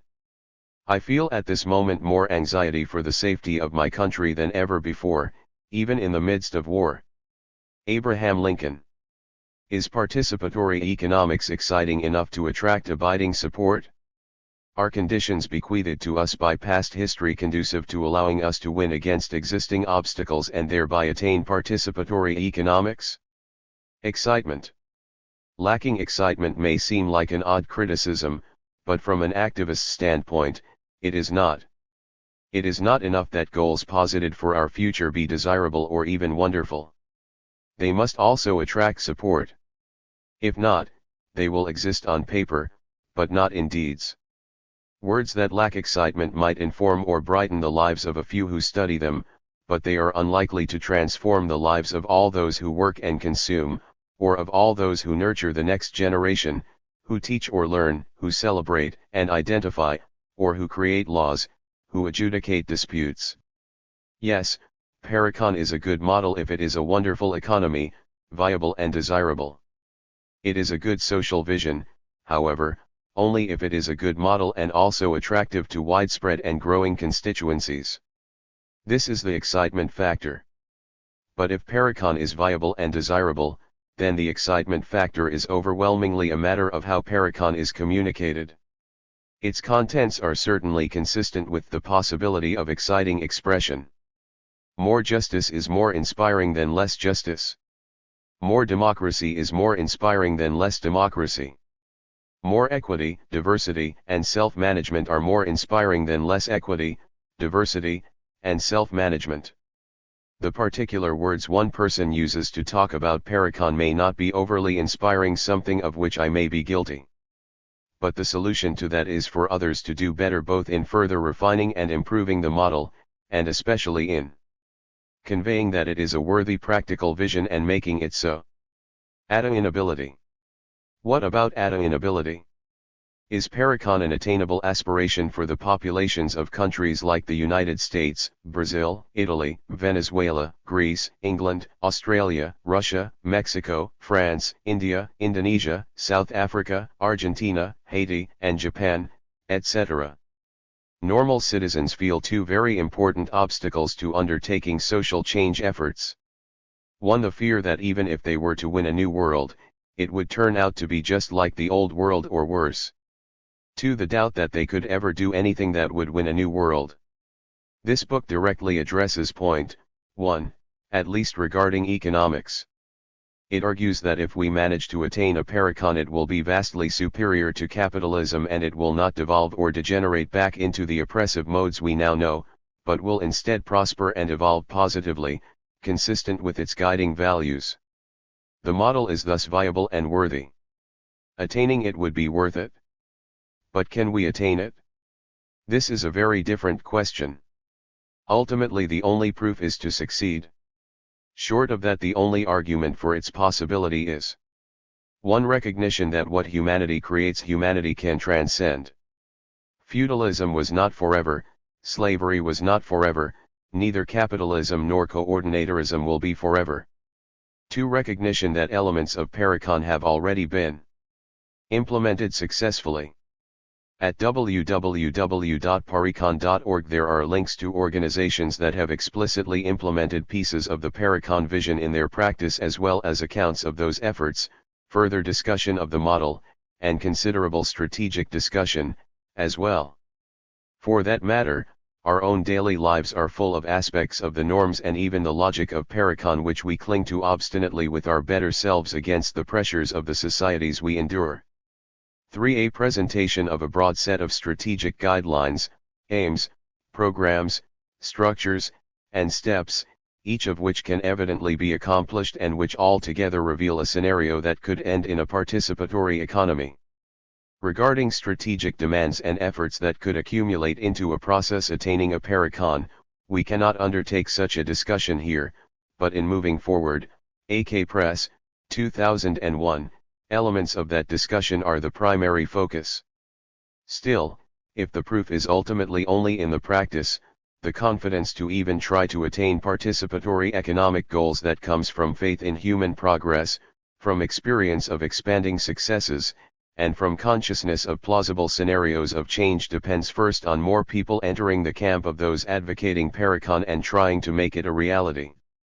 This book is obviously an effort to help propel that process.